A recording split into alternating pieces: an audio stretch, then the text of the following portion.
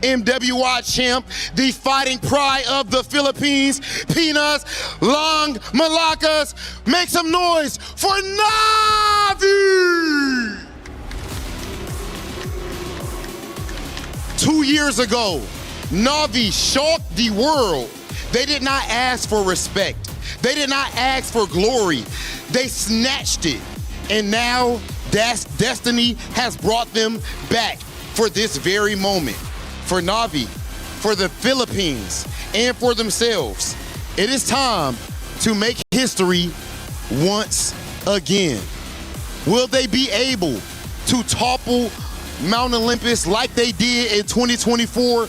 There is only one way to find out. 2024 champions, the tenacity, the grit, the dedication, the blood, sweat, and tears that it took to get to that point, and now they are here to show that nothing was a fluke. Back in grand finals for the second time, and you can hear the Vitality crowd making a lot of noise, but in the end of the day, the game is played on the phones.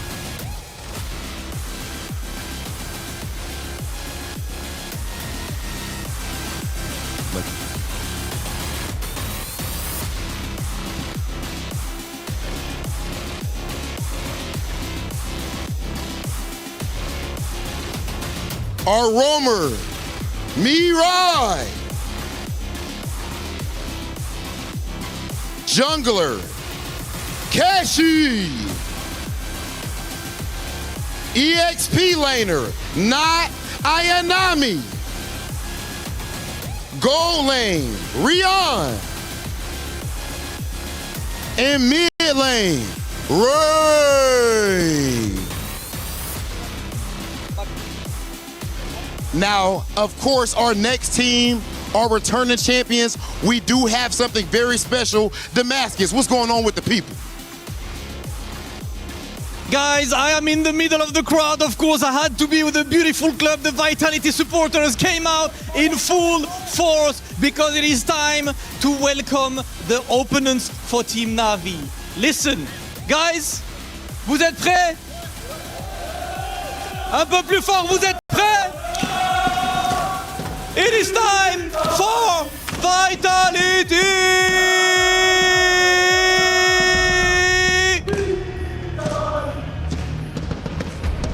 The absolute queens of MLBB, the running champs, the 2025 champs, and of course still undefeated today as they won 2-0 against MIBR, 2-0 against Genji, 2-1 against Falcon, and now 3-1 against Keltec. One more step left for them to do the repeat, the back-to-back, and take the title twice. This is the battle to be the double champion and a battle to make sure they claim who will be the best, the absolute queens of MLBB, as we know that the supporters are always the loudest in the house. I have no idea if you guys can hear me, but you know what we have to do, parce que c'est l'heure de le faire en français aussi. Les Vitality, ce sont les reines de ce jeu. Mobile Legends, elles l'ont dominé pendant des années. C'est les 5 joueuses à descendre sur ce circuit. Et pour l'instant, elles sont restées invincibles. Et pour l'instant, elles ont été absolument intouchables. Nos 5 reines qui arrivent sur la scène et qui vont chercher encore une fois le back-to-back.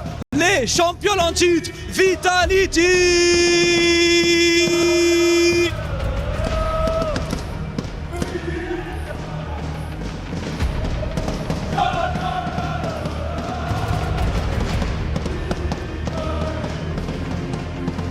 The jungler of the team, the Hive Queen, Vival! And the roamer, the mother of tanks, Vivian! Half of the sister duo, the gold laner, Shell!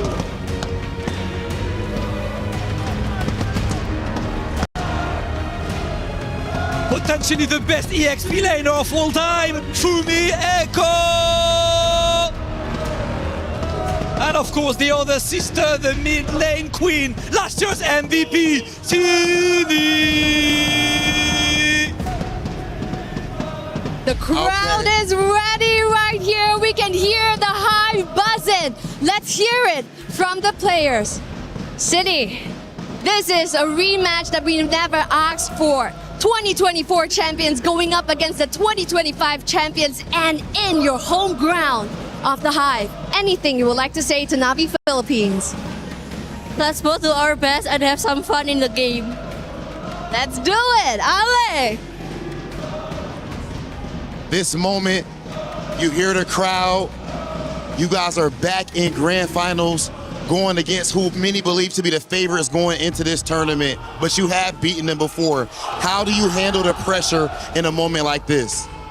I think pressure is normal, that we gonna play confidently.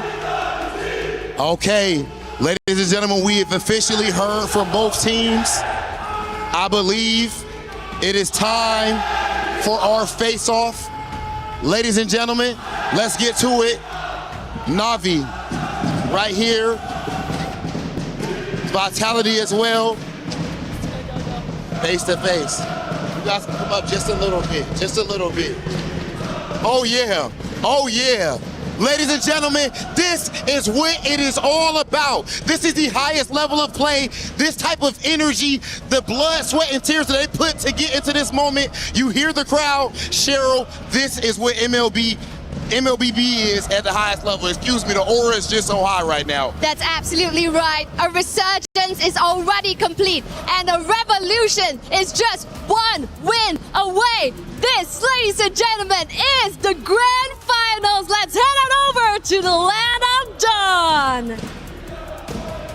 After 5 days of competition, so many heartbreaks, elation as well, we have finally reached the pinnacle. It's grand finals time. NAVI versus Vitality, a rematch that has been set in stone for the past 3 years. For one, to get revenge, for the other to submit themselves as the best female team MLBB has to offer. But there can only be one winner in this best of 7 series, and it's up to them to determine their own destiny. Do they want to be champions, or do they want to be runner-ups? Let's start breaking it down. It is Vitality versus NAVI. We've been talking about the prize pool, $500,000 on the line, $150,000 for first place. We also have the Sony MVP with $25,000. So much at stake, so much pressure. But we just heard in the interview, pressure is normal.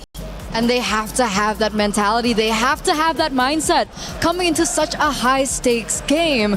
And it feels like looking at them both up on stage, it's like they were both destined to be here at that stage right now. It's all about being comfortable when you are uncomfortable, because in this kind of situation, there's a lot of things going on in your head. The challenge is how to pick and choose which one you really got to think. And that's why I'm looking forward to the coaches, because KCS as well as King Salman, so far in 2024, that was the big talking point. The draft, they messed up. This time, we cannot allow such shenanigans. They faced off in the middle.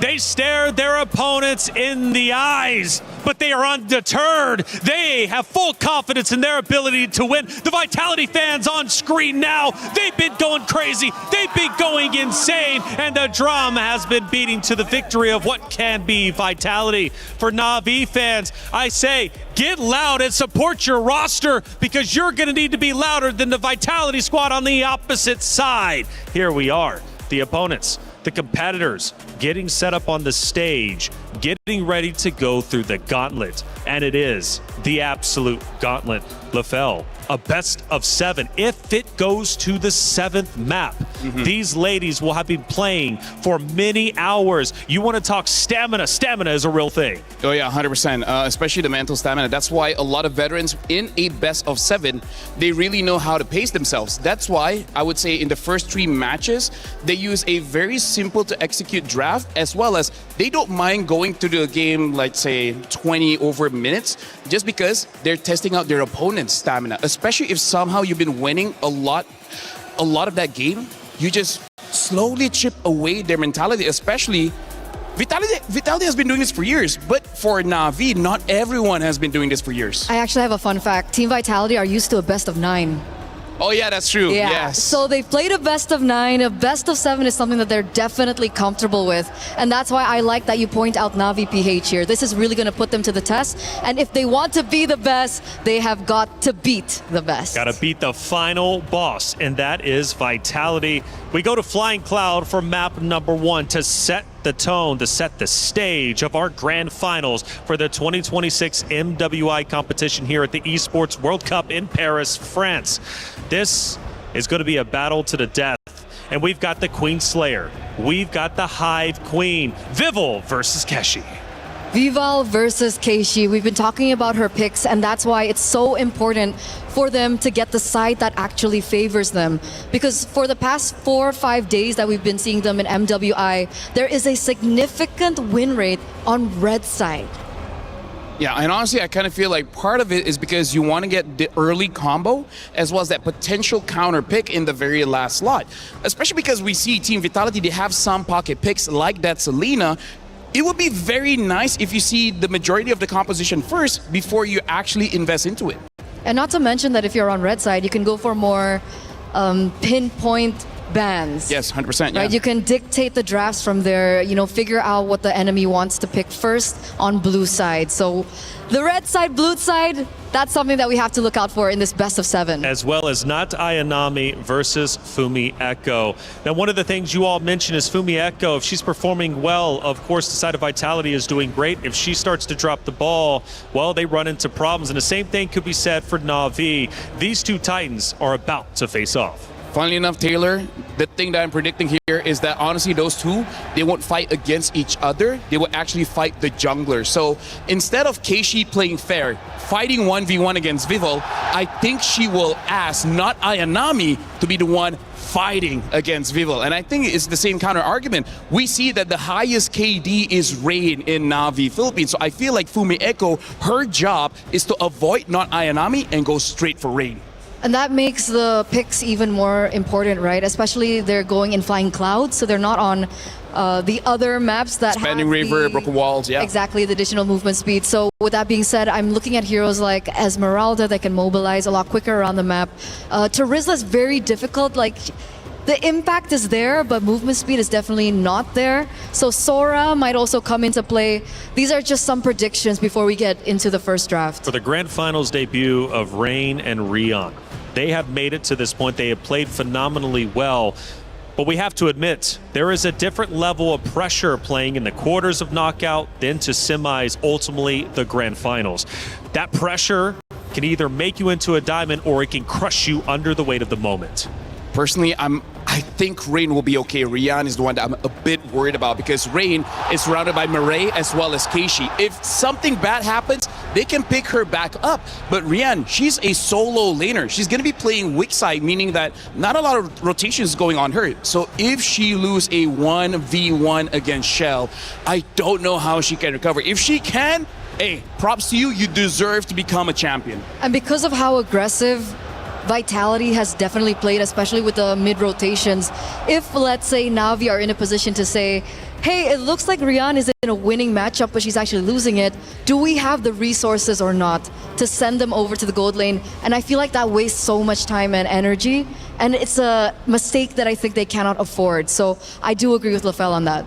It's not just NAVI versus Vitality. It's also Indonesia versus the Philippines, a rivalry that runs deep. Yeah, I think all the MLBB enjoyers and the supporters and the community know this one. For some reason, like even at MSC, M-Series, MWI, it's always been ID PH for the longest of times. Okay, I mean, Malaysia won MSC, right? So we did well in 2024, yeah, we remember that. 25 we went to the grand final, but either way, right now, honestly, looking at all the players' expression and faces, it does look like they're really locked in. But I see some players from the side of Vitality, like Shell, she's trying to not let the nerves get to her. So it's nice to see where we're looking at the expression of players, how they approach this grand finals very, very differently. Some are really trying to rethink about the strategy. Some is trying to make sure that they're relaxed enough to not overthink. I know it's Indonesia versus Philippines again, which is a huge regional rivalry. However, Paris brings home turf for Vitality. And again, they will have the bulk of the fans out in the audience, screaming, going loud, and making the noise to potentially disrupt that of NAVI. But make no mistake about it, NAVI is locked in. Again, from that interview, pressure is normal, and they're okay with accepting it. Talked about the keys to victory. Those are going to be highly impactful going into this series, of course. I did see a yawn. I hope we're still ready to go, locked in, wide awake. To be fair, I did see some yawns even in semifinals, and you know what? Once the game started, they were wide awake. Hey, honestly, I've done some research. If you're yawning, it actually means that you're super locked in, that you forgot to breathe.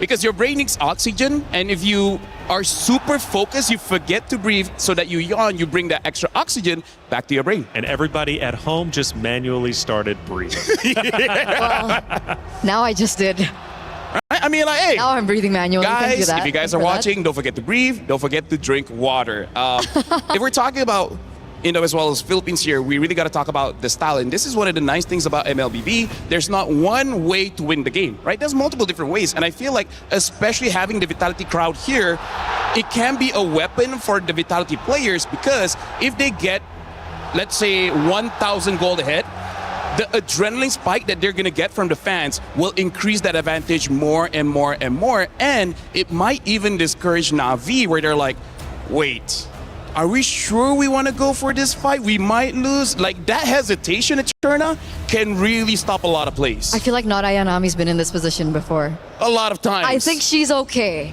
Maybe she that's should why be she okay. put her name not Ayanami. That's so why. if something goes wrong, they don't look for her. It's because it's not Ayanami. It's not Ayanami.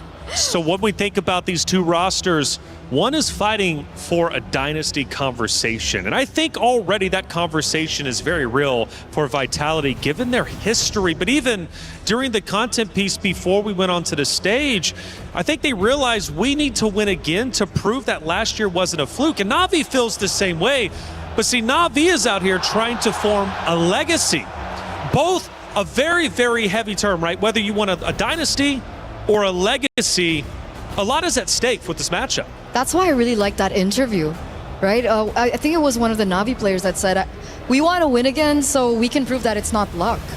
Because they have only won one MWI so far, compared to Vitality, who's picked up 2 already, on the way to their 3rd. And when it comes down to the grand scheme of things, man, Team Vitality are looking for their, 34th, 35th, 36th trophy? Like, we've lost count at this point as how dominant they've been for the start of the entire female MLBB tournament landscape. And NAVI obviously want a taste of that. They have a little bit, but it's not enough. And honestly, that's why every single player, it's very important for you to have an ego, right? It's very important for you to feel like you're the very best, because the harsh reality is, no matter how many times you win, people will always doubt you for some reason, right? Even if you win 30, 35, 40 championships, people will be like, your opponents were easy. So you have to prove yourself time and time and time again. That resilience is only deserved for champions. You're only as good as your last victory. And MWI is the #1 stage when it comes to our female players for MLBB. You can win tournaments previous to this, and it is an accomplishment, and we should celebrate that. But winning MWI is on a different level. Winning MWI puts you into legendary status. And if you lose out on that, you will be living in regret until your next opportunity to try to once again get a championship. The most prestigious trophy is what you guys just looked on at your screen there. And mentality, we've been talking about it. We've been talking about every single thing that matters here in this grand finals. And it's also important to note that Team Vitality have been up against their male counterparts. Yeah. They played in MDL ID, and they were up against really great players at that. So Cassius has been tested. We're talking about the coach here. Yep. Every single player on Team Vitality have been tested. And if NAVI can look for a win, an opening, a window from Team Vitality, I feel like that's a bigger statement than compared to if NAVI lose this one to Vitality. I like that you bring up the MDL, because we got to talk about the system there. Global Band, they used to use a lot of different heroes. So that also could be something that maybe NAVI can't prepare for. They know some of the habits of the players, but maybe they just have different picks that you really just can't anticipate, which can be good, can be bad. We see what happened in 24. They tried to get too creative. It didn't work out. So for this one, I think just keep it simple. Give Vival an assassin, give Fumieko someone that can go to the back lines or set up for a kill, and then you're going to be good. The rest, just look at the matchups. And something that we also did not see, but we got to talk about is that key, right? Because yes, getting the trophy is amazing, but what if you have to watch your key get crushed? Not only did you lose, not only are you the first loser, That's right. your key is going to get crushed. That's going to be heartbreaking. Which it is. It is truly heartbreaking. I always say it, sometimes it's better to lose very early on versus losing at the very last opportunity and having that key crushed. When you knew just moments ago you were protecting it, it was in your hands. That is absolutely brutal. And let's not forget, you can use up to 3 crushed keys for your own trophy. And you better believe if NAVI wins, they're using Vitality. If Vitality wins, they will be using NAVI. That's another element that you have to also account for. EWC, it's brutal, but being a champion is tough. It's never easy. Speaking of, I think actually if Vitality wins, they will get NAVI, Falcon's ID, and Genji. Yeah. I feel like those are the 3 keys that they want to get. And honestly, looking at the players here, I feel like for NAVI, they're looking very relaxed. I hope that's a good thing because, you know, sometimes when you're also too relaxed, just some things just escape your head. So coach to coach, who do we think has more legacy? Well, I mean, I guess you would have to assume on the Vitality side. But who do you think is going to have the biggest impact here? Because we talk about the players so much, and rightly so, but the coaches also have a tremendous impact.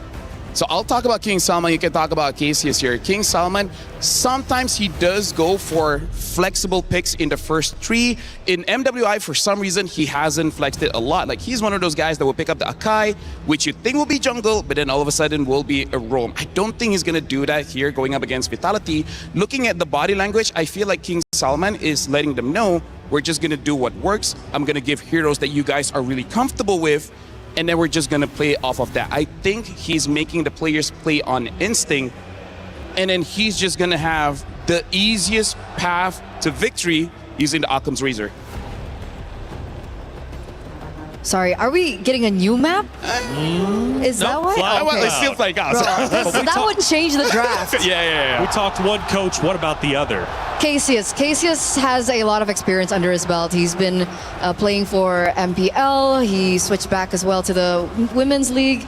And he's been around with Vitality for the past 2 years, including this one. So he definitely understands the players. He's been with them for quite a while.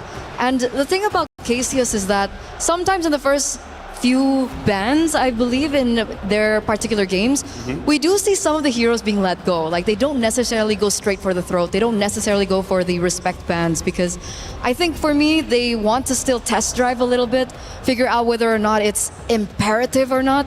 So we'll see if that actually does happen in game number 1, or they respect NAVI PH so much that they're gonna actually start the respect bans straight up. We move into Flying Cloud. The first draft is now officially underway, and the question remains, will we see Vival on that assassin? If not, can she win with her roster, irregardless of the assassin or non-assassin pick? And already, whoa, we're going quick. Holy crap. Very quick, very decisive as well. And it was one of the keys to victory, I believe, earlier on. BTR by Vitality. There goes the Akai pick. Okay, so this draft is going fast. So now I'm going to talk about the synergy here. Vitality, what I like is they bat out the box. Yeah, make sure that Keishi does not get that, one of the best heroes. And then looking at Navi, betting out the Marcel as well as the Hirara. Now we got to talk here. Vitality, they want team fight. They got the Arlet, they got the Lilia as well as the Akai. Akai, Arlet, best combination. Lilia able to beat out that tank, which they know Navi will probably get. Now let's talk about Navi here. They pick up the Eve. S tier mage, Claude, S tier gold laner, and it's good because they counter each other. Now they're on the same team. It will be amazing. Alice, good counter towards the Arlet. Also, one of the best heroes so far in MWI. And remember how much we highlighted the mid-trio rotations coming in from Navi, if in case they want to try and pressure Vitality, especially in the early stages of the game, which is why the Yves pick here is very important to that. I wonder how they are going to help the Eve, especially now that we're going to the second phase. I want to know what kind of heroes that they're going to prioritize for their roamer in this regard. And this is very interesting. I was thinking that King Salman won't be flexing his heroes around, but looks like Coach Casius is thinking that he might, because he still sees the Alice, but he's considering this Alice might go in the jungle, considering that Keishi has used that yesterday. So instead, they're betting out the EXP laners. For now, Esmeralda as well as Paquito is out. Freya is still open, but looks like they're going to ban out the Phoveus just to make sure this Arlet has a very easy time. I wonder if King Salman here sees this and is like, you know what? We thought of the Alice going into the jungle, but maybe it's better to be in the EXP just to match with the Arlet. Because I got to tell you, Eterna, you got to respect Fumieko. If Fumieko is able to get out of lane for that first turtle, it's going to spell trouble for Navi. Definitely mid-game, late game, it's going to be very difficult to control there for Navi. But obviously, there is still some room, but Glue gets picked out. It's looking like it's Alice jungle, and that's why they set up for the carry ban for Navi. Intelligent, but it looks like VTR by Vitality have a Bruno on their side and the Bellaric. They know that there's dive coming in from the Claude and the Alice and the Glue. They pick up a lane bully of their own in the Bruno. But that last pick, Freya, might just change things. Okay, very quickly, looks like Team Vitality, they want to win the lanes as well as trying to win the team fight. A lot of crowd control, a lot of burst damage. For Navi, they're going to play with the team, but now Ayanami is going to have a solo mission to try and kill that Lilia. Both teams have been champions before. Both teams want to be champion again. For Vitality, it's about protecting what is theirs. For Navi, it's about regaining what they lost. It's the rematch of destiny. It's Grand Finals for the 2026 MWI. It's Navi versus Vitality. Let's get Grand Finals started with Miracle and Gideon. Here looking over the land of Dawn, history is about to be made here. Both of these competitors have been looking eye to eye since 2024. 2025, they missed up their chance, but here in 2026 for the Esports World Cups, our very own MWI Grand Finals, we have Vitality facing off Navi. And of course, let the games begin. It can't get better than this. A Grand Finals in MWI between the champions, at least 3 of them from the same roster of 2024 and the defending champions of 2025 in the home court of Vitality. It's going to be tough because we can already hear that extremely loud crowd here. I can't even hear you. It's tough, I'm not going to lie. But these fans, they're happy to see Vitality already on the big stage. But the real question is how they're going to adapt. How have they learned so far? By first blood rate comparison, 64% expectation for Navi to take it away. Which is kind of crazy because then you'd think Navi are the more aggressive teams. But if you look at the games of Navi, it's because they play it so slow that first bloods come around for the first neutral objective. Let's see whether that's going to be the case. Looking at the emblem set overall, we have a lot of wilderness blessings coming out from the mid laners as well as roamers. They want to be quick across the map. But other than that, really this Bruno on this Master Assassin making sure that Shell can bully it out and might even find a 1v1 here that's in her favor. She didn't win the trade necessarily, but she was able to get the wave in a very, very good spot for her to continue to bully Rianne on the Claude. Down below as well, some rotation from Vival, and this is what we're talking about, man. Chell, as long as she's able to build those stacks, getting those crit, Rianne, every time she walks up, she's got to be careful, but there you go. The Warrior Boots instantly for Rianne to deal with Chell, and it'll certainly give her a lot more to play with in this lane. It's so good to have in the lane. They got to protect themselves as much as they can. Now the first turtle is about to come through as we see at least Mirai. I think this is going to be a bit of a problem. Like, how are they going to deal with this glue? I don't necessarily see the angle to stop him other than Fumi. At this point, it's kind of like ignoring the Patrick. Vival's just going to have to go in for the red tree, 50-50 against Keishi. Ayanami doing a good job, zoning for me Echo away from this fight. That's going to be the RWM dropped down by Reynas. That's going to be City walking up with the glooms as well. Vivian and the rest of the team coming out as Keishi wins out the red tree battle, and now it's a big fight happening. It's looking good. Heavy spin's even better, and now they want to get to the back, but they've already fought first blood, Vivian! That's the first blood rate coming around. That's a slam 7, a pass off to City, who's going to get caught with no no black shoes. Ayanami gets the double. Vivo's next in the chopping block, and it's a big triple for Ayanami. And so far, Navi more than happy with the way that they want to play their comp. They want to chase down their targets, get their resources out. And unfortunately, if the engagement is just a little too good, Vitality doesn't get that chance to retaliate. Not until Vivian hits level 4. We mentioned it. The reason the first blood rate is so high for Navi is because they're so objective. Usually when you hear objective and first blood, it doesn't go hand in hand, but for Vitality, they fell right into the trap of Navi, again, setting up for that 5v5 and then taking it with this Freya. I cannot mention how important, I can't mention it enough, how important this Freya is in a draft team. It really is, and that's why I was so surprised during MWI. We didn't get to see as much priority on this Freya, on top of the fact that I guess everybody was trying to figure out the meta. Everybody was trying to figure out what was good. But let's keep in mind, the standards are there for a reason. And now we see that Vivian trying to open up this map. A lot of the motions coming in from Navi needs to start leaning towards Rian's side. They want to unlock her from the lane, because so far, a bit of an EXP lead, and now RWM. Yep, the black shoes come around. Versini to escape, so it's an ult for ult. But Keishi seems like she wants to go for a bit more of a chase. And there you go. It's just both teams going back at it. Chell, though. Wow, starting to really dominate this laning phase against Rian. Yeah, it's looking very, very nice here. If they can just maintain this for another 5 more minutes, it will net them some pretty good profits. Not to mention on the opposite side, let's not forget that Ayanami is currently 3-0 and wants to snowball this lead. They want to kind of get her out so she can start dominating the jungle side as well. So well played by Rian, though. Right after getting bullied, knows that she has enough with the Festival of Blood in their kit to just sustain back up, and she builds up a freeze with the rotation earlier as well from Mirai. Gold Crab, though, still will be monopolized by the Bruno.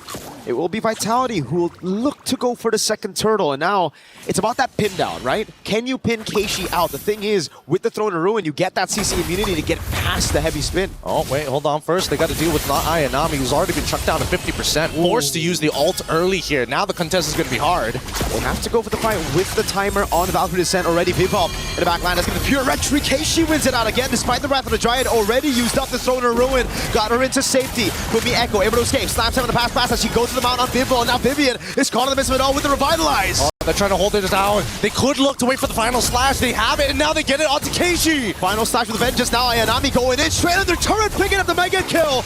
Not enough damage for Vitality as Mirai goes in for the dive. Under turret, taking a lot of those shots and still able to get away with the pass. Meanwhile, up top is Chell going for the dive on Rian, but she gets away in time as in the bottom lane. Keishi continues the chase, cuts the wave so that they can go for tier 1 in the bottom lane. They got to be tactical with this on all sides. In the middle of the war, what's happening in the side lane, Chell finding a slight advantage here and should be able to unlock herself and start double waving. At this point, Navi had really good ideas. Even initiating a potential dive on that bottom side could have net them even more, but for now, let's call it quits. It's still a solid 2.3k.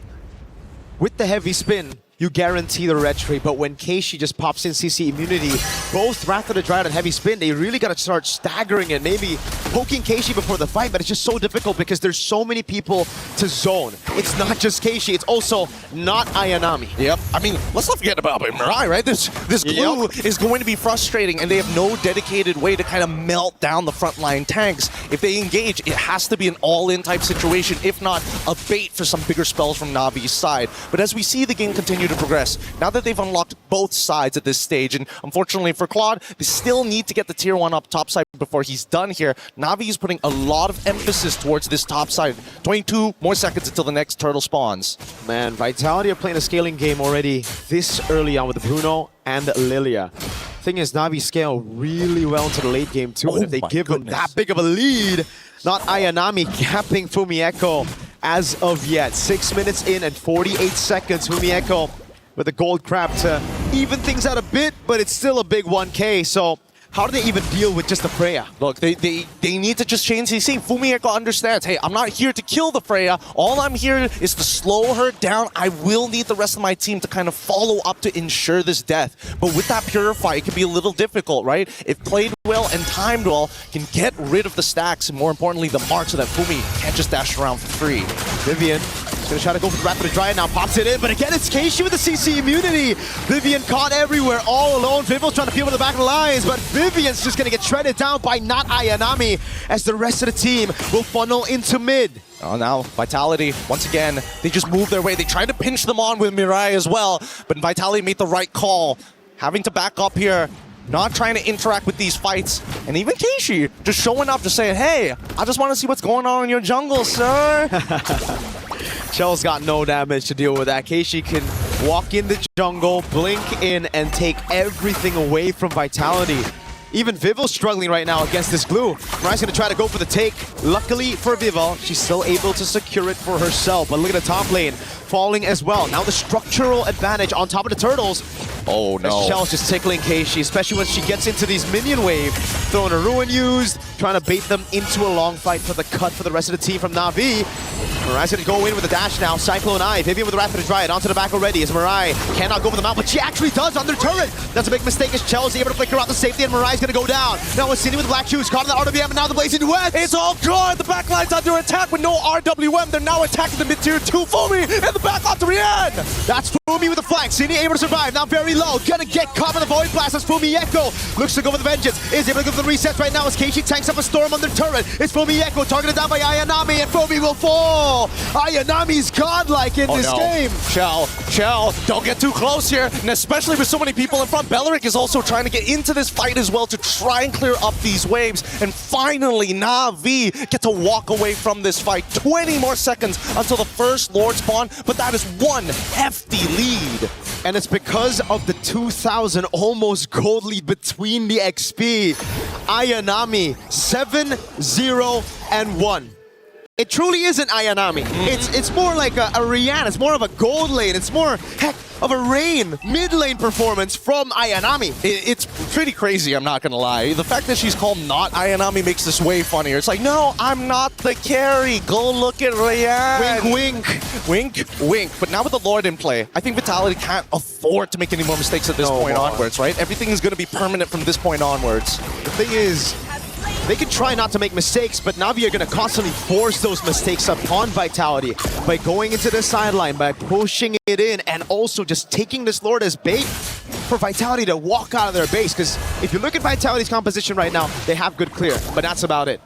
Well, even when we're talking about clear, right, it doesn't come at, well, maybe Shell has got probably the easiest way to clear these waves. However, it's not AoE, and it's not exactly the fastest, especially once we get into the 20-minute zone. Ideally, we do get there for the sake of Shell, but at the same time, I don't think Navi is going to allow that to happen. They're going to start sieging, and I have a sneaking suspicion that Mirai might just flicker in underneath inhibitors. At least the Vitality fans haven't lost hope. It's game 1 out of a best of 7, and they need to also conserve some of that energy. Unless the French are just built different, man, because God, their energy is oozing back to stage as well. Dude, the Vitality fans have been all around here at EWC. Whether our stage or other stages, they are audible no matter where you go. And for now, Na'Vi really taking the time to deny resources, but I love the chump check that Na'Vi is doing. It's like, if you really want to engage, try us while we still have this 5k lead. We will stat check you every single time. As long as you don't kill not Ayanami, we can make it work. They're defending the tier 1 in the mid lane really well. The Holy Shield down below has already been taken out, and that's a Melfic gun for Chell.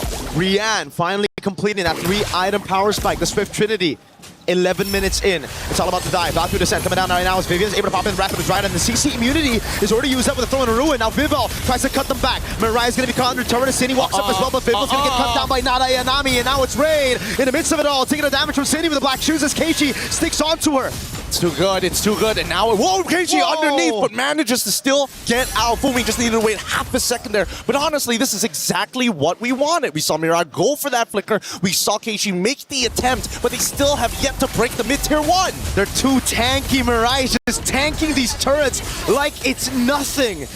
Vitality were able to keep their base turrets from getting taken out, but that was only just the first Lord. And they dealt that much damage. They didn't lose out on anything. No shutdowns given. This is just complete domination from Na'Vi in game 1. Right now, Na'Vi has Panzer tanks roaming around. You cannot cut through that armor just yet. The endless battle already complete on top of everything else. If not Ayanami, I don't know how they're going to deal with it. Even for Vival, who's trying to pin down on Ayanami, is dying midway through. And we can see why.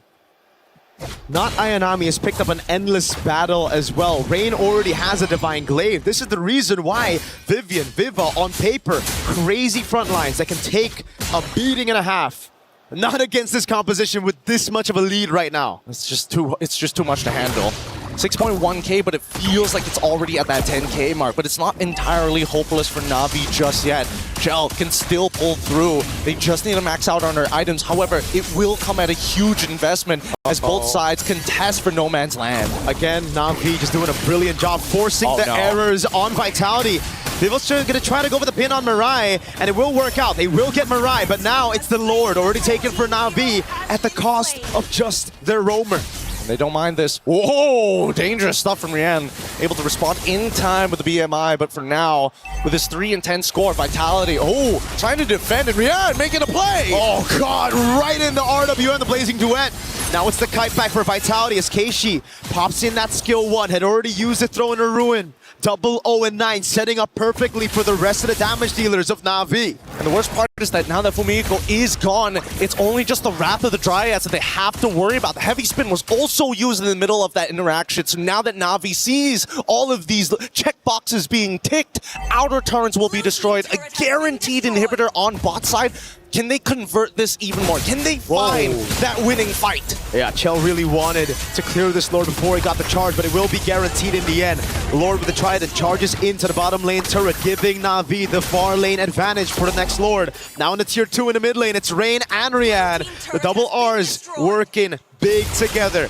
It's all about defense, again for Vitality, but we know from Navi in the semifinals or the quarterfinals, after taking a loss to Galaxy Phoenix, they've learned it is just back to discipline, back to playing the textbook game after getting a big lead at the start. You know, it's time to call Zipper and pull up the item list real quick. We need to see where Shell actually is currently in the game, because while you see 4 items already complete and a Winds of Nature recently being purchased by Rian. Love that. Until we see a Winds of Nature on Shell's side, I don't think there's that guarantee, you know? Big auto attacks, but if you get hit by that fully stacked Blazing Duet, how do you protect yourself? At this point, I don't even think she can go for the Wind of Nature. There's just so much damage to deal with. It's not just Rian, right? You go for the Wind of Nature, then what are you going to do against Mirai, Rain, and Keishi when they go in on you? At least you can flicker out of those, right? The worst part, I think, has to be Mirai. I think that's like, if you get caught, there's nothing you can do. You're praying that you flicker out of the way, but at least the Winds of Nature can protect you from not Ayanami and Rian, which we're very used to seeing jumping into that back line. Mieko with final slash ready on Rian. Gets away with the vengeance. Now it's going to be thrown a ruin. It's Mirai is able to flag in the back line. Finding for Mieko and Vivian. Now goes to the straight to everybody else, but Vivo is able to push her away. Now Rian with the Blazing Duel! And they got him! They got him! Keishi just needs to get back out of there. 37 more seconds until the Lord, and this was the perfect angle. They found the pinch, they found the pull, but worse yet, they needed Vitality right into the corner. You can flicker out of one. You choose which one, and Navi throw all the other 4 abilities at you. Now with Cine, can they clear? Navi are not going to go straight for the Lord, playing it here just to try to get a little bit more pressure before the Lord spawns. But in the end, Vitality still have good wave clear when there's no RWM and any of those zoning tools. They're going to have to breathe for a moment, because this next contestant is going to be extremely difficult for Vitality. Navi has got him in a little bit of a chokehold as that bottom wave needs to be dealt with at all times, and Navi instantly rushing this down. The beauty of having a Freya on your side. Quick work of the Lord. Quick with a Freya, a Claude, a Yves as well. It's just boom, insta gone, insta delete. The only one that can do it faster, maybe a Lunox and carry combo, right? Those are good. 8,000 gold lead. Navi knocking on the base turrets of Vitality earlier. Now they're charging at it. They're bringing in their catapults. They have their siege equipment. And we get to see the replay again. Yeah. What went wrong here? A lot of it just comes down to the formation just breaking in half, right? They had to decide whether to be on the left side or on the right side of the purple buff pit. And as soon as they got broken in half, that's where we started to see problems. I think that at least for Vitality, they need to recognize, yes, there are ideal fights, but there are some key problems that they can't deal with. Number one is Mirai. If they commit any ultimates to Mirai, it's not going to work out mathematically to deal with not Ayanami. And yet, here we are, Lord pressing in. That's a big resource spent already, man. Navi were able to bait out the final slash. Now it's Mirai under turret, down below. It's the Lord already. Vitality trying to keep these base turrets alive for as long as they can. Are to be able to throw the ruin! coming down, but it's only going to land on 2. But that's going to be Vivo with a heavy spin, pinning them down, and that's a good taunt onto Keishi. But it's Rian with a killing spree. It's not over just yet. They want to get that mid inhibitor first. The Lord does go down, and Vitality might have to respond here and now. They want to go for the brute force onto the base turret. They take it down, but Mariah so low as Chell is going to go down. Very low one. Now with the Rose Gold mid here, Rian gets her down, and it's a killing spree Terrain. Revitalize is already through, and Vival trying their best, but the base is under attack. Navi say objective. They stick onto the crystal. They lock it down, and they don't give Vitality a chance to come back. It's game 1 secured in this best of 7. Okay, lesson learned, lesson learned. Navi, they've got something up their sleeves with their 2 side layers, and not to mention the access to the Freya. That's something that Vitality have got to remember for this upcoming matchup, because dear Lord, Fumiko, difficult after that first death, so difficult to recover. Super difficult, and I just think it's an Arlet thing, right? It's always about snowballing early. If you don't get it, you're kind of chopped. Well, we're just gonna have to leave the panel to discuss about it. We're throwing it back to the studio right after these messages to break it down for all of y'all.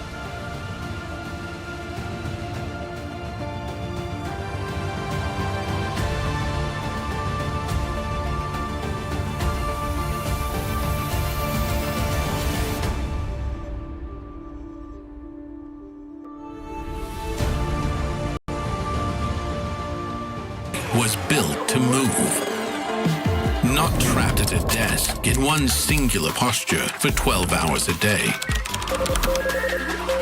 It's time your chair evolved. This is Secret Lab Titan Evo.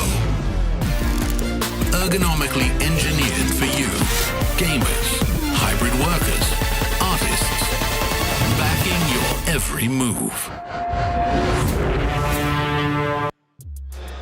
Grand Finals is already off to an exciting start as NAVI get the job done, winning map 1 in our best of 7. Vitality forced to answer back, and this is reminiscent of, honestly, Vitality's run, not only in semifinals, but even before that, dropping map number 1 only to come back even stronger in the next. But can they? It's Grand Finals time, and anything can happen.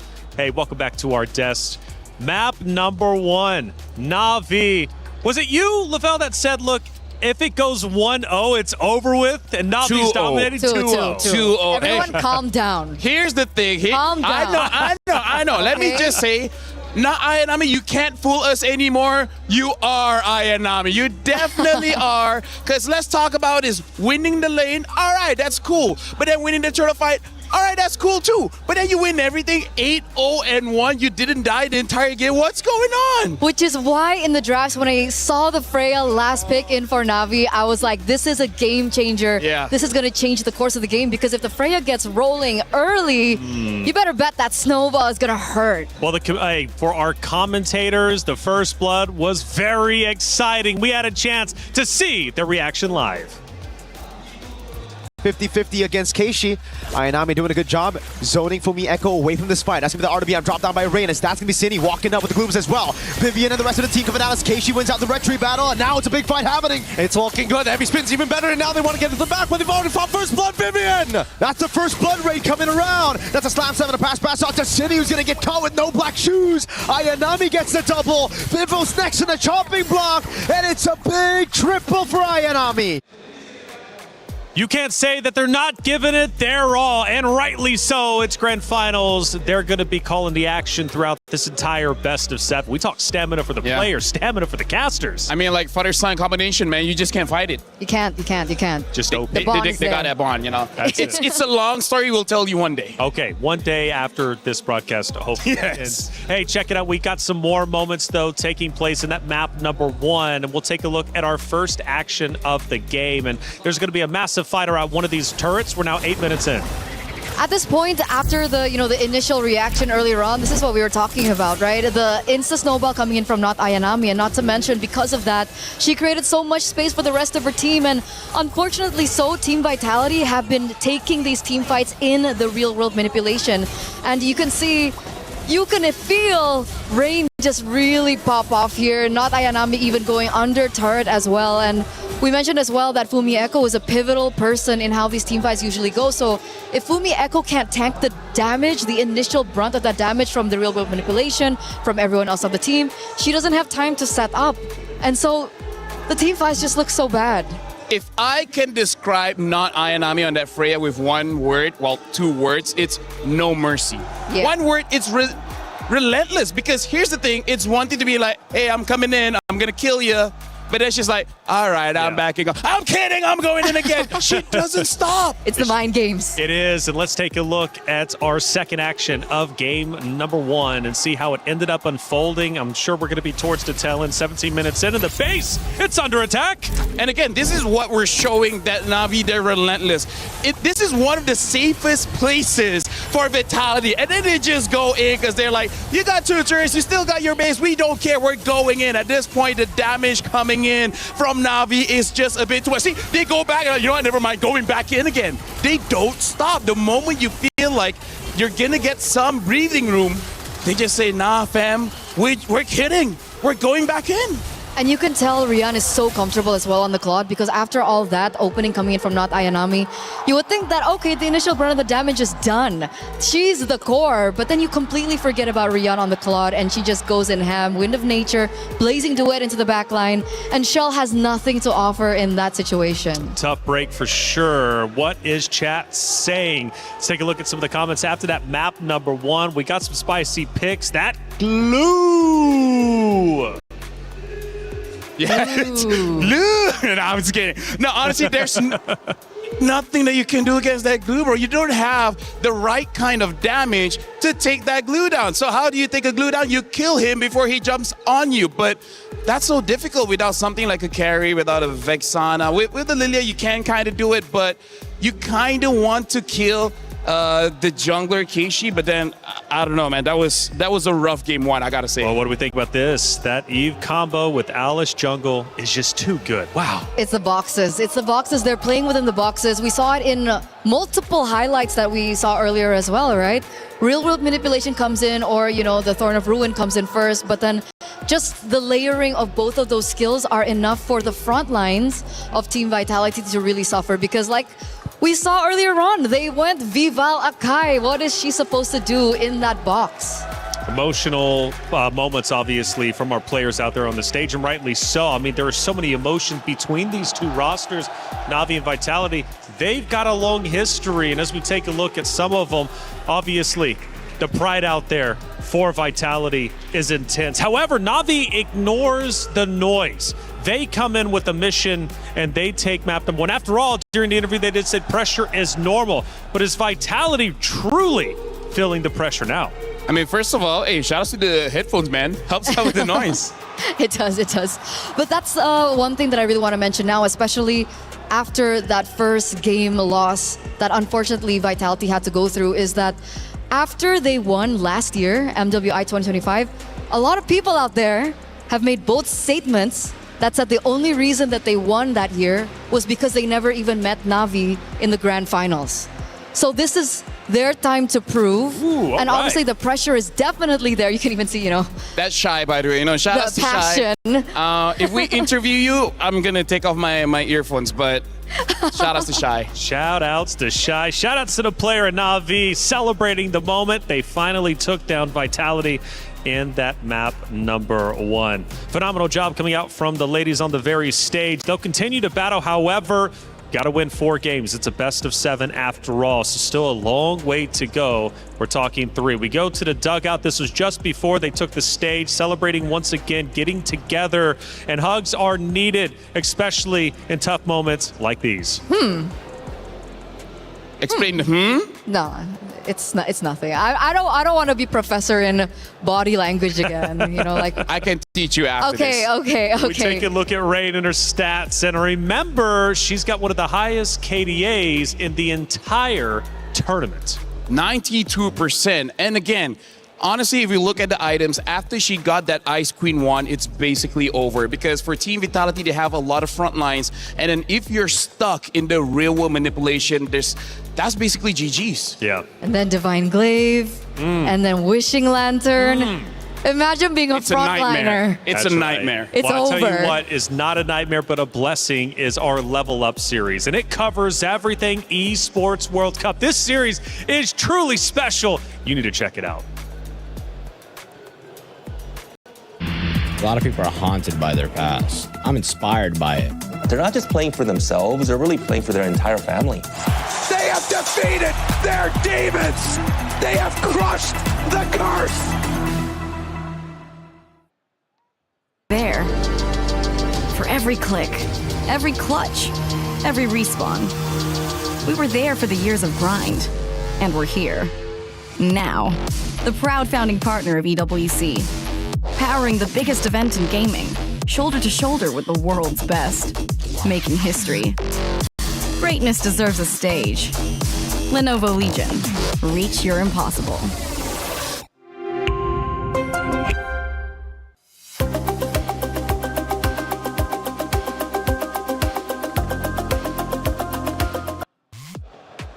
Level Up series, you guys got to check it out. Fun fact, I was in episode 1 of the original Level Up series. Now season 2 coming out.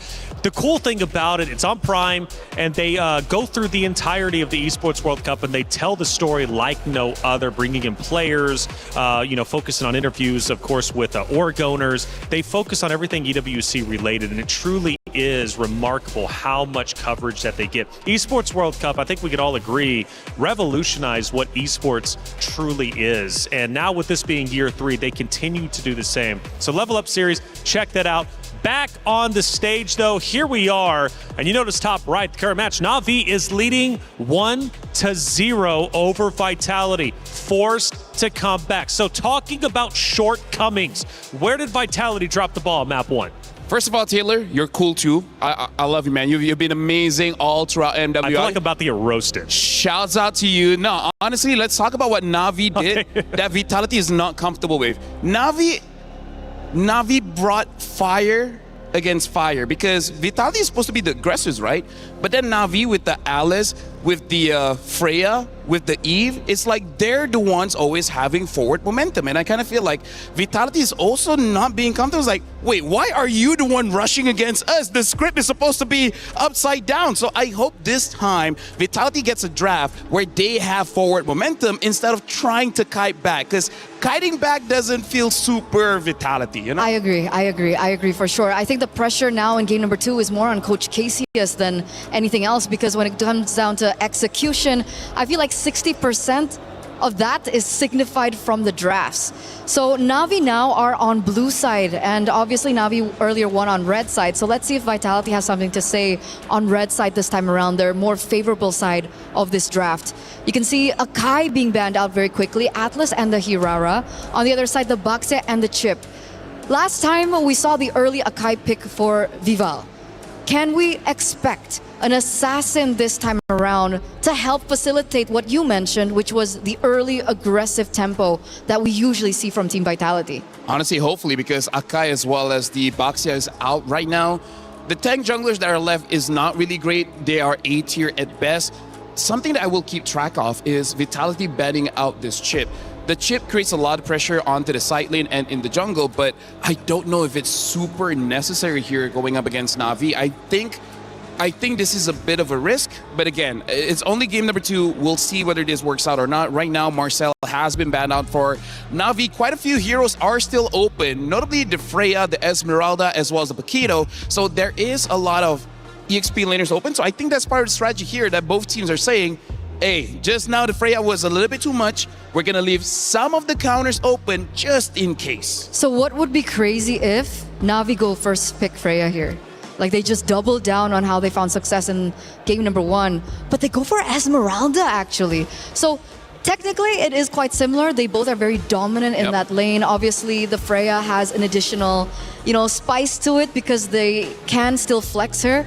Esmeralda though has been very, very impressive as well in the lane and very just pressure heavy in the lane too. I would say specific for this meta right now, Esmeralda has a winning matchup against everyone, even against the Freya. Of course, it's still a skill matchup, but after Aya Nami's performance, I feel like she's got it on the wraps. Right now for Vitality, seeing that the Esmeralda is there, I wonder if they still want to get the Paquito because they've used that sometimes against the Esmeralda, but on paper, the Paquito should not be winning, so they pick up the Alice instead as well as the Claude, and I like it just because this Alice is an absolute power pick for MWI. In fact, Montan, if you're hearing, get her an MWI skin, man. That would be cool. She deserves it. She definitely does. She's a bad person, but other than that, she's cool.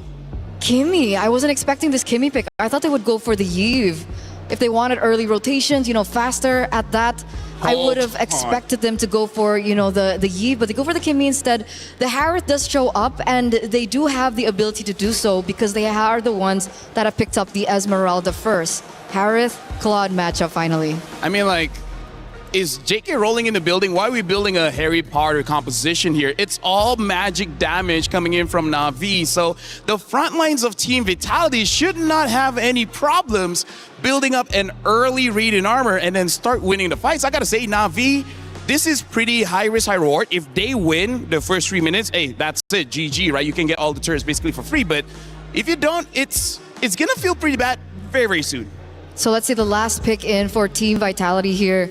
Are they the ones to commit to the Yves? They go for the Belleric. They do see that there is dive coming through from the Esmeralda and the Harith. It is going to deter the Harith by just a bit, but they do still have to have an answer towards the Kimmy. And that's why maybe we do see the Alice first in by Vitality. Yeah, I'm still thinking this is going to be Fumi Echo's Heroes. I don't know whether Vival has a chance to play with that. Let's not. Yeah, I feel like NAVI, they should be a bit threatened. Like maybe ban out the Eve and then one jungler here because I'm really not entirely sure. But having a Harith, having a Kimmy, for now, it feels like it's not a bad game for a Red 5 Ling. I mean, we'll see how the draft turns out. If there's not a lot of crowd control, I'm looking at Ling, I'm looking at Hayabusa, I'm even looking at the Nolan here. So I feel like Vitality is having a good start on making sure Vival gets a good matchup. Which is why I think if that's the case, they do need to set it up for her, right? They need to go into the bans for her. But interestingly enough, it's the Balman ban instead. If they want to set up for something like an assassin, I would have expected, like the Hylos or maybe the Cho ban come through for Navi. But the fact that they ban out the Balman, what is this signifying here? I think they're really trying to make sure that there's no tank jungle for Navi here. If they ban out the Barats, it kind of forces Navi to be a little bit more creative, in the jungle. And the fact of the matter is, Keishi hasn't done so well outside on the of assassins. Yeah. So I feel like this is a interesting, loophole to it. I want to know if it works. Yeah, honestly, with the Kimmy as well as the Harith, it would be nice if you have a tank. They even banned the Fredrin, so they're kind of forcing, if you want something, it has to be a Barats. Matilda is still there, so they can go for Barats Matilda, but that's 5 magic damage. There's basically no physical outside of the Barat Stomp. So I don't know if they want to go that heavy onto the magic damage, because 2 defense items is kind of enough to shut your composition down. They're definitely putting them in the spot. Now, Navi, if they want to nail them down by just a bit, I would expect maybe the Lilia being banned out alongside the Yves. If they want to have more control in the mid lane, that's definitely an angle that I would expect. Going back to the jungle pick for Keishi, is there room for a Kyoe signature pick? Is there a room for like an Aulus or even like an X-Borg or... Do you want to see that, considering she hasn't tried it yet? Hey, who knows? Maybe they've scrimmed with it. I mean, like, right? I feel like a safe Suyo. No, Suyo's not safe. There's so much magic damage. Honestly, I have no idea. I think a Hayabusa might still be okay-ish.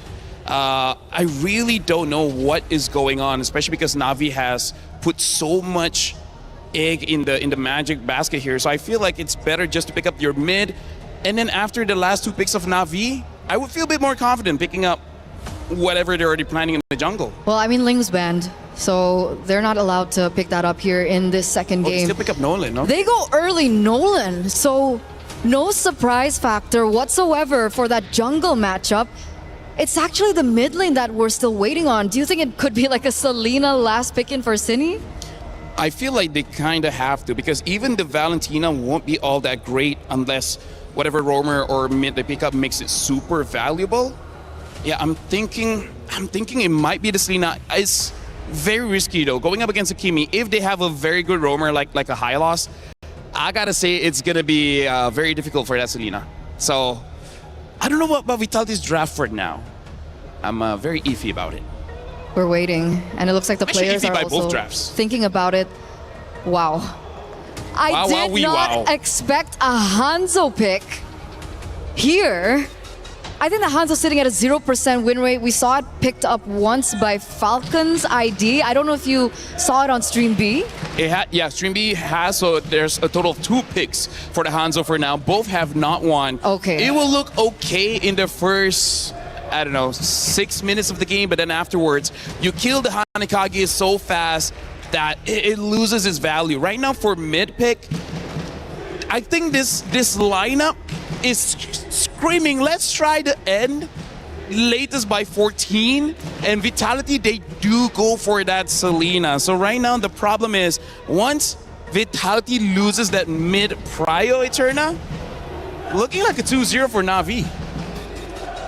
Let's see if it will be. Vitality, where you at? You gotta step it up. You're down 1-0 in the series. I know it's early, but you can fall behind in the blink of an eye before you know it. For NAVI, however, they're off to a stellar start, and they look poised and ready to potentially go up 2-0. However, it's up to them to decide. It's NAVI versus Vitality, the rematch of destiny here at the grand finals of MWI. Let's get map number 2 started with Mirko and Gideon.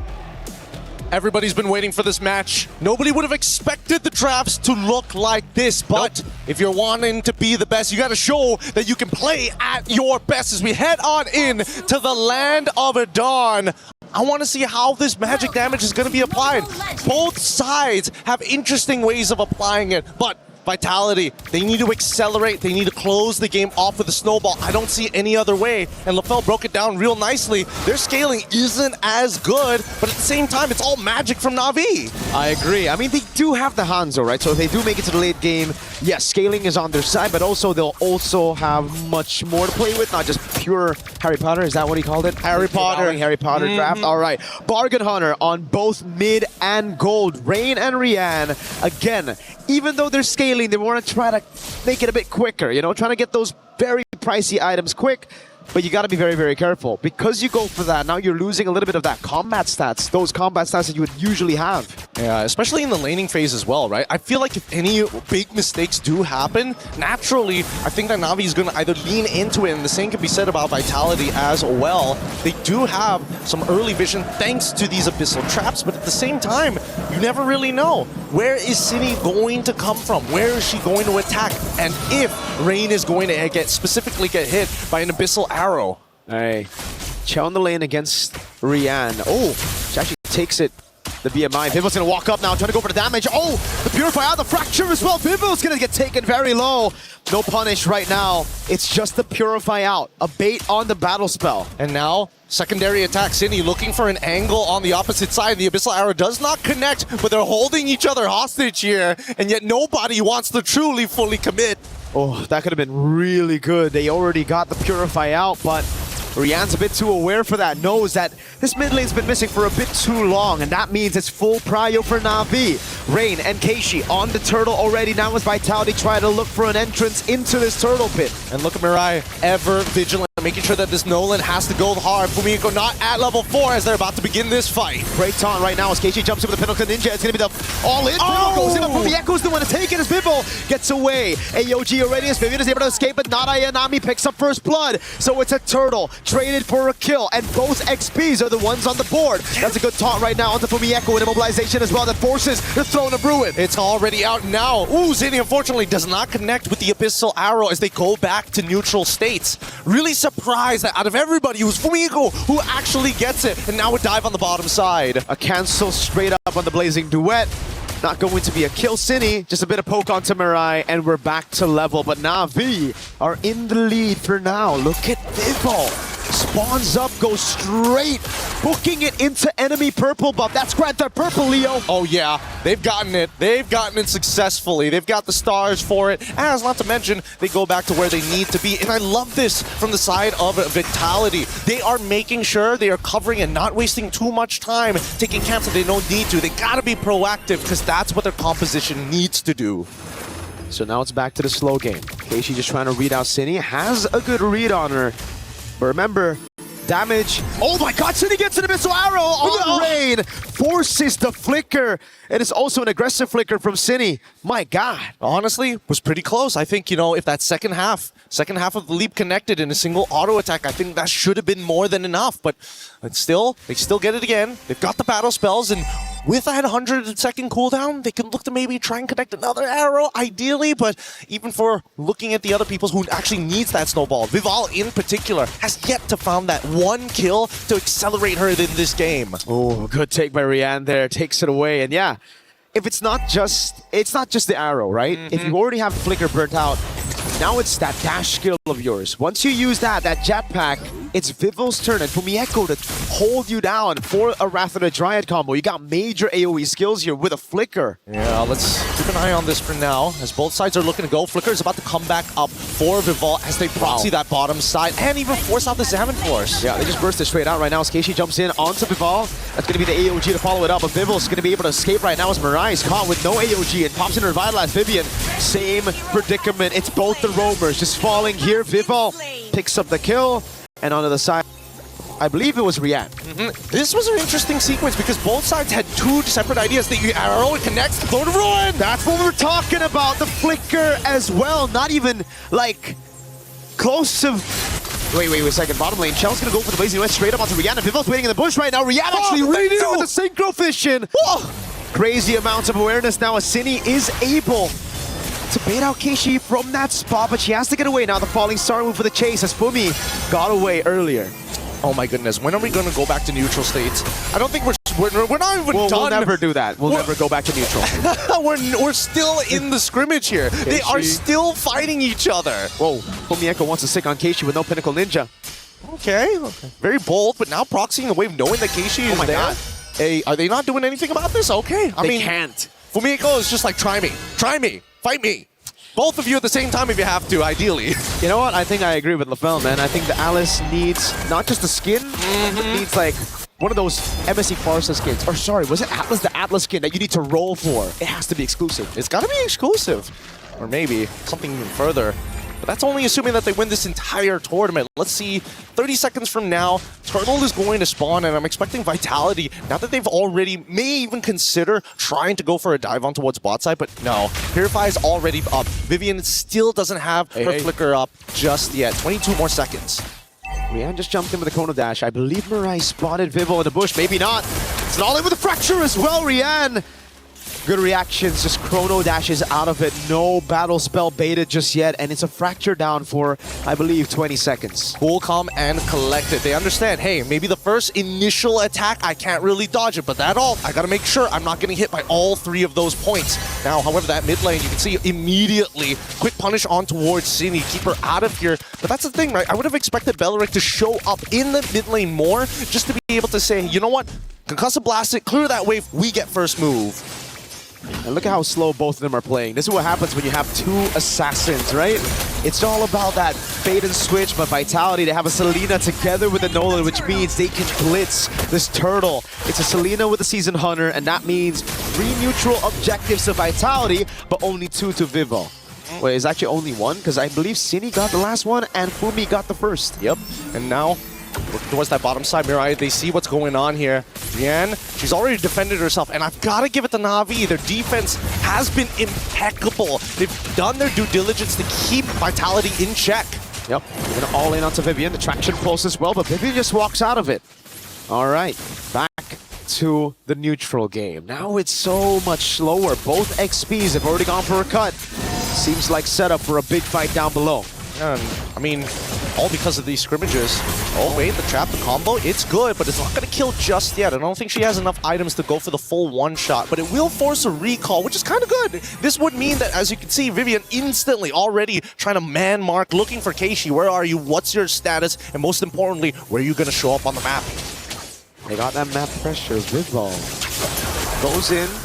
First passive strike. That's the second there. That doesn't land on Ayanami. Yeah, Ayanami is just going to be able to tank this up all day. No chance for them to burst her down. Maybe if she waited for that Melfic roar first, she would deal 10 more damage. Just a little bit, just a little bit more. I mean, let's pull up the item list to really see whether or not it would have been the difference maker. Because if there is a lot of armor, oh, actually, right? Honestly, that would have been it. That could have been it. But overall, it's still a dangerous game. Radiant armor already completed by Fumiko. Every single person who has Radiant armor, it's going to be way harder to deal with.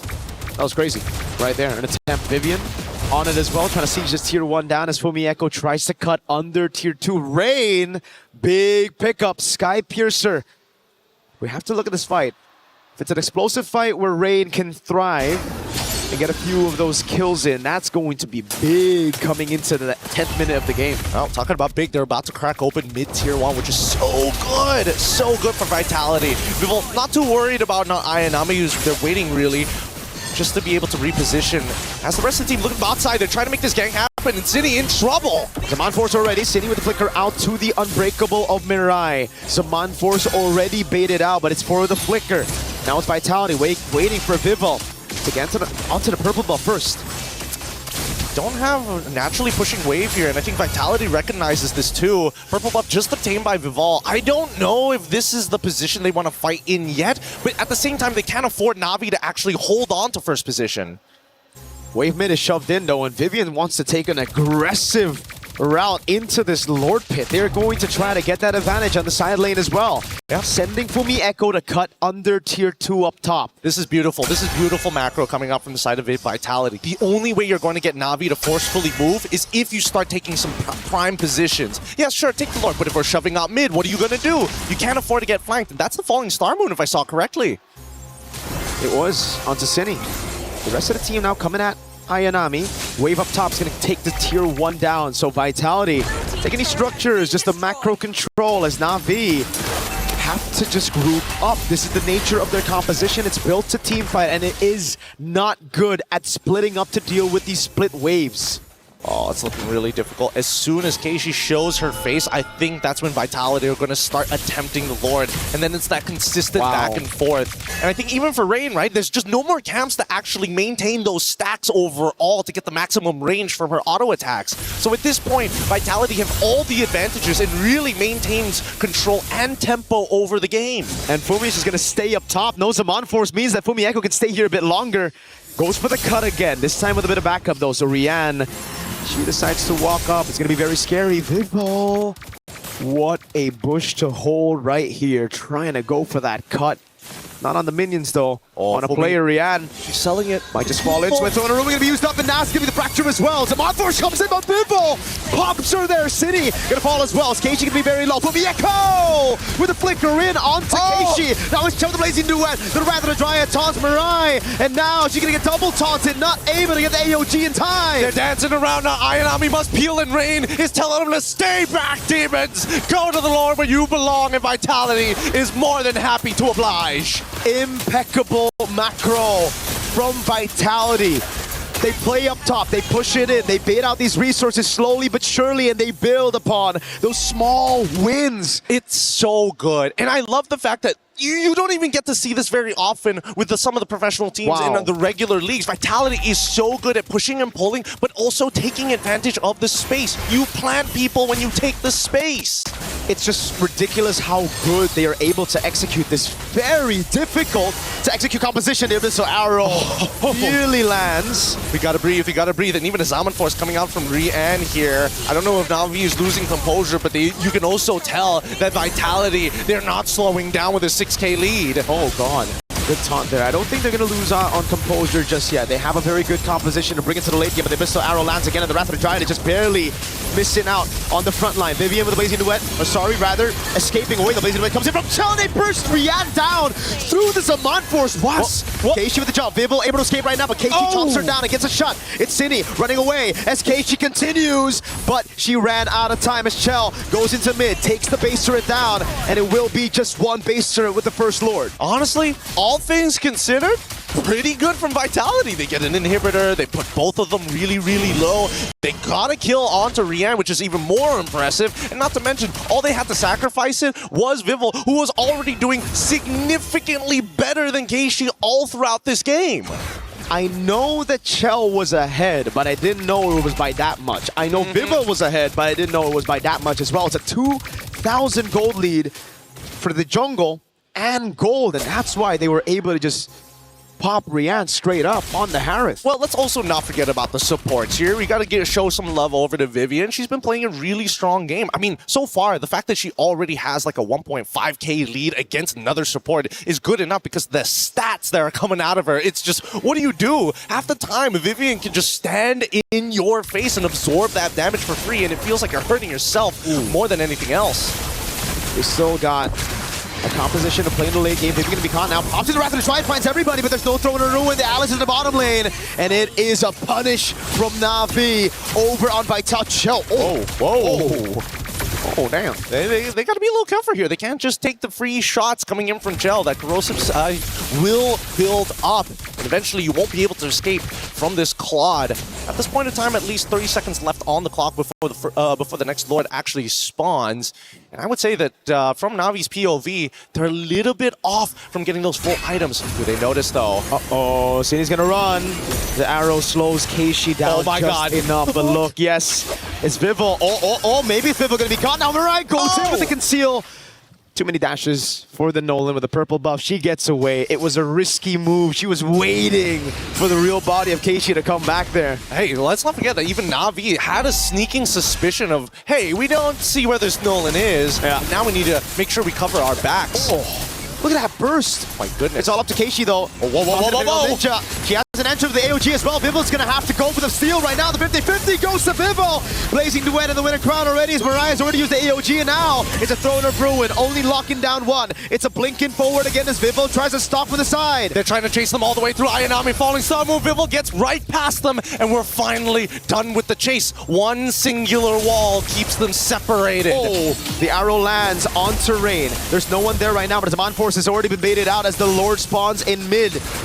And Keishi's back up. She's gonna try to go for a little bit more poke, but she just gets caught. Oh, almost a good read on that body. I don't know, because right now, if Vitality want to take advantage of the fact that Rian doesn't have that Salmon Force, they need to start pushing this wave right now. It's low, it has a low cooldown. It's going to come back in time. It looks like Vitality want this synchronized wave. Salmon Force already out. Fantastic pull by Na'Vi onto the Lord, into the bottom lane, but the Lord will already take down that base turret together with Vivel. Now she goes on to Ayanami with a helmet Chell, tearing through that health bar. It's the Abyssal Arrow again. That doesn't land. Vivel's already down. Throwing a ruin, lands on two right now as Chell pops and blazing went onto Ayanami, and she's going to get bursted out by Vivel. But the rest of the team now clumping down onto Cini. Chell will be taken out by Keishi. This is Rian's moment. She can turn this all around. They've cleared the wave. They've cleared the problems. And now they hold strong. A near clean wipeout as Mirai just made sure, you know what? At least we know for a fact that Fumieko, she's out of there. 3 base turrets, but Na'Vi show more than signs of life. They got signs of winning this thing with a comeback. It's the scaling that we were talking about from the start, Gideon, that is now really showing. Rian's doing ridiculous damage. Rain as well, and especially with the help of the Crystal. Oh, they're bursting through Fumieko! They can do it. Forcing the winner crown. Marai's right there, but Fumieko has to burn the flick, which means she can't use it aggressively for the next 120 seconds. Oh man, the Lord is going to spawn, and Fumieko is still not going to have her flicker back up. Damai's repurchased here. What can you really do about this? They gotta breathe for a second, because as we see this game progress, I'm thinking of bad habits that they can exploit. And so far, I think that Vitality has really wrung out all the tricks in the book. I don't see any other mistakes being made by Na'Vi, and their defense has been immaculate now that they've figured out the lines of attacks that we see consistently from Vitality. Divine Glaive pickup for, I don't know if it was Rian or Rain, but I saw Divine Glaive, and either way, that'll really help this Harry Potter composition. The magic damage, it only is a problem in the early parts and when your opponents snowball. Once you get into those crucial penetration items, don't matter how many defenses you got. Radiant plus Athena, they'll shred through it all. Yep, they just gotta make sure that they can survive. Biggest damage so far, and not to mention that at least a quarter of it is gonna be true damage on top of it all, thanks to that Starlium Scythe. It's going to be difficult to play, but at the same time, it's really risky to open up the map, unfortunately, for Na'Vi. They kind of have to wait for Vitality to make that first move, but if they don't probe, nothing happens anyways, and they lose free objectives. Vitality still have the advantage, though, because of that base turret down below, right? It's going to be auto-slow pushing, which means they can continuously just reset the Lord and play it slow. The mid-wave as well is going to be crashing down, and they find the Abyssal Arrow on Mirai. Fumieko doing a good job zoning. Now Keishi pops in Pinnacle Ninjas. Fumieko's gonna be caught, but has the blink away from the untargetable. But look at Vivol. Already hiding back in the spot. I'm pretty sure they saw at least the dash, and yes, they check it open. Winter Ground's already used, and they go in further. They split them up, and now Mirai with no AOG is gonna be caught, but still, with the fracture!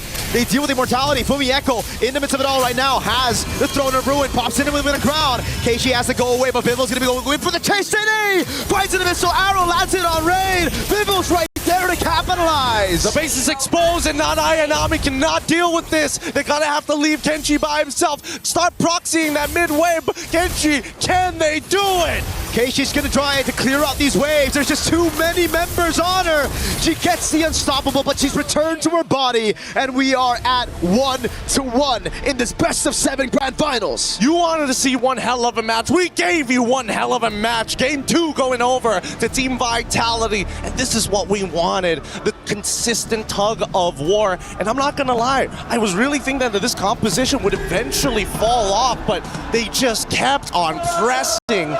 And I think the nail was there once those inhibitors were down. They could not recover from that point onwards on neutral objective takes. At least Team Vitality, they understand how to load the gun. The macro, the forced errors, the split. We get to see it again in that final skirmish. Vivol taking a crazy angle back. We get a replay of the final defense, but man, what Vitality did there with this composition was just phenomenal. Really great stuff overall. I really hope we get to see more of this, right? Is Navi going to still play that more scaling, comprehensive, tight style? And now we've seen so many of the bans. I think, you know, our panel is going to give us a better explanation. Let's throw it over to them right after these messages.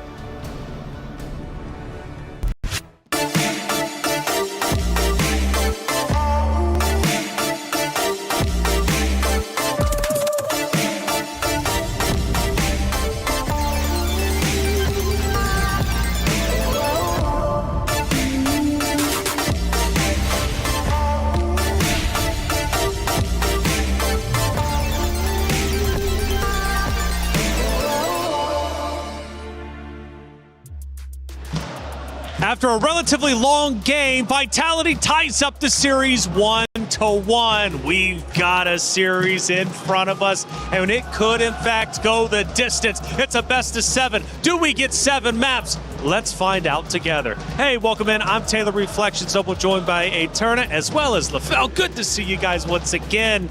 Hey, what was one of the win conditions we talked about? What put Vitality in home court for you, LaFell? It was Vivol on Assassin. What does Vivol do? Goes from tank to assassin. Hey, they get a win. Finally on the Nolan. You want to say something? No, all good. I want to hear you talk. You can talk right now if you want. I love your voice. Go ahead. Thank you. Anyway, oh, she's blushing. We finally get the Nolan. And remember, it is one of her comfort heroes. I wouldn't even say comfort at this point. I think it was one of her power heroes being able to get that Savage on, and it really changed the tempo of the game. But of course, one of the main focuses was how they were able to facilitate the Nolan. And why LaFell was so adamant with the Harry Potter opening when he saw the first 3 picks from Navi. Navi! Hey, can they come back? That's the question. The casters have been pouring their heart into each and every moment. And there was one moment that took us all by surprise, including Navi. It was Vivol hiding in the bushes, and the casters give their reaction.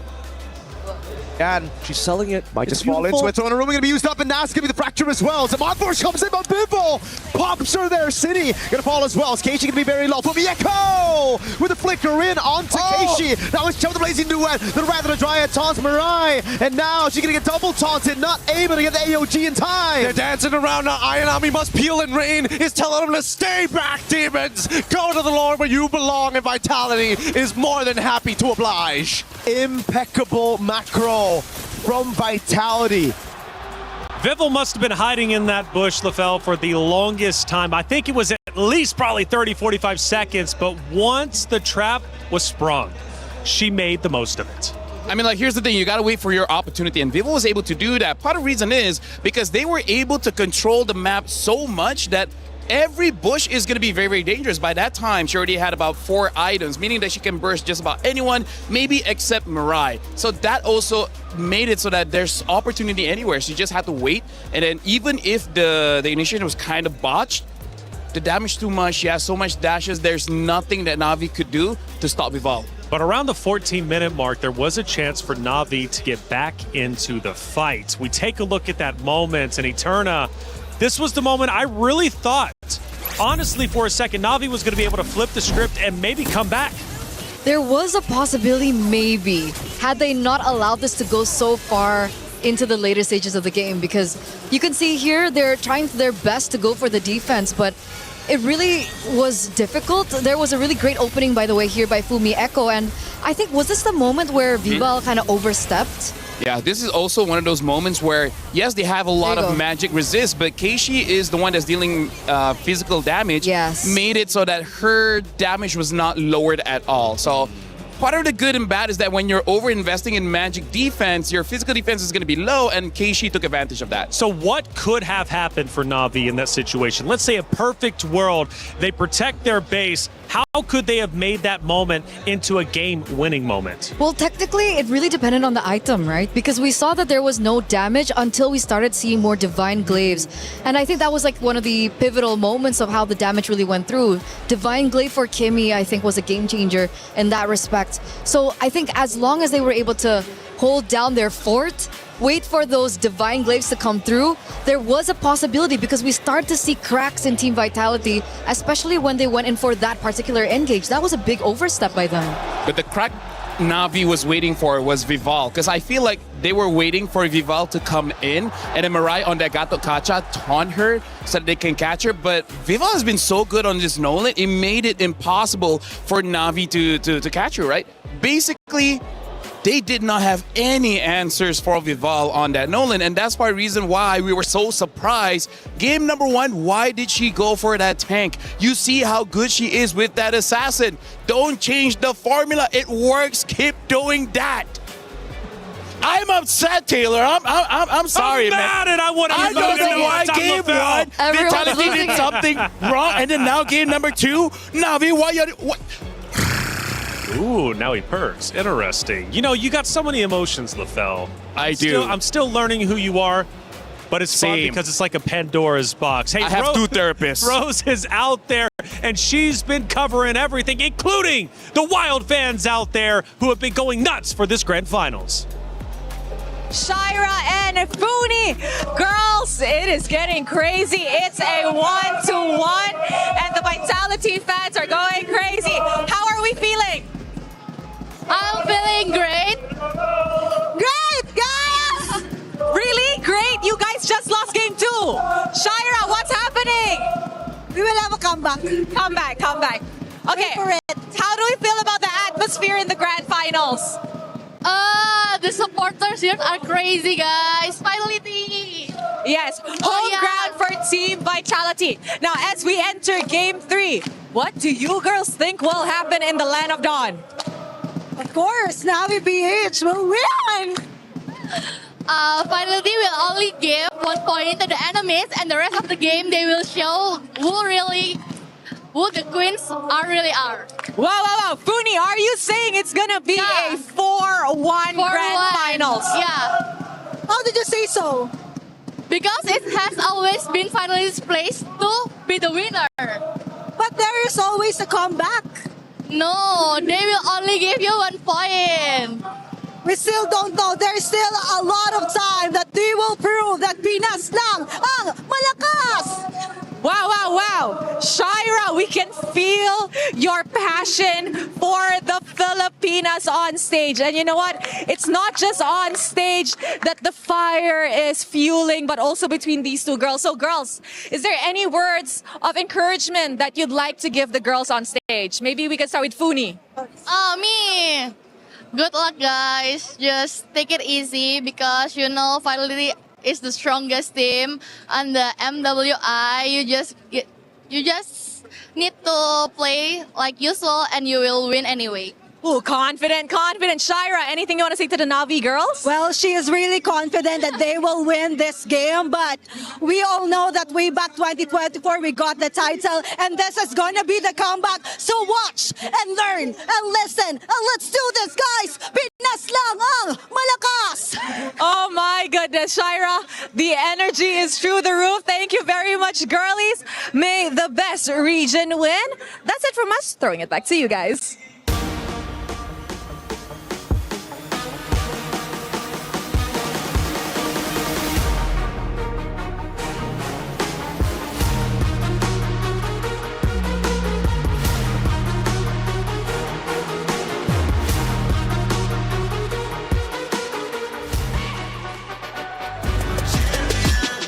This ain't no regular thing. Came for the ring, you know what I mean. You see my name in the lights. Better you wait, I'm champion.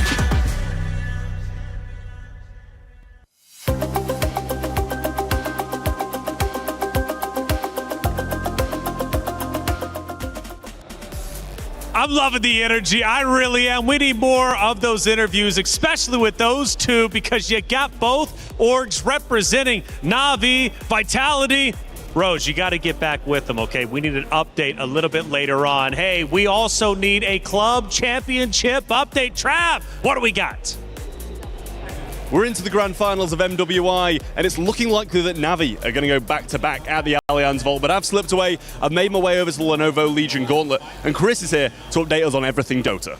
Yeah, club championship-wise, there's really not a great deal to touch on from what happened yesterday with Falcons, obviously, in that surprise loss going out in the quarterfinals. That was a real shock to a lot of people's systems, especially considering they could have picked up some valuable points to catch up to some of those squads. There was no other real contender for the club championship sitting in and around Dota. You've got BB team right now who are on stage. They could go, if they can go on to win, they can compete in it, but they're only within like 2 or 3 games, so they're not necessarily going to be over towards the top side. BB, though, are currently, well, slamming Vici Gaming, who did beat Falcons and upset them yesterday. So kind of showing Falcons may well have struggled even if they got through today, but those extra club championship points would have probably went a really long way.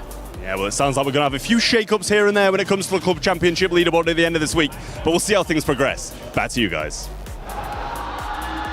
Thank you, Trav and Ton, for the update. Ton sounds pretty good. Hey, he's been my good friend for about a decade, and I got to say, man, he's a great talent. Thank you for the club championship update. We'll be keeping you up to date as much as we possibly can, including here with Navi and Vitality. Series score 1-1. Navi won game number 1, but Vitality answered back, and now the series becomes that much more serious. Now, as far as the series go, Vitality, they have been known, at least in our tournament over the past couple of days, to drop map number 1, but be flawless after. LaFell, is this one of those moments?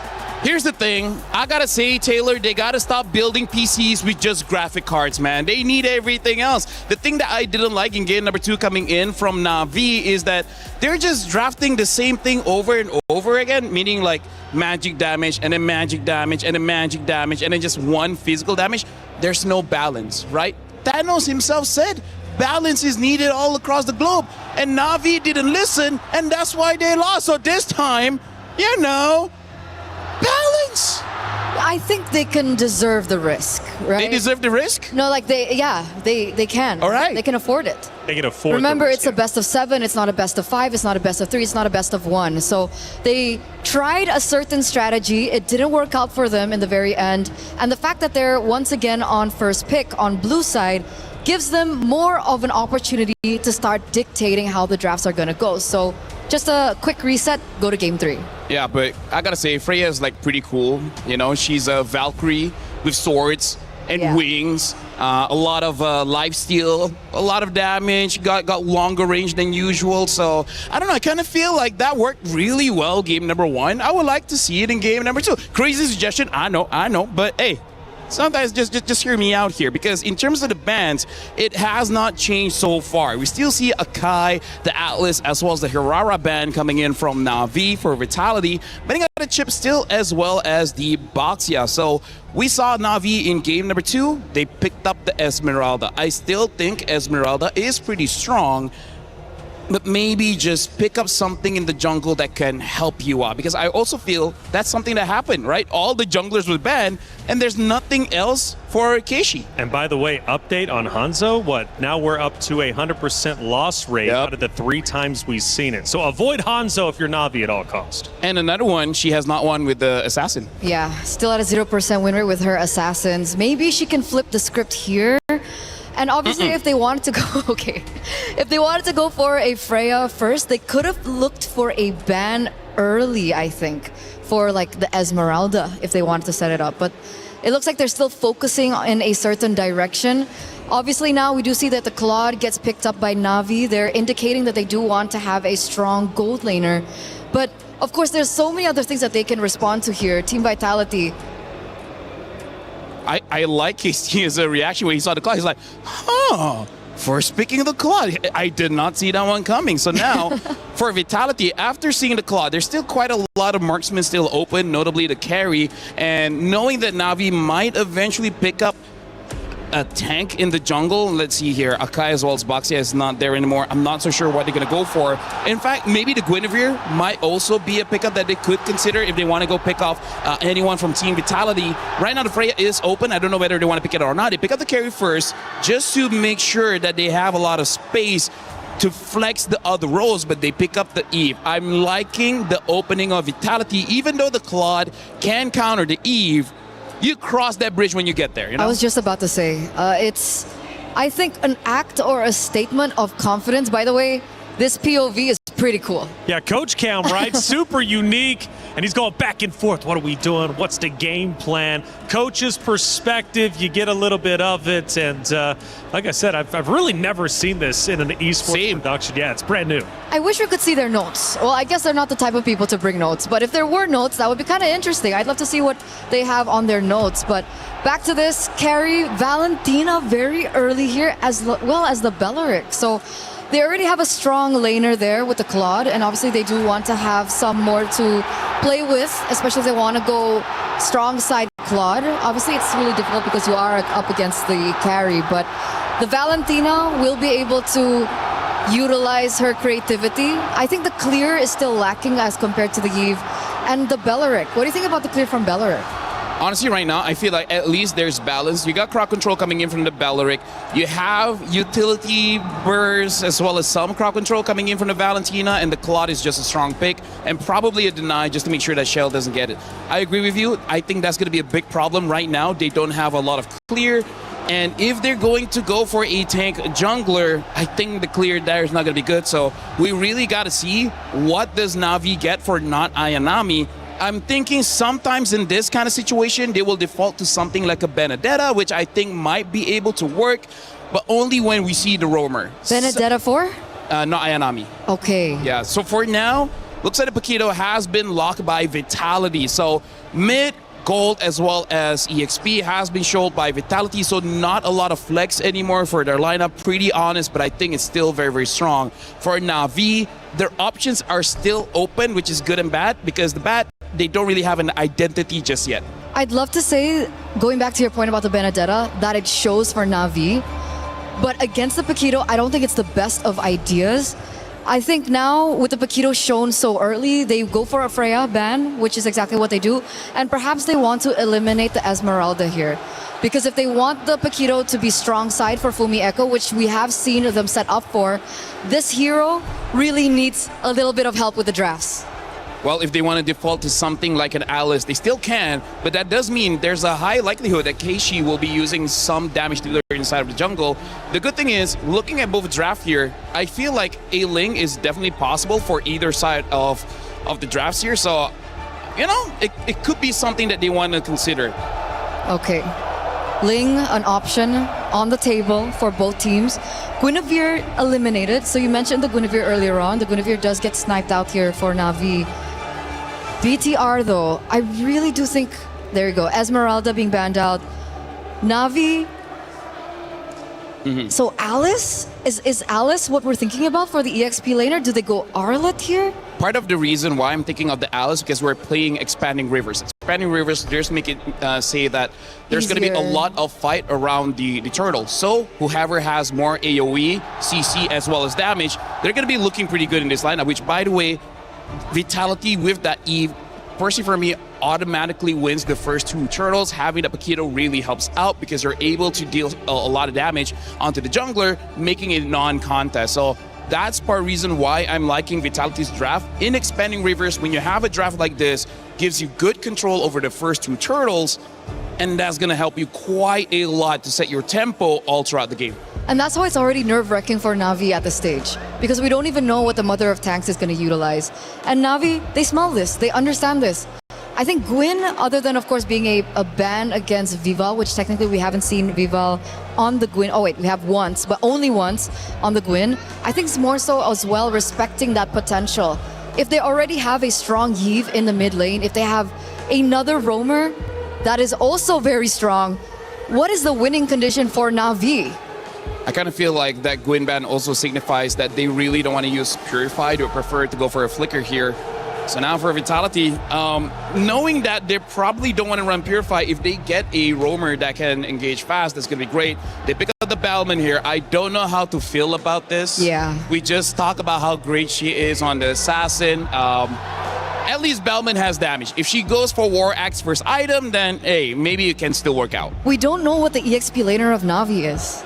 So the fact that they went Bauman already, and we don't know what the EXP laner is from Navi, Bauman could just as easily walk into death traps of crowd control and just completely be irrelevant in the game. Yeah, no, I'm with you on that one. If they have like one other source of crowd control, which I feel like they most probably will have, they pick up the Yuzong here as well as the Nolan. For now, again, Navi does not have a good track record just yet using assassins.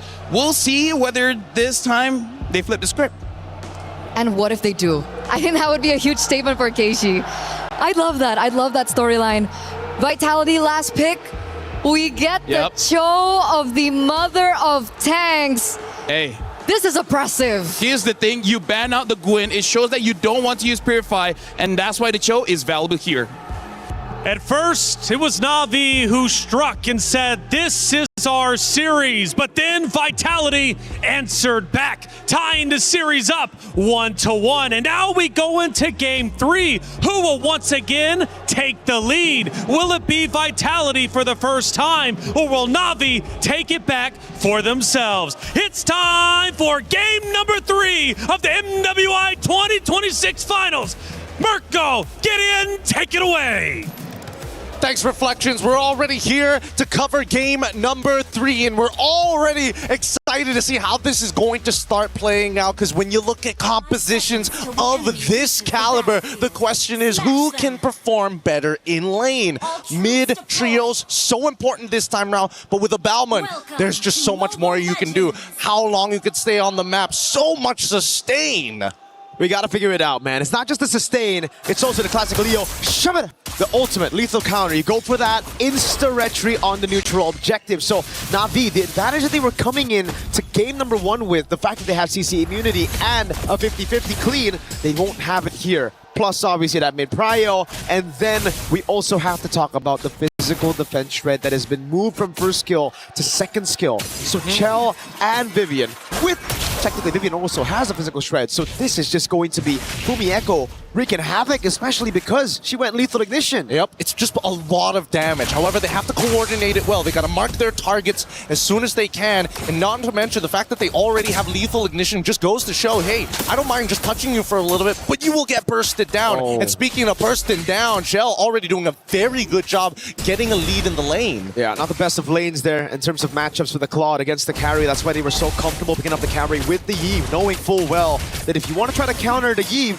you're going to have to go Claude, but that means the lane will be given over to Vitality as Fumi Echo tries to bait not Ayanami in. Vivian with a walk-up as well. Concussive Blast onto Ayanami, putting a lot of damage on her, but Fumi Echo's going to get caught. Mirai, great backup, Vivian.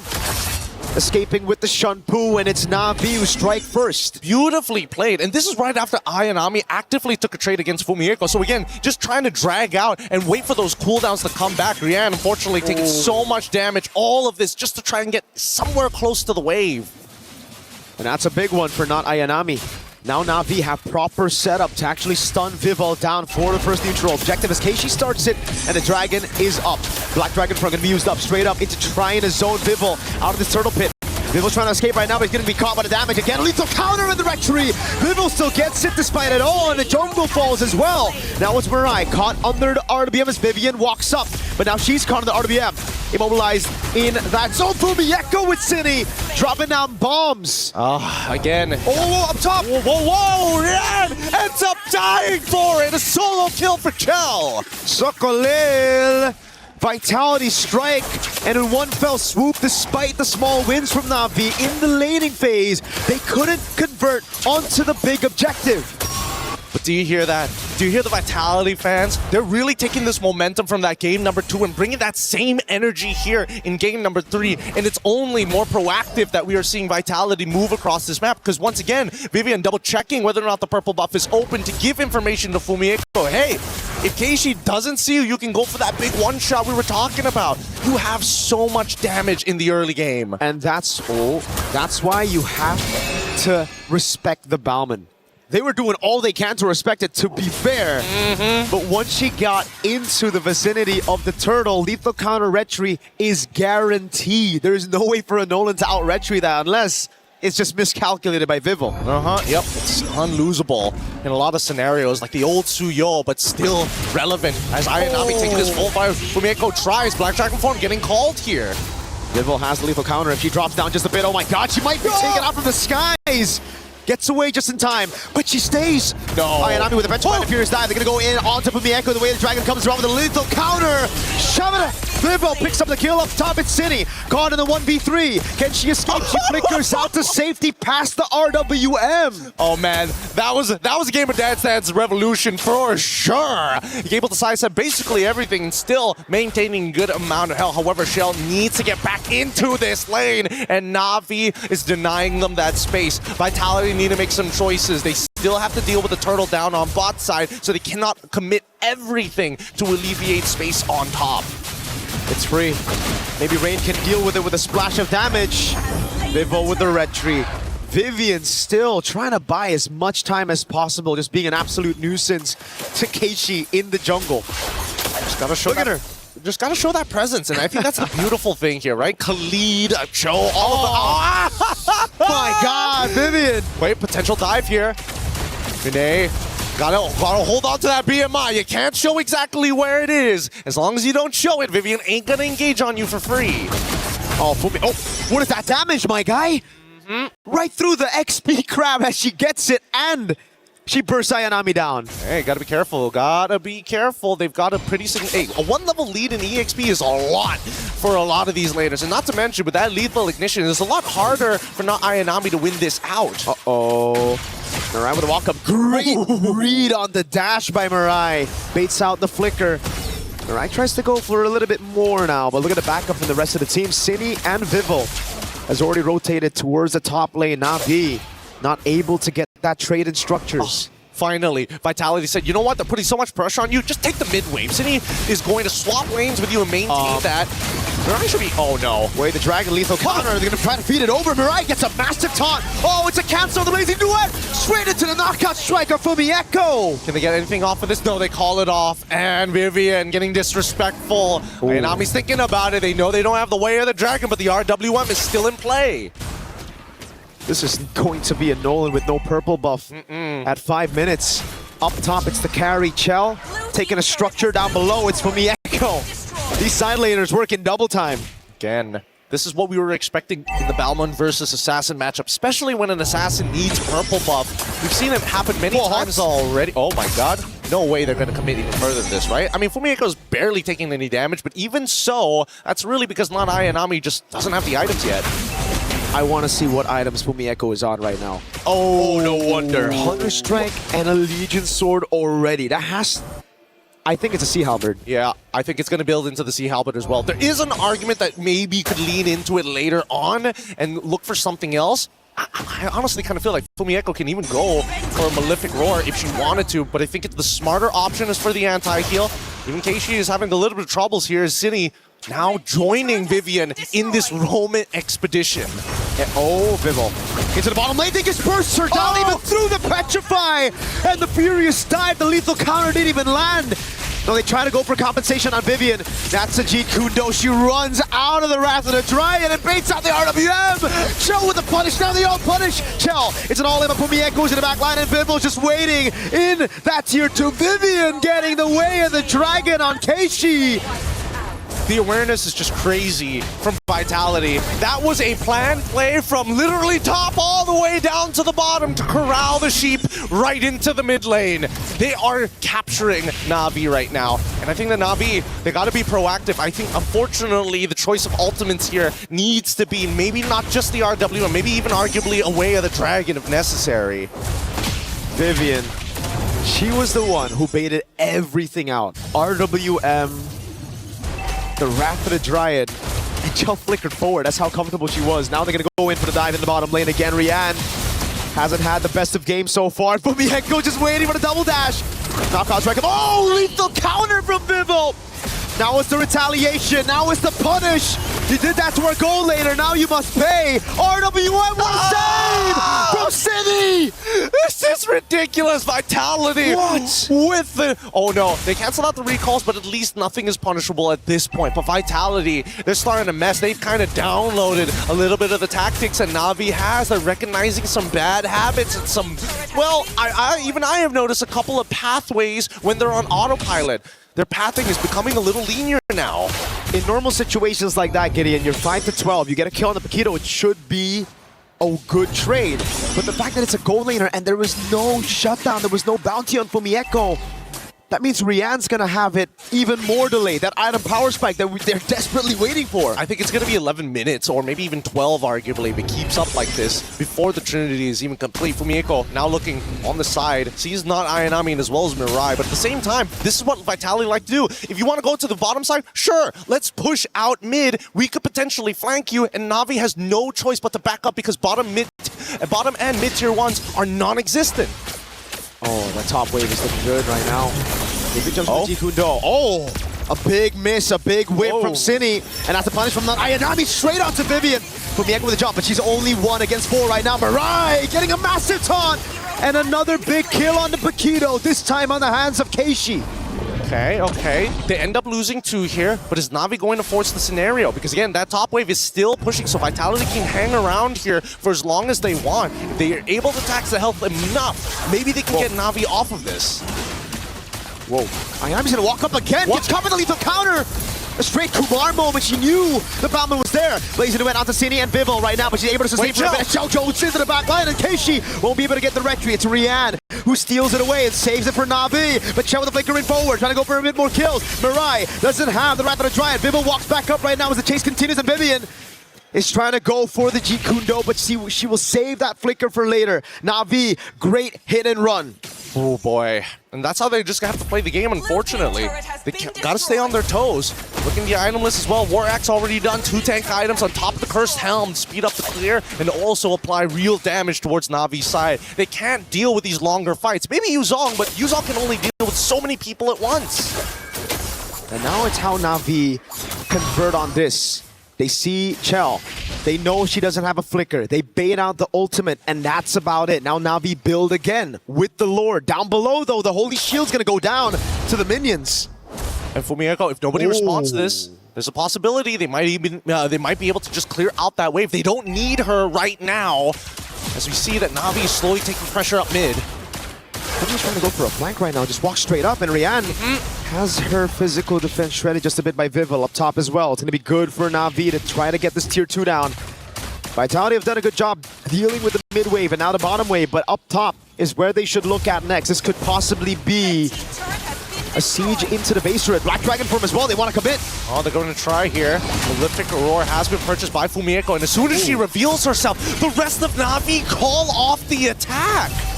It's because of Fumieko down below. They know They have the Lord, they need to convert, but it's not worth if they go and lose their own base turret because it's the far lane down below that Fumieko was threatening. This is difficult. This is a difficult position to be in. With no holy shieldings, a single mistake could net Vitality an inhibitor. And at this point, I would imagine with Kichi's item power spike, it should be more than enough. But in terms of damage dealt, Cine is the one who's sitting right at the top. Vival at second here in terms of damage dealt. Whoa, Mirai? Jumps in all alone, has to flicker out of there. And that's why once Cine used the RWM, once she whiffs it, Navi pounced on Vitality. And also, it should be a lesson for Vitality, learning after that big mistake. If Cine whiffs or if their backliners can't reach them, they have to just call it off. That's the important thing. But hey, they have a lot of faith in each other, right? They will learn from this mistake. And I think from Navi's side, the question is how good of a play does it need to be to ensure themselves a victory? Or at least a 3 for 4, 2 for 3, as long as they're positive. This is the problem, though. Navi, with this kind of composition, you would usually think they can play in the side lane. Hold on. They're trying to catch Fumieko down below. Won't be able to find it, but the Claude cannot match the Paquito right now. Rian cannot deal with Fumieko, and that's why they're going to have to stick together. I wonder if Rian's already hit those item power spikes, though. I think that's a big one. Try to have a look at the items to see if Rian has it. Zipper, let's pull up the item list right here, right now. Thank you so much, Zipper. Big ups. 3 items already complete. Looking to get a Winds of Nature as well. In comparison to the opposite side. Fumieko. Oh, can they do this? No, they've already triggered it. Yeah. Vitality, they set up the chokehold once again. No choice. They were going to lose an inhibitor for it. And they have to make a decision whether to back off or to go for the fight. They go for the fight, but it's only 4v4 right now. Bounty in at the bottom lane. They're going to go for the commitment right now as Vivian jumps in. The Raptor Dragon is able to connect the back line, but Vivian's going to go for the chase on Keishi. Finds the way the Dragon! They got the kick, lethal counter takes it. They got the Lord of Chell, deals Ayanami. Who's here is Fumieko! Punishing with the help of the RWM. Look at Keishi running through the hills, but it is onto the bush, and Chell's going to try to go for the read, and she cancels the recall. Keishi jumps in, but Chell has the win of nature. Fumieko will be sacrificed for it. At least they got the RWM out of Rain, and at this point with the Lord coming in, as long as Cine maintains her distance, Rain will not be able to steal back a real war manipulation from her. Chell, finally, full item build. The Malefic Gun, we've been waiting for so long for it. With the Malefic Gun, she'll be able to maintain her distance against the majority of the heroes, as Vitality could be looking for the end, but Mirai's coming back up. I think the safe place to go for the guaranteed base turrets right now. Wave bot will guarantee the base turret bot. There's no wave up top. Navi have done a good job. Now it's up to Vitality to try to play with this Lord. Keishi's up in 1. No chance. They're going to back away. They're going to breathe. They're going to say, you know what? There's just too much risk. Not enough reward. We want to close out this game, but we want to guarantee. And we've seen Vitality do this. They like ending their games closer to the 17th minute if necessary because mistakes are costly at this stage of the tournament. And that's why Rain is crucial in these skirmishes. For the Lord, if they wanted to go for the gamble on the Lord, they need some more CC, some peel. Not for their backliner, for Keishi on the red tree. Because the team did such a good job. Mirai already got the Wrath of the Dryad, not Ayanami as well, sticking onto Vival. But Vivian was doing the same on Keishi. But that's the thing, I really think it should be not Ayanami going to deal with these waves rather than Rain in these scenarios, because at least you have the Black Dragon form to kind of just run through. But Navi understand, hey, the Black Dragon form is going to force Vitality to back away, or maybe that's what it's supposed to do, but with the guarantees on this Balmon, like the collateral is so little, there's so little risk. It's a difficult scenario to be in. Very difficult. I'm literally trying to figure out a way for them to catch like something off, like unless Mirai can flicker in with a Raptor or Dryad to catch Chell alongside Fumi. But the problem is Vitality purposefully make sure that they are split apart. And with no War Axe, there's no reason for Fumieko to ever peel for Chell. Just play to kill.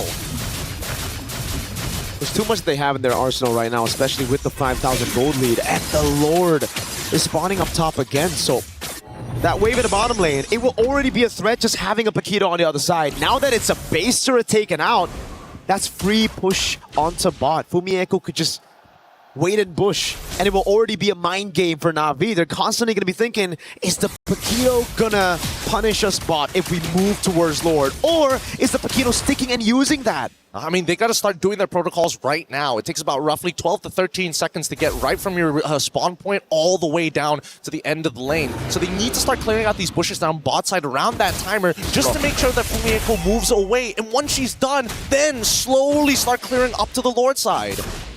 Because of the expanding rivers as well, it just gives Fumieko so much to play with. He's a race car, bro. Just flying through, flying through. The queen is here. Now we wait. Wait, do they know? Oh my god. Whoa, whoa, whoa. Oh, right through it, lethal counter! No way, she tried to be at my forward to go for the poke on City as she overextended, but it was just a bait. Now it's a free Lord. And with Rian down, I believe Vitality are just gonna go for the straight push. Lord's gonna be up in 4 seconds. That has got to hurt. That's got to hurt. It's not just hurt, it's a tilter, Gideon. I mean, yes, it is a tilter, but at the same time, what can you really do? Oh! Another attempt here. Rapid Dryad, though, locks him down. The RWM is melting Mirai. Thank God for that flicker, because the lethal counter would have found another victim. It's not over just yet here. No big ultimate from Cine, at least.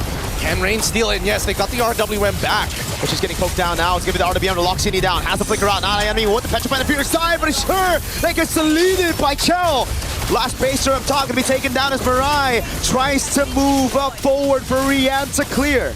They're not willing to die for this. They're not willing to die for this base just yet. There's enough minions, and honestly, they could have forced it down, but Keishi finally in a position where actually she does some real damage. Rian as well. She's scaled up to the max items, and if the Art of Thievery is maxed out with the Golden Staff, I don't think Vitality can hold it out, especially without some Winds of Natures around, which they use very early on in that fight. I'm just scratching my head right now, trying to think of a way for Na'Vi to come back against Vitality, who've scaled up. Because even if we talk about scaling, this is a carry and a Yve. Exactly. And I think the worst part about it is that the fact that they have guarantees on this Lord, I think they need to kill Vival at some point. The question is what timer is good. I would say around 30 seconds is pretty good, arguably even 20, but Vival just refuses to die and is always so close to her team. The only time she died was when she brute forced Turtle 1, and even then she died with the Turtle after securing a big objective for the team. Rian has the Wind Talker, right? No more boots. She's bootless. She is full damage with a Wind of Nature, but she still gotta respect that lethal counter, man. That big bonk. Na'Vi, at this point, is just waiting for Vitality to make the mistake. This game is not in their control. It's not in their hands. It's an uncomfortable feeling to be in, but at the same time, you kind of have no choice. There is no out at this point, and I think that much is clear. Vitality, they're going to slowly choke them out. But truly, who can maintain this game, right? We're already going in close to the 20th minute. Eventually, somebody will fall. Na'Vi have to try to either gamble it around the Lord or just bank on a defense. Because at this point, they're trying to do both. They're trying to set up top to clear the wave after it's been slow pushed. Then they try to go over on Lord. This is a good idea. Could they sell this? How could they sell this? Did they make Yuzong just walk into Tri-Brush or something? I think they sell it by just waiting for someone to walk up right now. And, they clear it out. They know the timer is up right there for the Lord. So they reveal themselves. And it's still going to be a slow push again. They haven't cleared it enough. Yeah, this is inevitable. This feels inevitable, and Vitality have played this so very well. They've got to gamble. They've got to gamble. They got a 50-50, and Fumi already on the top side. I don't think they can gamble when Rain is in the base defending, and she doesn't even have good clear against these super minions. Oh, Fumi. We need to see the super play here. Vival gonna open up the map. Chell just holding it as well. Look at the poke from Cine on not Ayanami. That's the main initiator out of the fight. Half HP as Fumi Echo again waits in the bush. The strength. Try to go for it. Oh my god, wait, the dragon and the full pounds! That's when the nature Fumieko able to survive right now as that's going to be the Lord taken down. Chell gets the kill on Keishi. Vivian gets away as well and gets the chastised Pauldron. No Purify, no Win of Nature on Rian. However, at least they were able to trade 1-for-1 here, and Cindy ends up going down. I want to see whether Rain already stole the RWM. If she hasn't stolen the RWM, it's going to be a little awkward once the Lord starts pushing in. But even so, really nicely done from both sides. This is defendable.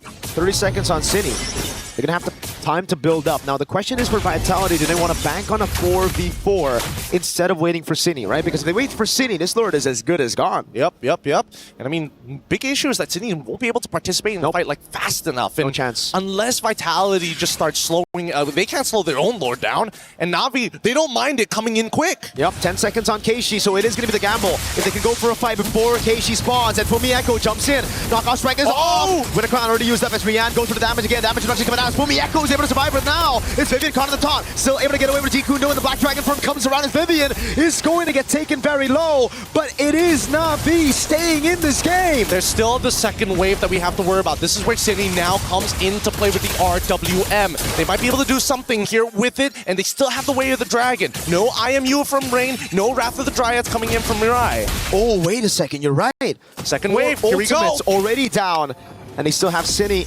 on the eve. With the damage, with the poke, coming down with the Wishing Lantern. Oh, Ayanami finds Beerus down to Petrify, but she gets baited in, and now it's the RWM to take Ayanami down. Didn't get max value, but that should be good enough. 2 siege minions there, and Navi, with the Vitality, has to tax him every single time. Oh my goodness, the damage coming in from Yan. Good enough to chunk down Fumieko past 60%. And they defend again, even with Ayanami down. They have enough firepower with Rian in the late game, having full items, even the bootless with no boots, just a wind talker. That's why she's dealing 1 billion damage. Oh, this is a really tough game. It's clear that both our ladies here up on stage, they don't want to drop this game. And Vitality, what looked to be some huge momentum, has kind of halted. It's starting to stall out. And Navi, they feel it, but at the same time, it's still not in their control because they're missing all the inhibitors. I've seen these games before, you know, Gideon.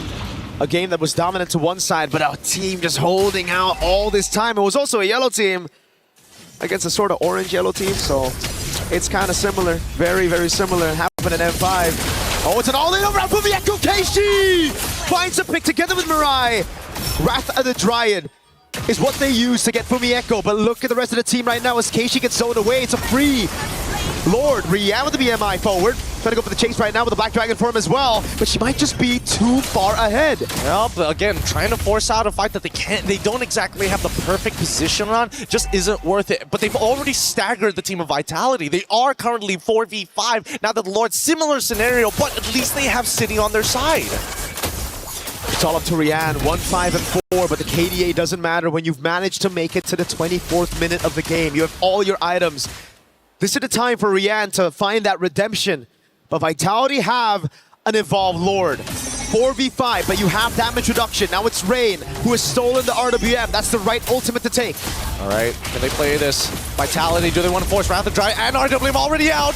Cine just took it like a champ right there with the help of the damage reduction from the Evolved Lord. Now the RWM comes down as well. It's good! It's Vivian who loses immortality. Mirai's right there. Rian gets bursted down. Chell pops it. Oh, Rain! With a shutdown and the flicker. It's 1-4-1. Both gold laners gonna fall. Cine trying to run away right now. Has the flicker. Gets away in time as Ayanami goes for the dive and Keishi lands the fracture. But Cine gets the slow on Keishi. Now it's Vivian with the walk up again. It's Vivo with the lethal counter and it doesn't land too much onto the members. It's Vivo trying to clear. Fumi is already here and now they have an opportunity, but they don't have a wave to actually work with just yet. They could try and collaborate with the rest of the wave to clear and try it one more time, but it's just too late. And Vitality, despite everything they've thrown at Navi, this impeccable wall holds with no inhibitor as they chase them down the map. What a defense. Oh my God.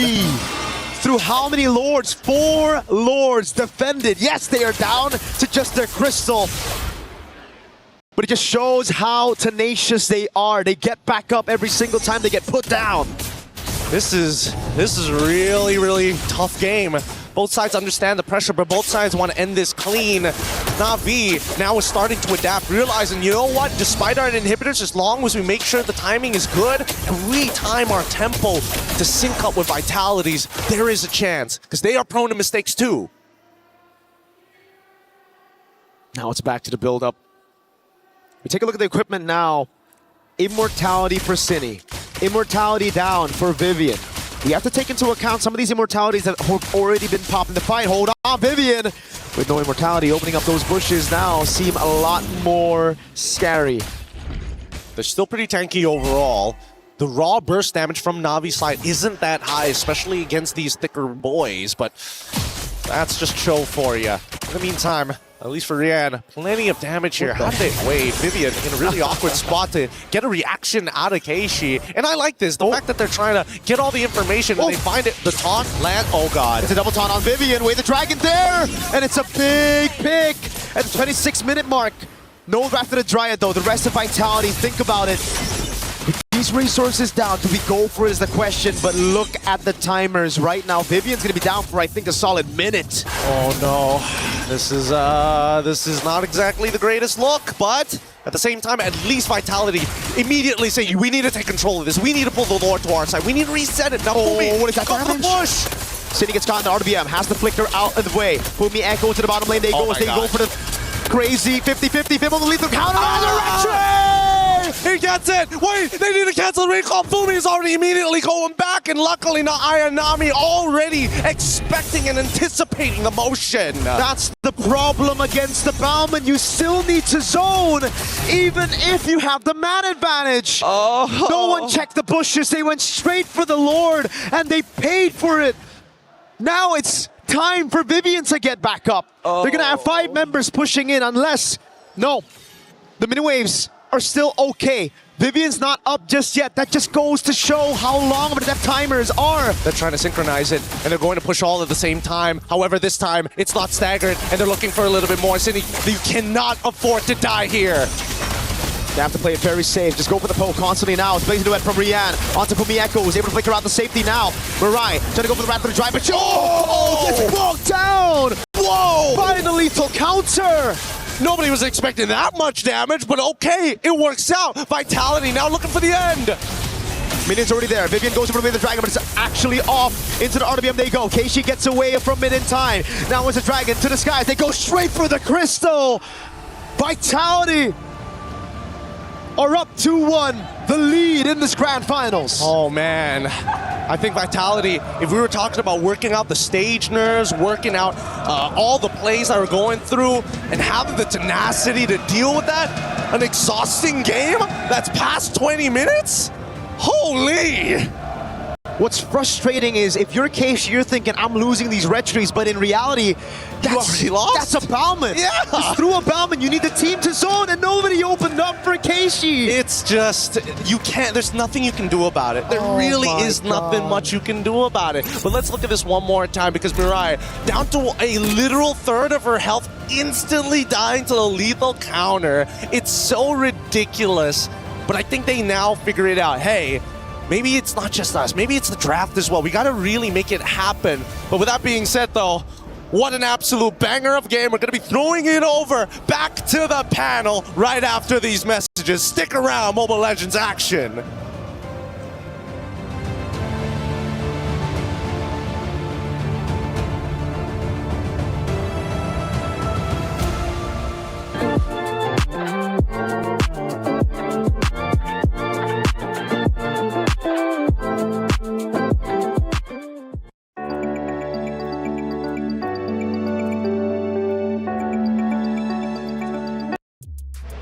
If you weren't entertained before then, you should be at least entertained now. An unbelievable round, the longest round we have had yet for the MWI in 2026, going nearly 30 minutes. Back and forth, NAVI refusing to budge until the very last seconds of the round number 3. I am blown away. MLBB has been incredible, and I have loved watching it over the past 5 days, but that has to be the best map we have seen yet. It turned out so close. Do we have no idea what we're talking about? Absolutely none. What? Absolutely we were none. talking about how Vitality wanted to go fast, and now they're the one scaling. And then, like we said, that Navi wanted to scale, not go fast, but then they had very fast game one. What's going on? Absolutely no idea. I thought the game was going in a certain direction, Right. and then it went another way as well. There's just so many things to talk about, honestly, in that almost, what was it, 27-minute game? Like 20, 27, 28. Let's look at the stats. I believe we're going to compare a couple of different players here after this map number 1. And yes, we will have our star-studded players. It was 28 minutes and 10 seconds. Unbelievable. But what are we looking at when it comes to our star players? Well, first of all, we got to talk about Sini, man. She's the carry as well as the best wingman. Always being there when we're talking about fights. Over 6,000 damage per minute. That's amazing considering it's 28 minutes of the game. Sini on that eve, unstoppable. But I do have to, give my flowers over to Rian here. Being able to get the rich guy. We were looking at her laning phase earlier on, and she wasn't having that great of a time up against Shell.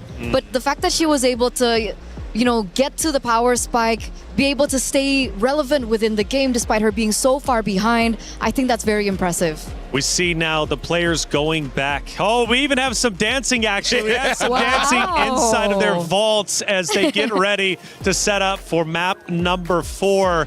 But just seriously, I'm absolutely blown away. Obviously, on the bottom there, you have Vitality. They're feeling comfortable. They're feeling good. Granted, it was tense. I felt like there were moments Vitality absolutely could have closed it out if they played perfectly.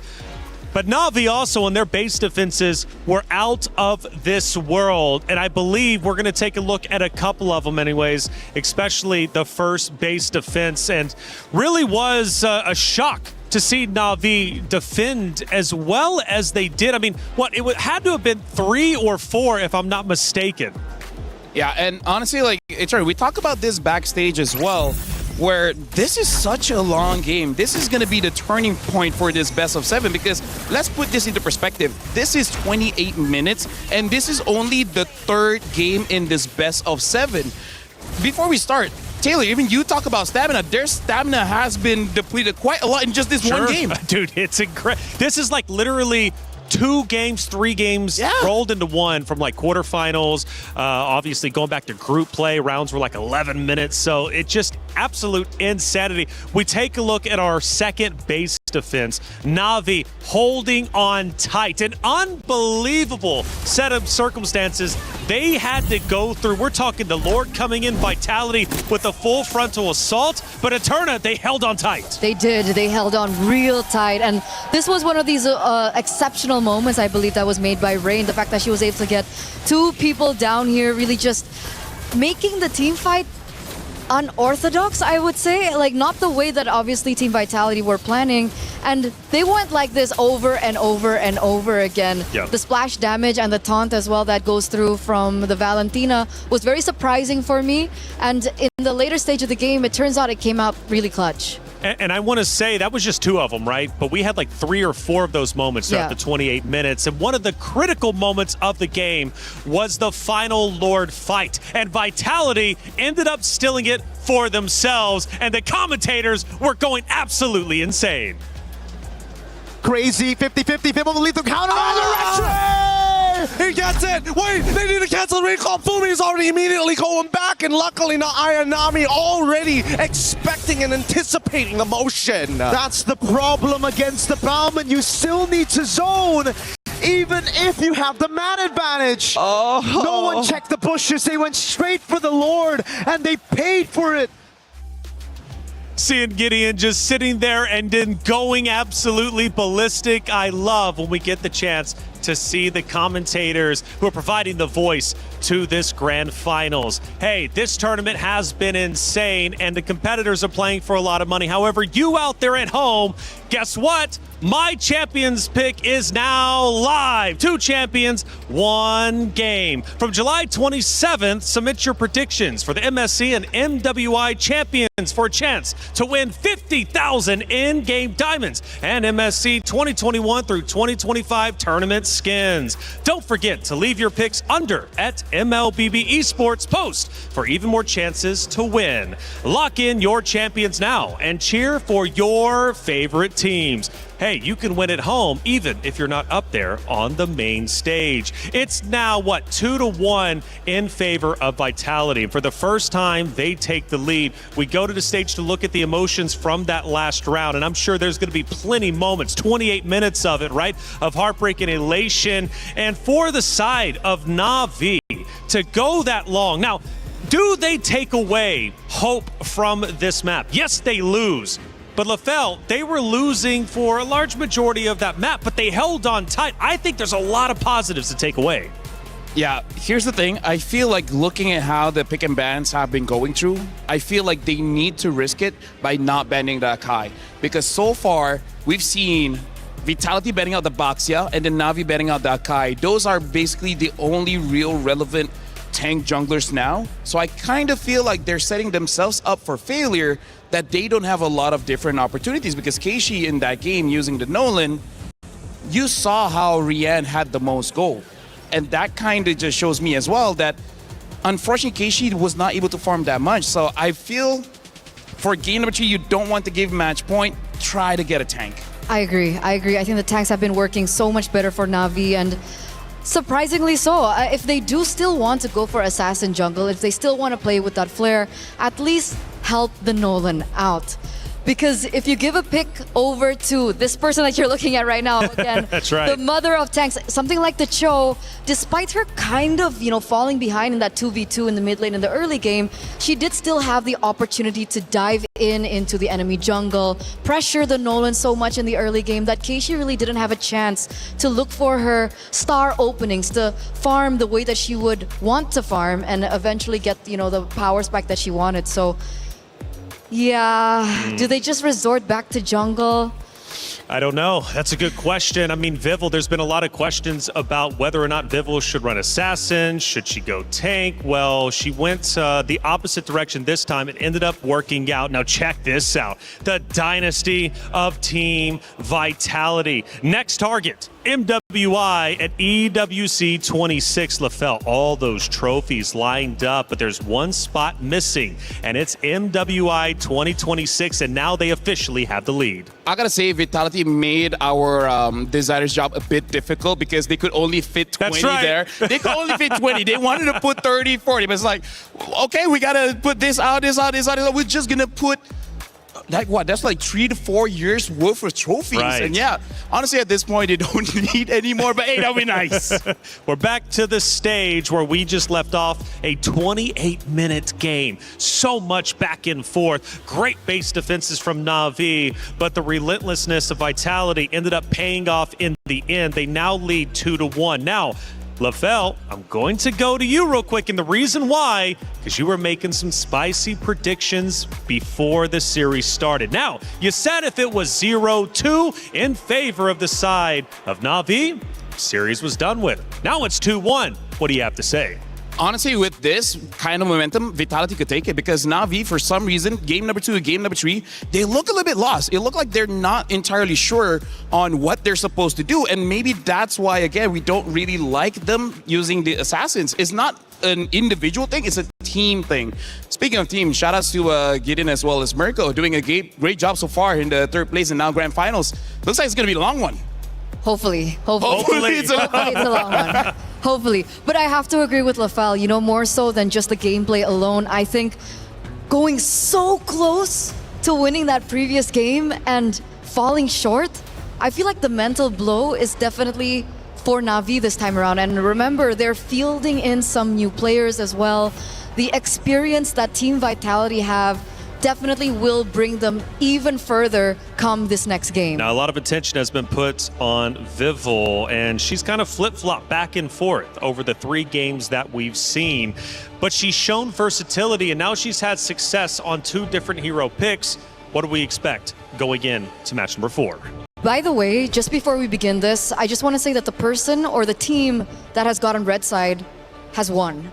So back-to-back Vitality were on red side, and now NAVI are the ones back on red side. Hopefully, this means that we're going to another game. Yeah, honestly, that first 2 picks is super viable, to the point where I kind of feel like first pick now might be one of the best is actually just to take that Eve away, because in the previous game, Vitality was able to get the carry as well as the Eve so quickly, making it so that they're looking very strong as they move forward. Now the carry gets banned out, so Vitality might even consider first picking the Claude and opting just to fight against that Eve, because without that carry, the Claude isn't really all that scared to move forward and actually use the Blazing Duet. That, or they might be setting up for another Akai pick.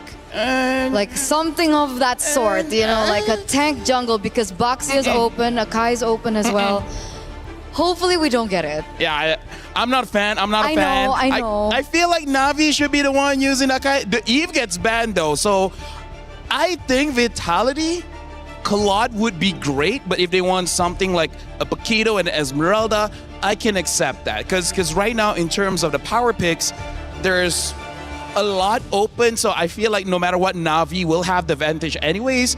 And that's probably one of the reasons why Red Side has been doing so well, because a lot of power picks are open, and like I said, they're going to pick up the Claude here, and without the carry, what's next on the table? Maybe the Esmeralda would be okay. I think Paquito's a little bit too risky here, come first phase, unless they save that for second phase. Freya, I mean, like, you won game number 1. It was an MVP performance, and never again? Nani?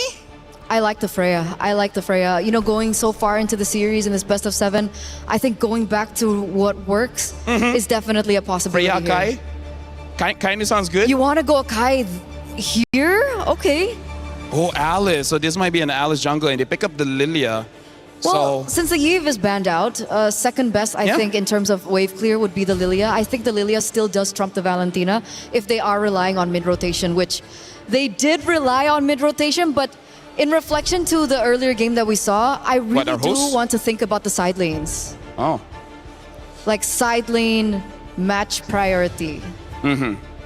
Yeah, so for now, we've seen in game number 1, in terms of the side lanes, was 100% won by not Ayanami. I would say the previous one, the Paquito coming in from Fumeko, did die early on, but then redeemed herself, come to the Turtle. So I agree with you, the side lane is going to be pretty important, but I do have to say, for all 3 games, the gold laners, they haven't been super pivotal in the match. For now, Esmeralda as well as Atlas has been picked up. So now both side laners for Vitality has been shown alongside with the Atlas. Navi might be able to ban out a few mid laners just to make sure that his Lilia has an amazing time.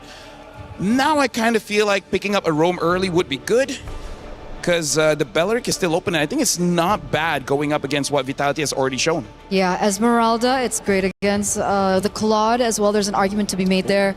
But they go for a Moskov here. So we don't get the Harith matchup here against the Claude. We get the Moskov instead. And just in case, let's say, Team Vitality want to pivot into a assassin jungler for Vival, they do have some answers towards it, considering they also still have yet to pick up the roamer. So there's more layers of defense for Navi here in this game against that.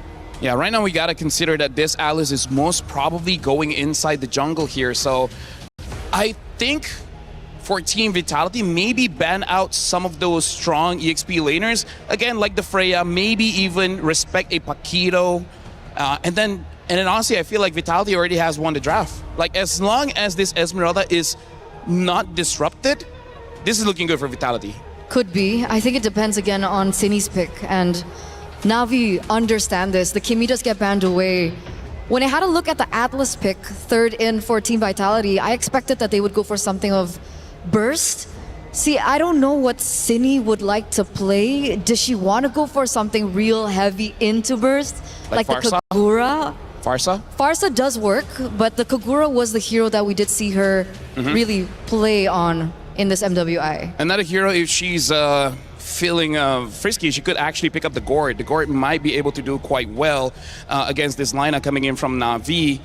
The burst coming in from the Farsa could honestly win you so hard for the first 2 turtles, because you can deal with Lilia to the point where she might not even have time to use her black shoes, and then she's out of the way. Kimi as well as Valentina has been banned out here. The Belleric has been banned, so it looks like Vitality, they're trying to make sure that Mirai doesn't have any heroes. But in this situation, I can see a world where she might pick up the glue. Glue is an option. If Vitality seem to be leaning more towards Assassin, we might see a Kaja pick. That is something that she has picked up as well for MWI. Another is Gatot Kacha if they want to play a little bit more, what do you call it? counter engage against the Atlas. The Revitalize is good as well, making sure you stay in the fight for a very, very long time. So yeah, 20 seconds in, I kind of feel like between Gatot as well as Glue would be a pretty good ban here, just to make sure that they don't have that in the bag. And in terms of the EXP, okay, it looks like they're banning out the Gatot. Yeah. Navi, I think if they want to set up for Glue, just pick up a very strong EXP and then see if it's glueable, and then it should be good. So we're still sure that this Alice is going jungle. Well, given the one, they did win with that. Okay, they show up the Glue now. It still could be a roamer. What, the Glue? The Glue. I think it's 100% a roamer. I think this is Mirai's hero. Alice jungle. Yes, I think Alice jungle and Glue is going into the roam. So Pattern-wise, I agree, but there is still a possibility. Okay. Let's see here. For Vitality, I'm looking at the jungle here. The Nolan is still open if they want to try for that again. And honestly, Ling is not bad because there's a lot of squishies here that she should be able to kill off very, very fast. Especially when you have the Esmeralda and the Claude. It does make it so that you don't have to worry about your side in, and that's why they have the Ling. So now Navi, in terms of the EXP, I think they need just a bit of crowd control so the Paquito wouldn't be bad. Just try to avoid the Esmeralda and you're good. The other option would be an Arle, but the problem is Arle loses so hard against Esmeralda. I like the Paquito, like just in case this goes to, you know, the later stage of the game like we saw in the previous game. The Paquito is still the king of the far lane, especially the Paquito is not falling too far behind of the Ling. The Paquito should be able to control the far lane. Yeah, I'm looking at Paquito or Freya. Both should be serviceable here because Navi looks like they're going back to something that's comfortable for them. And now Vitality, they're just drafting for any kind of weaknesses that Navi has showed. So I'm liking Vitality's draft. It looks sound and it looks like they should be able to do it quite well. Instead, they go for the Balman, which I think is good because going back to the tanks might be the way to get the win. That's the flex. That's the flex. The teams have gone back and forth. It's Navi and Vitality both going for a championship. But the reality is Navi needs to shut Vitality down now. Get rid of their momentum. If they don't do so, Vitality will be one round away after this to a championship. It is essential Navi ties this series up 2-2, but if they can't, they will be in trouble. This map means so much to both rosters, but who's finally going to get it? It's Navi, it's Vitality in Grand Finals. Miracle, Gideon, let's get map 4 started.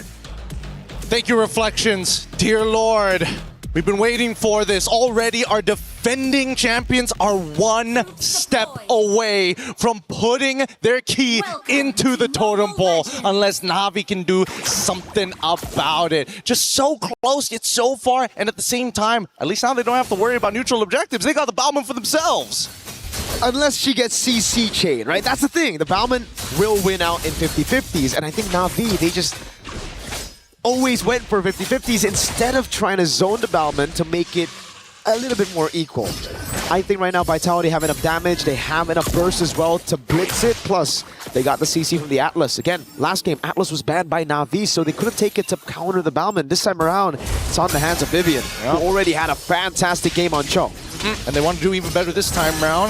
Not to mention that at least, looking from Rain, looks like they have to pull yourself together and make sure that Purify comes up a little more often. Little Wander will fall into Keishi's hands, and at this point, you're thinking, hey, with the upcoming Turtle, what would be the worst possible outcome? I think it's really if Vivian ends up dying early, or maybe they catch out Cine. It shouldn't be ideal, but at the same time, I would imagine that, like, hey, if they are able to contest or break apart that mid trio, they've got some work cut out for them. You have to look at the pattern, though, Mr. Gideon. So far in the knockout stage, Vitality have always dropped a map, a game. Against Falcons ID, they dropped the game. They were able to take the entire series 2-1.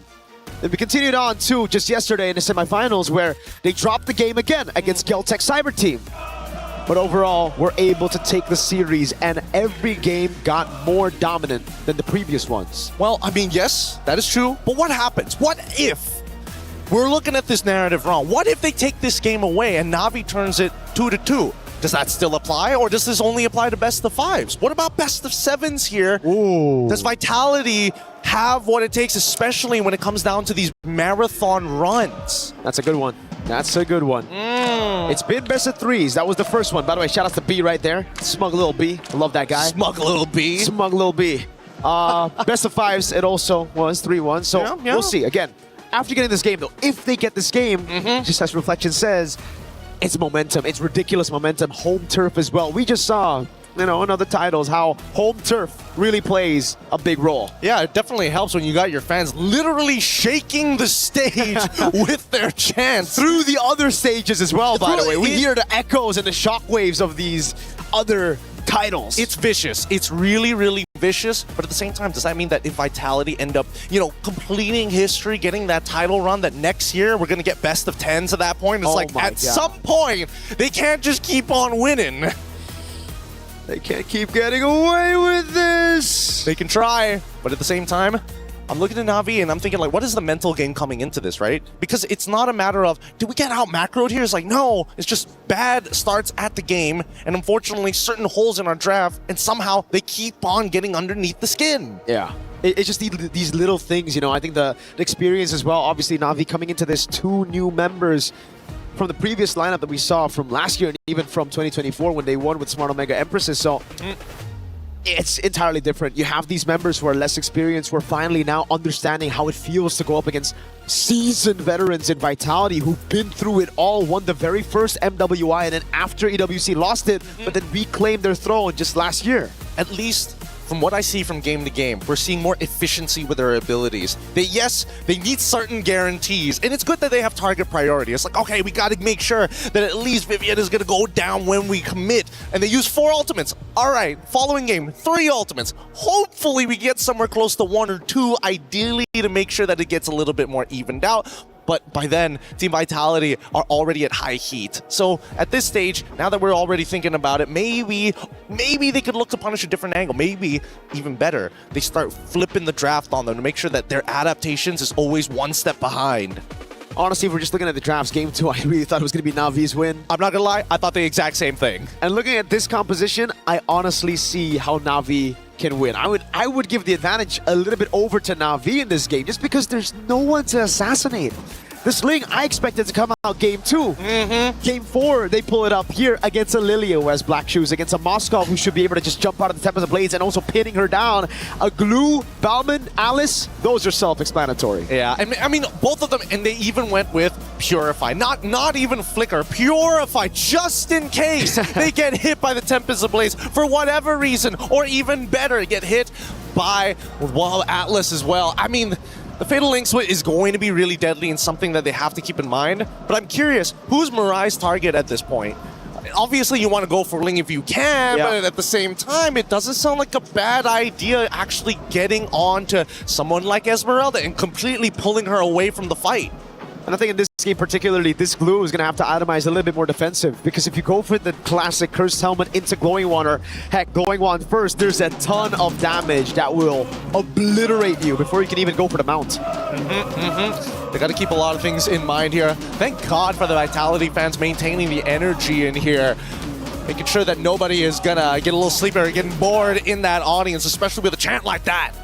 These French fans, man, these Vitality fans, they are something, certainly. Their energy throughout the day, they've been like this all the way from the morning. It's consistent, and I love that so much. We're from Southeast Asia, and even then, some people, they got to start cycling out the super fans. Look at that trophy. I'm just... You're taking it all in. Taking in the atmosphere, that trophy with the crowd all chanting. I want to learn some of those chants, man. By the end of today, we gotta at least get 1 chant down. I don't even know what exactly the chant is. I'm trying to figure it out. It's in French. It's in French? It's in French. Oh, no wonder. No wonder.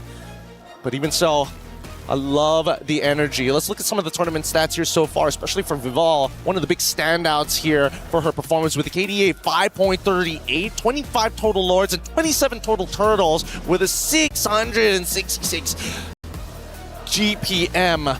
I think that's so far the most impressive hero pool that we've seen. I think it's very impressive if we take into account the fact that she's been playing on utility jungle for the most part. only a handful of Assassin games, and we're back in the land of Dawn. Okay, here we go. It looks like the game state hasn't changed too much. No major advantages and no first bloods. Once again, keep in mind that Cindy, every single time that I say, hey, Selena, if you don't hit those arrows, it's going to be useless, Cindy somehow is able to make it collide to the right target. It's almost magnetically. Yep. Just hold on to my mid lane. Got that abyssal arrow landing constantly, man. It almost feels like a target skill when she's on it. So weird. Strange. Maybe the hitboxes just double up. I don't know. But at this point, here we go. We haven't seen a first blood, and we're expecting at least something here on the first turtle take. Yeah, Vivian's on there as well. They're trying to delay this for as long as they can because they know I don't think. Oh, what? Echo with the steal, no retry! Oh, a disaster to the start of the game. They're able to pick up some kills at the end of the day right now, but the turtle didn't go to Navi. Echo gets another on top of the turtle, and now it's Rain. Who's next for Echo? How? What happened? Oh my god. I think if we pull up the replay, I'm fairly certain Keishi got hit by the falling star move. Vivil got in, quickly retreat, and it was just the auto attack. We need a replay of that if we can, you know. Oh, thank you, Zipper. Thank you. Here we go. Keep your eyes open, okay? Hits. Oh, it's the abyssal arrow! No way! Every single time you count out this Selena, somehow squeezes out the perfect amount of value. Oh my god, it's a target lock ability when it's on her, man. How does she find that? Literally threading the needle! In the middle of... Oh my god. People literally weaved it through. I don't know. I got no explanation for it, but great play. No matter what, they still nail... Oh boy. That's the thing, right? On the glue, when you're up against a Ling, just Tempest of Blades and oh my god, Echo, you stole a turtle already. Calm down. Calm down now. We don't want an orange buff take. Oh, they're going to be trying to get as much as they possibly can at this stage, but I'm more worried about Rian here, because again, going to be thinking about the cross-map plays. That's the beauty of this Moskov. Obviously, you're able to kind of pin that lane down, but at the same time, if you're not causing that cross-map play, how are you going to do it? Or they can even set it up as a bait to maybe cause Vival to go down and commit to something. And that's what we were talking about for the Bauman earlier in game number 3. We're like, if you can CC her at the right time, then the lethal counter shouldn't be an insta-win on the red tree. And that's exactly what Vitality do. Though I really thought it was going to be more on Turtle 2 when Atlas gets the Fatal Links. Turns out, nope.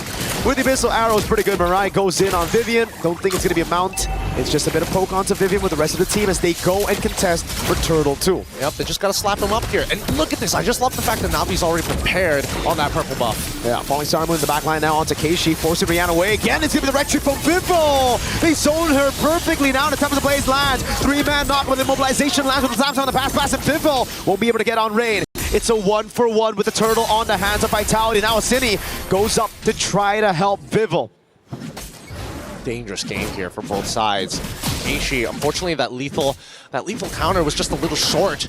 Couldn't get it past it as Vivian pulled her away in the middle of that fight.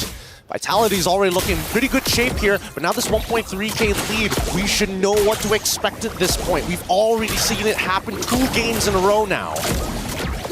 And you can't even blame Keishi. You got a Falling Star Moon that you got to dodge. You got Vivian who's constantly on you, and the rest of the team, they were trying to peel too. It's just they don't have the resources to peel. This is kind of a composition made to dive, made to look for damage, especially Ayanami. It's just tough because Vivol can just pop in Tempest of Blades, orange buff, there you go. It's a take with a lethal counter. That's what you want to see. But unfortunately for Bauman, into the Ling matchup, it starts to become a lot harder once Vivol is in a position where she's 2 levels ahead of Keishi. Every single time you want to take a buff, as long as I can force you to use your ult on your buff, you ain't touching mine. And look at the shove from Chell. Double lane for Rian, trying to get closer. Finding a way to close the gap on goal. Chell, though. Oh, this is a greedy move. She gets it, and the VMI back, despite the Spear of Misery. Nicely done, nicely done. It's all these small little wins that are just going to start stacking up. Hopefully, it's not going to cause that mental damage again, which Vitality, they know how to apply, especially with the way that they play the game in the late stages, how they chokehold their enemies. But now, I would imagine that Vitality, ideally, they need to start getting this lead back. And so far, we do see that Rain getting zoned out by Echo pretty early on into this bout, as there's only 10 seconds left until the next turtle.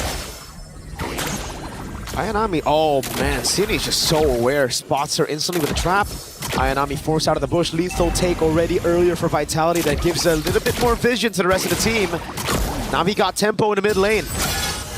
They're going to have to dance around for a little bit. They didn't set enough of the traps. Cindy is going to hold on to it for now. They don't want to have the perfect position around this lord because there's no reason to be around this turtle at this point of time. And wait, hold on, bottom side. Looks like Rian, you're taking a good chunk of that blazing duet. Cindy, it's going to be dirty if you land it. The SOD lands, but whoa, Rian goes for a Vival. Sees the angle. Oh no, Rian in the bottom lane. 3 members coming around, and it's Cindy who picks up the kill. Na'Vi weren't even on the turtle, so it gives Vitality a way to still respond to this. They have hope. They got to clear this out really, really quick. No Finch points as well. Fatal Lane stocks her up. Again, this time it's Keishi who still secures it. Gets a double on the whack as well. All right. At least, Navi was able to get something off this. Yes, it did come at the cost of a little bit of scaling time, but it's not the end of the world. And Cindy just trying her best to get away from the scenario that Rain is trying to force upon her. No flicker. Uh-oh. The trap lands. Cindy gets an arrow as well. Now it's Vival with a walk up too. He's going to go on to Rian. Tempest Blaze ready. Rian just spawned. She just got back in lane. And she is dead. Cindy gets traded over. But I think for now, Vitality will think that was already a lost cause on the Selena. So we get one on top of it. Outplayed. And I can't believe it. I can't believe it. Cindy, just great awareness overall. Set it up perfectly for Vival. And that's exactly what you want to see. Especially when you know, hey, I'm playing Selena. My usage isn't to be consistent damage. I'm a little bit of burst. And I don't scale very well in the late game. But you'll love these stuns. Rian doesn't like it. I don't think Navi likes those stuns, man. I mean, Rian could have purified out of it, so... She's got to hold it, man. She's got to hold it still. Listen. If it's Abyssal Arrow, don't true. use it. If it's Fatal Links, that's when you use it. Yes.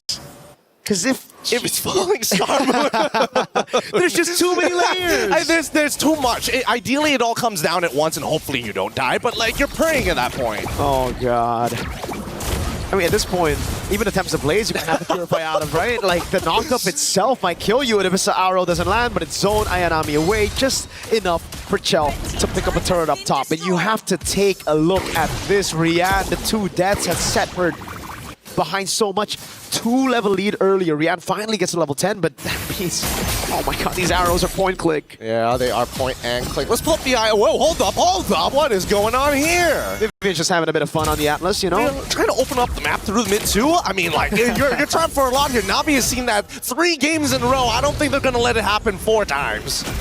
Well, at least, you know, in the perfect match, you get a damage reduction as well. On the show earlier, she got bursted down in the late game. Yeah, I'd love to see the items as well. I agree. I want to see Rian and Chell. Specifically, it's a 1,000 gold lead between the 2. Thank you, Zipper. Really appreciate it. 2 items to 2 here. At least the house call is already done. Starlium Scythe finished already for Cindy. But generally speaking, pretty even overall. About to be a 1-item advantage for Vival. Already on the way to the endless battle. So these boys up front. I have breath there. Won't be too beefy anymore with the endless battle. That's true damage that Vival's going to be able to do. Once again, the dancing begins. And this is where it's going to get really, really difficult because Chell, once the Trinity is already complete, will be able to kind of just soul. They can just hold it hostage for as long as they want. While as you can see, on the opposite end. They have to respond to this. Last time Navi lost all their inhibitors, they dragged it out about 30 minutes, and even then still couldn't get back into this game. So it's better to save the early mid before we get to that point.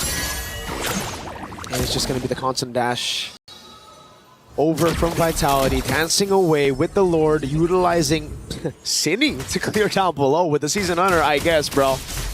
I guess. Anything works. They gotta make it happen, but it's not enough of a threat for Navi to care about it. And it looks like, honestly, this is getting under the radar. Rian's in a position holding mid and still being able to clear that bot side. But let's see if it does start to force whether this SOD connects. What did Vitality do? Did he pull the trigger on a fight, on a skirmish? Vival's losing a ton of HP already. Vivian, perfect match onto it. And also the back line.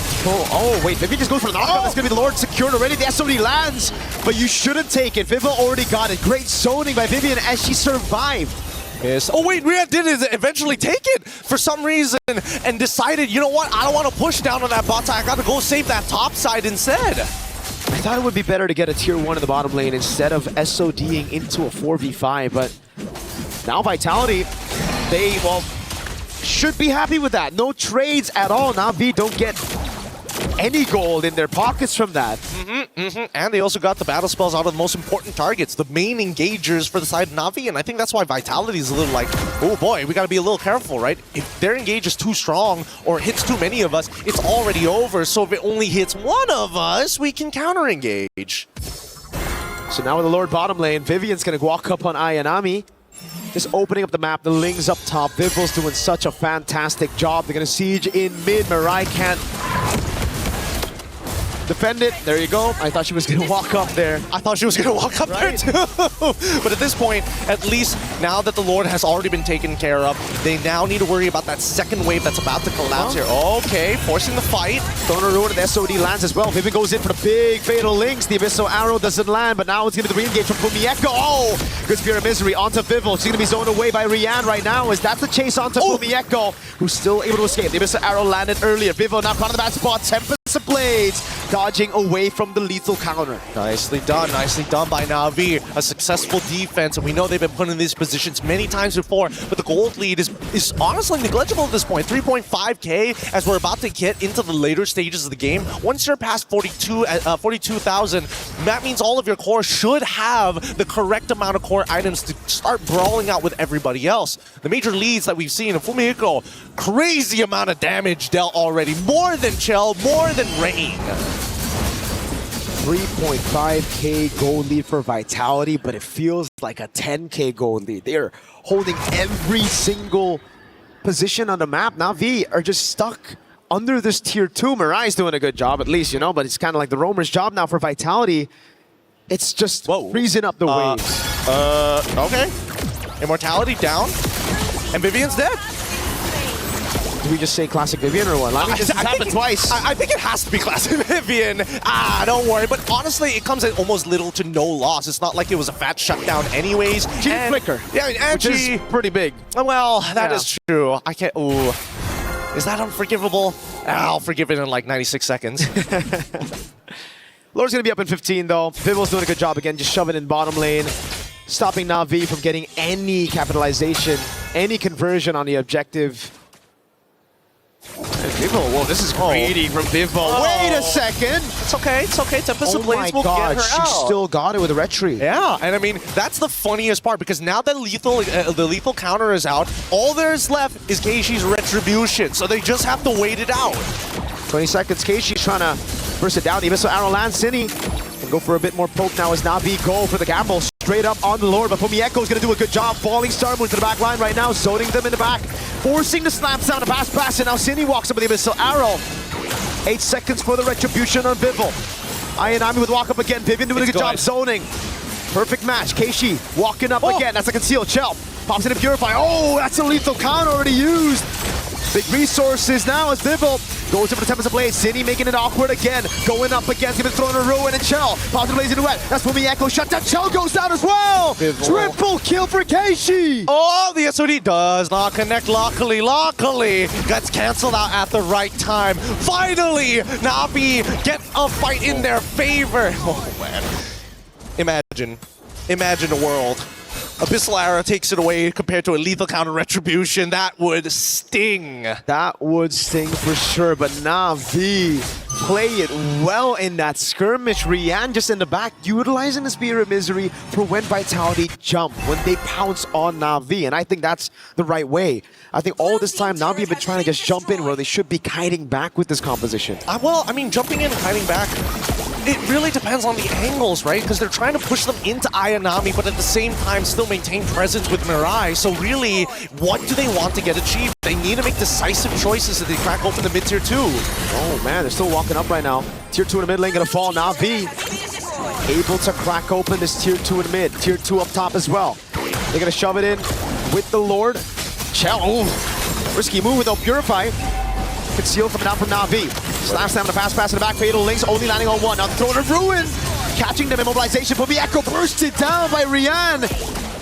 Chell's dealing with the wave right now. Cine walks up as well. That's Chell with the blazing duet onto the wave. Lord gonna be taken down right now. Vivian taken low. Yep, they're still going for it. Now the Tempest of Blades now hits onto 4, and they still can't seem to push them out. To the waves, there's just nothing left to give. And Navi say, you know what? Even if the second waves comes in, it's just too much pressure. We're gonna have to back up here. 800 gold lead now for Navi. That lead that Vitality have been building up, that 3,000, completely gone. And I gotta say, 90 seconds have passed. I still don't forgive Vivian. Would have been nice to have. Would have really been nice to have that flicker. No matter what, it just goes to show that every little resource makes the difference. No flicker on Vivian, but not Ayanami able to flicker to close and get right on top of Shell after a Purify.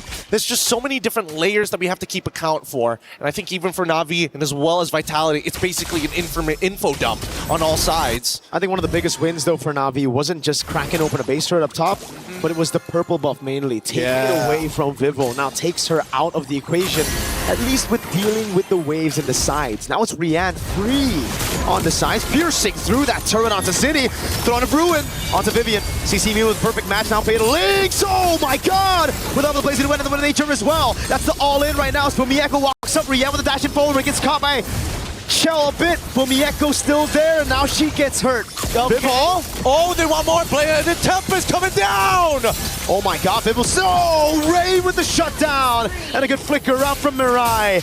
Wind of Nature saves the day. Bibble is down, and it's 17 seconds for the Lord to spawn for Navi. Dude, I get it. It's like a slightly awkward fight. Like everybody is flickering just a little bit earlier than they probably should, and abilities are coming out just a little bit later than they need to be. It's a battle of margins at this point, and they're all trying to think, hey, I gotta predict when you are gonna use that dash more than reacting to it.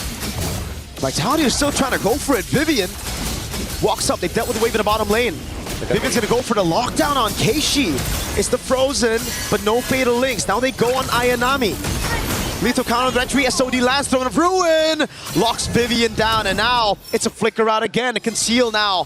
Ayanami doesn't want to give up on the chase. The Abyssal Arrow doesn't land. Oh my god, Vivian gets away with a sliver of health. Literally 1 HP and Vitality in a position that's not exactly in their favor anymore. Navi, in a while we've seen in these past couple of games, after taking so much punishment, this is the closest they're going to go to try and get a second game to equalize it against Vitality, and that should stop the momentum. And they got the Evolved Lord. Vitality already struggled clearing out the Lord earlier, and it was with this kind of composition. Again, the Selena not great to clear the Ling as well. Throwing up Ruin, only landing into the front, but now, oh my god, the lethal counter spear victory! It connects, and now they're gonna go for the end game! Big CC! Abyssal Arrow landing in the back line, now Chell popping blazing to an and Wind of Nature. Wind of Nature responded over by Rihanna's balls. The Black Shoes gets used up by Ray, but Cine is able to crack open Immortality. Now the Abyssal Arrow again. Chell jumps back to the BMIs. The Lord is gonna still be on the base. It is Navi that equalized the lead. Wow, the patience, the amount of damage that these ladies can take, the continuous momentum on top of that crowd from Vitality. Despite all of that, Navi take this next game. We got a real series here. Maybe, I don't know about you, maybe we need round robins and continuous best of sevens. It's the only way to bring out the peak of their mechanics. Add in a double elimination for that one, brother. Oh! A lower bracket and we are set. So good, so very, very good. There's a lot to talk about in these games, but again, I feel like both teams are falling back into uncomfortable zones, and I think starting to get comfortable with how much pressure each other are applying. Like some threats, just once you recognize it's not a habit, it's not a problem. But we're going to be throwing it over the panel to double confirm these suspicions with the help of Reflections, Eterna, and as well as LaFell right after these messages.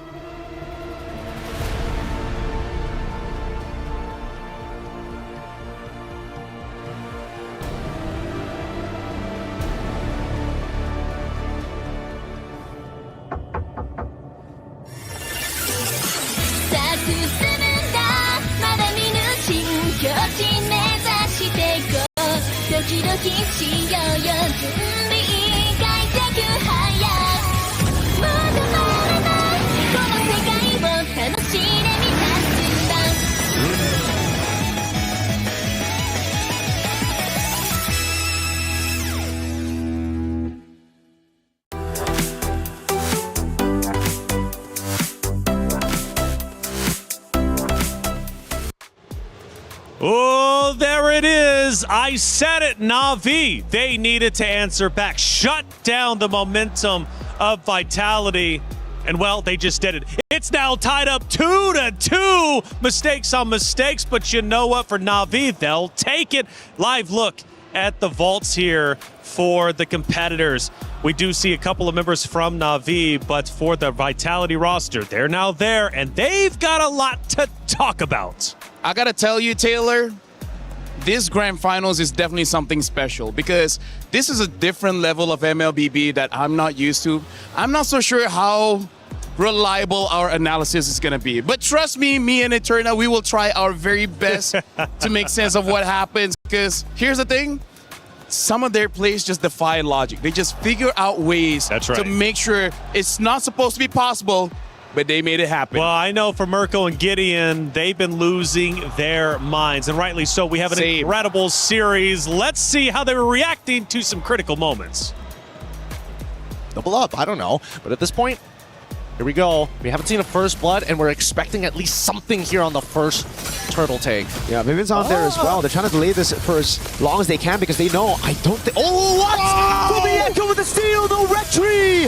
Oh, a disaster to the start of the game. They're able to pick up some kills at the end of the day right now, but the turtle didn't go to Na'Vi.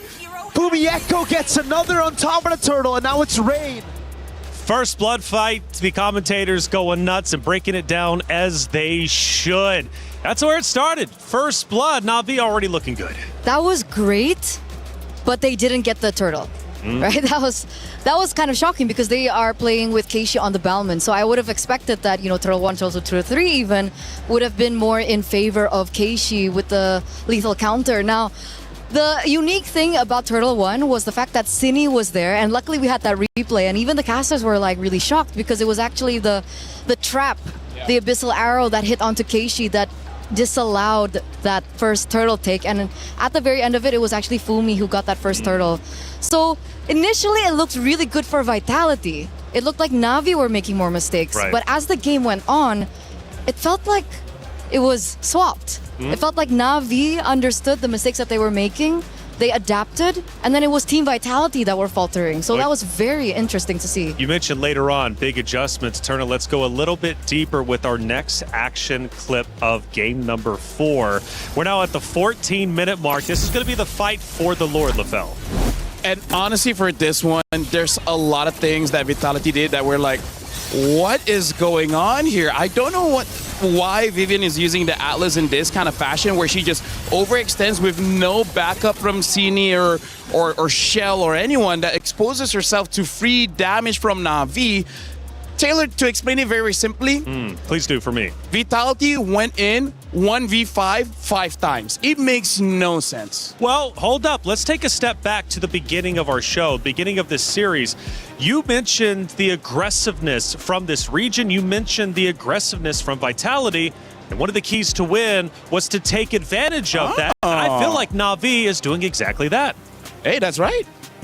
But the thing was, like from the games that they were winning, don't crash out. I'm trying my best not to crash out. I'm trying my best not to crash out. But it's usually calculated aggression. It's usually still aggression with a certain motive in mind. Either they want to, trade for objective or trade for just something else on the map, structure, anything. But here was so weird. Like Vivian got caught out so many times. I even heard Gideon mentioning Vivian just doing Vivian things, and that's not a good thing. Very interesting stuff happening here on the main stage. I don't know. I really can't call it either which way. I'm telling you the truth, I thought it was going to be 3-1 in favor of Vitality, but all of a sudden, here they come. Na'Vi back into the conversation, and the series score is 2-2. Let's take a look at some of our stats from that map number 4. Yes, please. Yes, please. Right, let's start breaking it down and seeing how this story ended up unfolding. There was quite a few that ended up taking place, right? Moments in general. Obviously, we talked about the Turtles as well, but in the end, it was Na'Vi who got the victory. LaFell, again, you got to stop her from crashing out. No. Honestly, She has been doing amazing. She's been doing great. Speaking of doing great, let's look at Rianne. Oh my goodness, her on that Moskov. 94,000 damage. Look at how many times she stunned Team Vitality to the wall. That was nothing that they could have done. And unfortunately, Viva only 44,000 damage dealt. We didn't see the items, but she did not have a Malefic Roar. I don't know why she opted with no penetration in her build. I think she underestimated. I think so too. She started to underestimate Navi, and it really hurt her at the very end. And going back to the Rian point, oh my goodness, she learned resource usage and when to use it. Right? There were times in the early game where she was very pressured, but she finally realized that she has Purify, and then she saved most of her kit to make sure that the counter engage can still happen from them. Now, on this very stage in week number 6, we're going to have a special title, and it's called Chess. I'm sure you've heard of it. Rose had an opportunity to sit down with a very special guest, French chess grandmaster Maxime Bachir-Lagrave. Rose, come on, what did we have to say? Hey guys, we have a special guest here at MWI. This is MVL. He is a chess grandmaster for Team Vitality. How are you? I'm good. I'm having a blast here. You're having a blast. How do you feel watching MWI so far? Yes, I watched the semifinals yesterday. Oh. And I'm watching today, and also, you know, with the team as well. So it's really nice to see the BTS of what's happening, and it's a big fight, so I hope we prevail. Yes, now, MVL, I gotta ask you, do you play any other games aside from chess? A few, like I played a bit of FIFA mostly. I tried Rocket League, but not so too difficult. It's not for everyone, I understand. So, you know what, I gotta ask you, what do you think about, you know, MWI and all women's league? How do you feel about it? I think it's great. You know, in chess we have a lot of tournaments also only reserved for women. So, but hopefully it happens at the EWC in the next few years, but it's not up to me. Okay, that's interesting. I never knew that there was a lot of female-only tournament for chess. Yeah. You know what? I love the women empowerment. So I want to ask you, is there anything you want to say to the girls from Team Vitality who are playing in this grand final stage? Oh, I mean, I believe in them for sure. I see they win almost every match. They're big favorites, and I can see they play well, and it's a big fight. And I think we will prevail. Oh, wow. Thank you very much, MVL, for dropping by our stadium. Thank you. Good luck on your match when it comes. I wish you the very best of luck. That's it from us, guys. Throwing it back to you guys.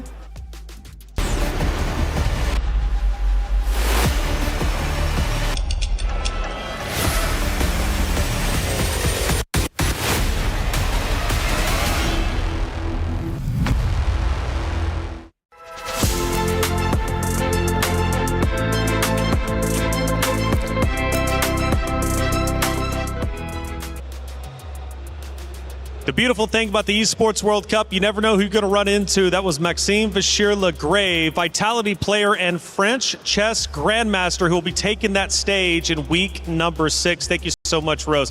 NAVI, we just had a look at them in their vault, getting ready, getting prepared. Seems like they're still in good spirits, as they should be. I mean, they just tied up the series 2-2. Actually, the most impressive thing I think about NAVI, it almost feels like that's just a recording, because the way that they do it every single time is even at the same spot. Like, talk about consistency. Because they're locked in. They're so locked in. They get everything perfect every single time. All right, let me ask this. Chad, I'm talking directly to you now. It's 2-2. Now, I saw earlier in our comments popping up on our screen that you were thinking it was going to be a blowout one way or the other. Now it's 2-2. I'm going to dare you. Post your prediction in chat. Who's taking this? Is it going to be Vitality or NAVI? Because at this point, Eterna, I have no idea. Neither do I. Same here, man. 50-50 all the way. We're here for the ride. You know, we're just going to enjoy ourselves as fans. That's right. Because here's the thing, I really feel like we got to expect the unexpected. We cannot count the chickens before they hatch. Exactly. And what I do want to say here right now is I think this has got to be the closest grand finals that we've had in a while, especially for MWI. So 100%. Everyone else is getting to the same level. Yeah, and I love it. Because last year was a 3-0. The year before that was also a 3-0. Yeah. So, yeah, we haven't had a 2-2 or even a map 1 from one of the other rosters. It's always been a complete blowout. So this is the most competitive year, which, again, goes back to the communities getting involved, this scene getting better. The ladies are improving each and every year, and I'm here for it. As we go into the pick and bans, this is a serious map. And the reason why, we're tied up 2-2. This is a best of 7. You need to win 4 out of the 7 to be a champion. Whoever wins this next map is going to be on match point, series point, championship point, LaFell. I mean, like, it's insane, Taylor. I gotta say, you gotta get me a longer chair because I'm already at the edge of my seat. I feel like I need more room here. We'll get you two. Eve as the first pick here, which I really respect because, again, the first pick, Eve, definitely the best mage right now with range, with damage, with control. She does everything plus more. And now, I think they're trying to force Vitality just to pick up that Claw because Rianne with that Moskov, she showed up. She know when and when not to use that Purify. She's always in control all the time. I was about to say that maybe they picked up the Eve to deny that Claude pick, right? Put them in a position where they're like, hey, this is a situation where I pick one for another setup to the Claude. So Navi now have the potential to pick up the Claude. And if we had to compare the performance coming in from Rian compared to the Moskov, I think she's way more comfortable on the Claude. So really good setup there by Navi. Balman, though, very quick pick in. And Cici. So Esmeralda, I think earlier on was a menace. Wildcards, she was also a huge menace. And it got us thinking, you know, what are the counters towards this Esmeralda? And it turns out, finally, we get to see the Cici show up. And we see that the Esmeralda can struggle against the Cici. Eterna, I think what Navi is seeing is some cracks from Vitality. Right now, the way that they're drafting looks like they want to force fights. I think they're starting to see Vitality's mental stamina starting to go down a little bit, so they're trying to force that. Look at how easy the heroes of Navi is right now. Right, Babel, you press the second skill, you move around. CC, you press the first skill, you move around. And then Eve, you just, you know, poke with your first skill. So right now, Vitality's showing up with the lane, the Esmeralda, as well as the carry. I gotta say, it's not the hardest hero or hardest draft to use, but I feel like Navi, they're self-aware that they might have some fatigue, and they're trying to force that onto Vitality. This is, I would say, a very good read by King Salman. So what you're saying, force the fatigue, aka speed things up, keep getting in their face, keep getting aggressive? Perfectly, that's perfectly described, yeah. Which is why the Balman comes in clutch here. It's very simple. Neutral objective takes should be easy as well. And seeing how difficult it was for Vitality to close out the game despite them winning early, Navi, I think, has definite chance here in this particular game. Harith gets eliminated there, though. So Claude is still available. Do they want to also take away the Claude? I do have one concern. Vitality feeling the pressure now. Do they turtle up, go with maybe some comfort picks, or maybe slow things down a little bit too much? If you want to slow things down, whatever your mid laner is going to be has to be able to clear the minions long enough. Because I feel like Esmeralda's a front line, great. You have carry for the shred. You already have the Ling to execute whoever is in the back line. Whatever their mid lane is going to be, it should be a pick that helps them turtle up so that eventually if something goes bad, right? Their early game is bad, their mid game is bad. Give enough time for the carry and the Ling and the Esme and it will work out. Because my word here, Eterna, all 3 of Vitality's picks needs farm. They need the items. This is looking like Vitality hoping we go over 20 minutes. But I'm worried if they do that their composition is too short range. Yeah. Because I could see Navi going Bellaric here. Imagine the dive, right? Yeah. Ling needs to dive. Carry needs to be in vicinity. Esme dives as well. If they go for something like the Valentina, which obviously can hold her own, I'm just worried that they're way too short range and their composition can be countered. So going back to yesterday, I remember there was a pick and ban process between 2 different teams, and you mentioned this is either going to be a 9-minute round or a 30-minute round. Is this one of those cases? 100%. I feel like as long as Vitality doesn't pick up something like the Selena, we should be okay. Because Selena has horrible wave clear here.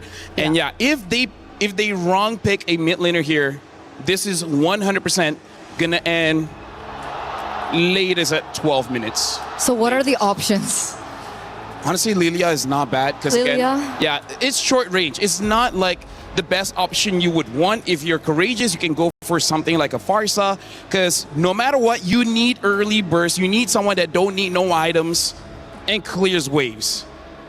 Right now, they only have a few seconds left. Yeah. If they want, just pick up a tank now. Pick up a tank, and they pick up the Minotaur.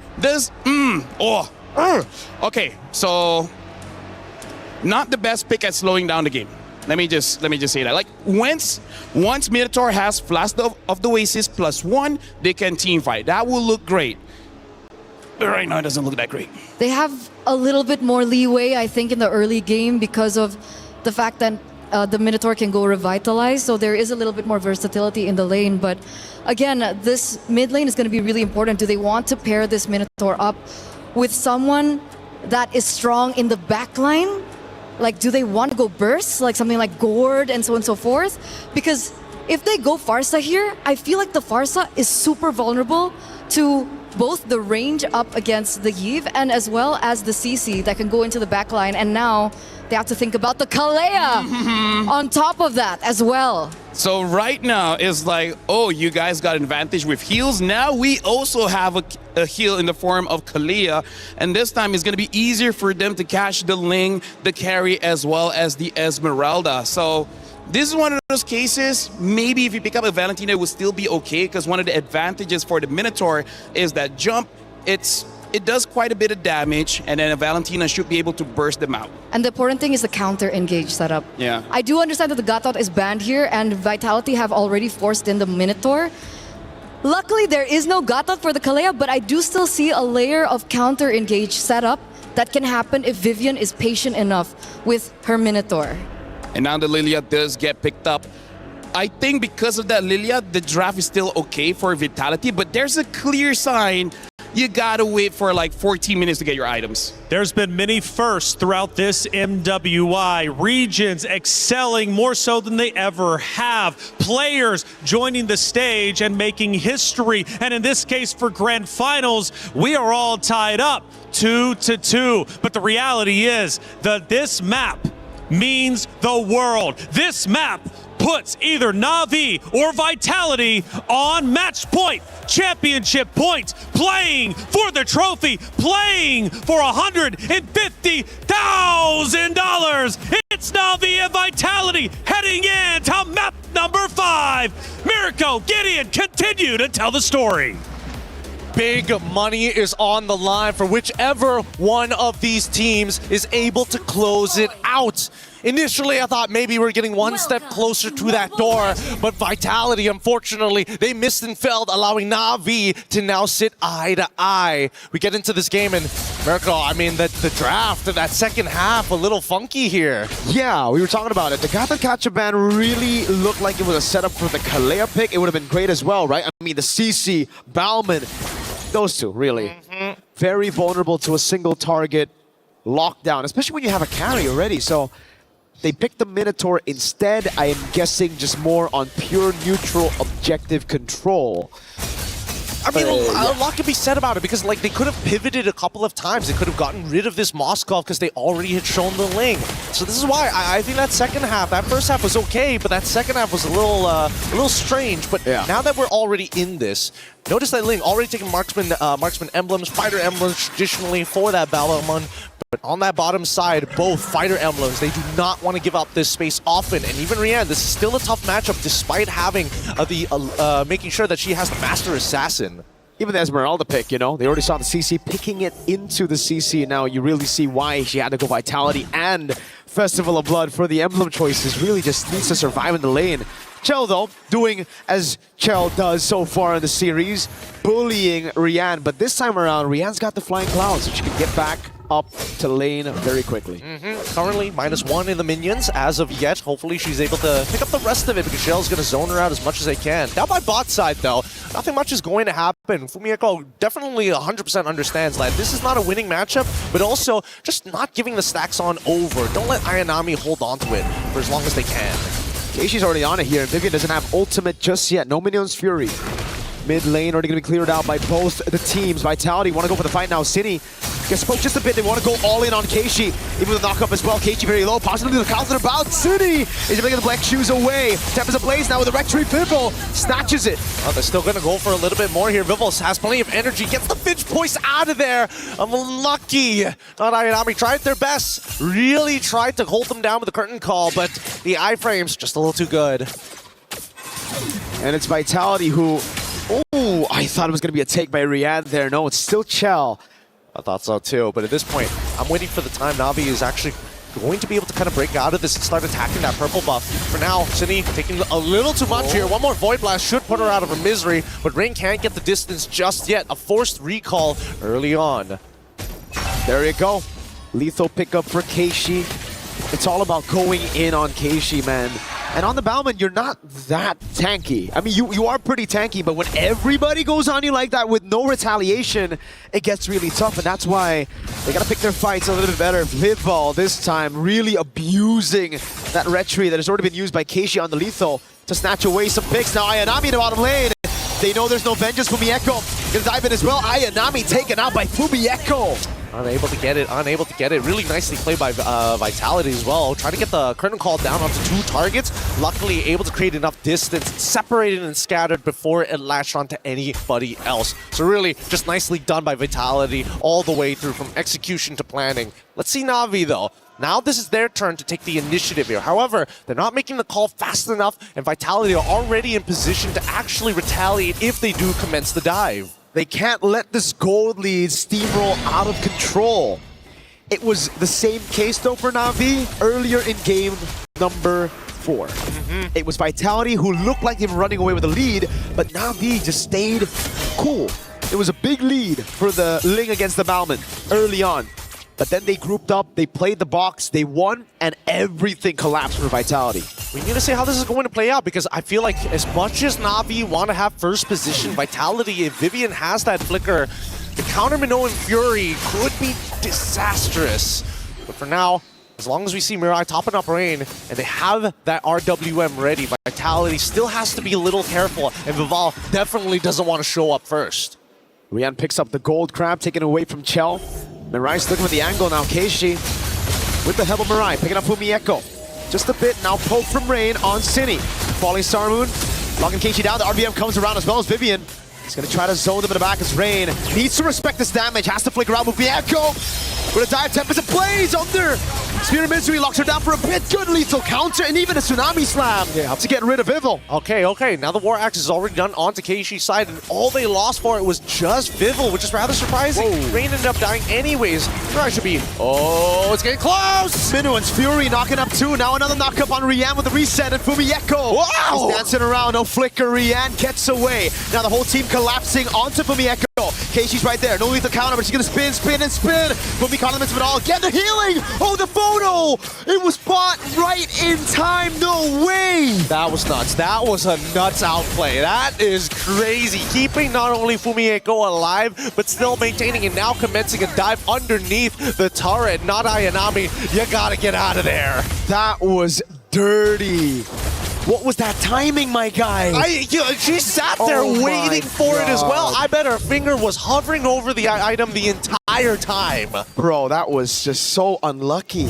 Hey, you don't get to see that very often. Only here in MWI do these moments actually occur. And it's crazy how much trust Fumieko put on the fact that Vivian could heal. Or maybe she was just ready to die for it. She was like, okay, yeah, EXP things, you know?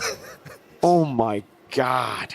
That was nasty. I still can't get the image out of my mind. So much faith, or was it just blind faith? Either ways, it worked out perfectly for Vitality, because now they've checked all the boxes. 3.7k lead at 6 minutes against Navi, and they have full neutral objective controls. And Mirai needs to just respect this damage. Look at that poke from Fumieko, Densini right after. Turret down below, gonna fall for sure. Ayanami caught in the bad spot, doesn't have the dash for now. Ninja's Fury and the flicker in. Whole team comes clashing. Vivian taking a big shot. Vival already made a Spear of Misery, now goes down with a Tempest Ablaze, assassinates Rian. Falling Star Moon as Vival takes a few more shots. Fumieko now caught in the Tsunami Slam, but a Purify! And the double on their turret! This is the comfort. This is the Vitality comfort. If we're talking about a lead and running away with it, this is their moment that Vitality has been waiting for from what has been seemingly cursed. They give up one game, but now they've given up two. Vitality, they are looking for revenge. They want to close this out quick. Chell clearing out that tier 2. Vivol respecting the Moskov, going back at it, learning from the mistakes of game number 4. Not really wanting to replicate that. Now they go on to the XP crab. It's all about building these small leads again. All these small leads eventually build up, and to be specific, it's about a 5.8k lead, which is honestly pretty good. A lot of their cores are one full component ahead of their opponents. Not a full item, a full component. And that makes the difference here for the stats. Overall, when we are... What? Oh my god. What? That... What? Zipper, you know what to do. Whip up the replay on that one. Oh god, but first, baby. the fight. Was that a flicker? It was a flicker, burnt out already. Vivian on the Minotaur. Now we know why they went for the Minotaur instead of the Kalea. I'm rather surprised that they got away with it. Wait, hold Same. on. There's still an opportunity here. We'll get the replay in just a little bit, but that's really unfortunate. I wouldn't have imagined the Kalea would have gone down as quickly as they did. Exactly, that's why I'm like wondering, that was just Chell alone, right? There was no one else. Yeah, so I guess just didn't notice it until it was too late, maybe, or maybe Chell's already at 3 items at this point. I mean, it's a 7.3k at 27, and no, not even 3.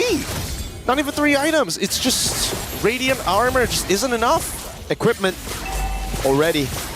Into the bottom lane they go to take this turret down. Chell gonna cop an SOD for me. Echo doing a good job zoning right now as they get caught with the RWM, and the Black Juice comes around for Cine, and Vivian's right there to provide heals over to the rest of the girls. Tier 2 falling in the bottom lane. Now just one more tier 2. Oh, they actually keep it alive. Minions was cleared out. Okay, that's still fine, because that means Navi has to commit somebody here to actually deal with the wave if they really want to save it. And in that case, Vitality has time to kind of do other things. And in this case, for Ling, it's going up to that top side for Vitality. Oh, we just saw the Retribution come out. Okay, not bad. That means purple buff should be pretty free for Vivol later on once she pushes this wave. There you go. Wave bot dealt with as well by Ayanami. Seems like Vitality really wanted to take that orange buff, and that's why they didn't want to go for just that one hit on the turret. Vivol, though, does she know the retry is off? I think they saw it for sure. It would be really cruel if the rest of Vitality didn't tell Vivol that the retry is down. Oh my god. Oh, with a flicker as well. Now the follow-up. Boom, Tempest ablaze. And all the blaze for Vivol. Holy shield gets around, and it's a Finch poise. You can't tell me that wasn't beautifully done. You can't tell me that wasn't beautifully executed, knowing that even if she took and lost 90% of her HP, once that holy shielding breaks, they go out. RWM's already in. Falling Star move for me Echo, but this shouldn't net to anything. She's gonna walk out of there real quick on the Esmeralda. Walking out of it. NAVI still have good clear. We have to talk about that, right? It's Yves and a Moskov. But that's a 10,000 gold lead in 10 minutes. That's the GG angle we always talk about. They are getting... Oh, yeah, thank you. Thanks, Zipper. A crazy gold difference like this is really hard to come back from. It's a full item, not just a component anymore. If you are already struggling with dealing with a component, full items are just ridiculous to deal with overall. Look at how fat that lead is for Vivol. 3,000 gold lead. I believe that's a BOD. If they want to play it normal, it's a Melfic Roar. But with a 10,000 gold lead, I'd lean more into a BOD. I mean, might as well at this point, right?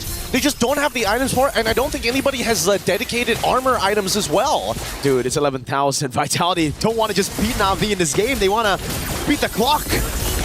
RWM onto Cindy. Black Shoe's going to be used up again. Minus Fury knocking up too. Okay, she's going to be very low. Again, the Tsunami's having to peel in the backline. For me, Echo's going to be locked down under turret. Shut down as well. Yes, so Michel stays onto the Crystal 11 minutes. And they take match point. Crazy. Crazy, crazy stuff in Vitality. And one thing to say, they get to cheer even louder for Team Vitality taking their 3rd map win. With that being said, though, it's match point, baby. This is all or nothing. The big money is on the line. NAVI have got to figure out how exactly they want to play this next draft. The Golden Hornets are chill. And it is up to NAVI to figure things out right now. Like you said, What do they do to try to decipher this? Because it almost seems like they were prepared up against the first 4 games of Vitality. They had answers to that, but here with the Minotaur, they were left confused. Even I'm left confused of what else they can do if even skipping out on the Gothon netted them the win. We'll throw it over to our panel. Reflections, please help us break this down. This game is just too much for the casting desk.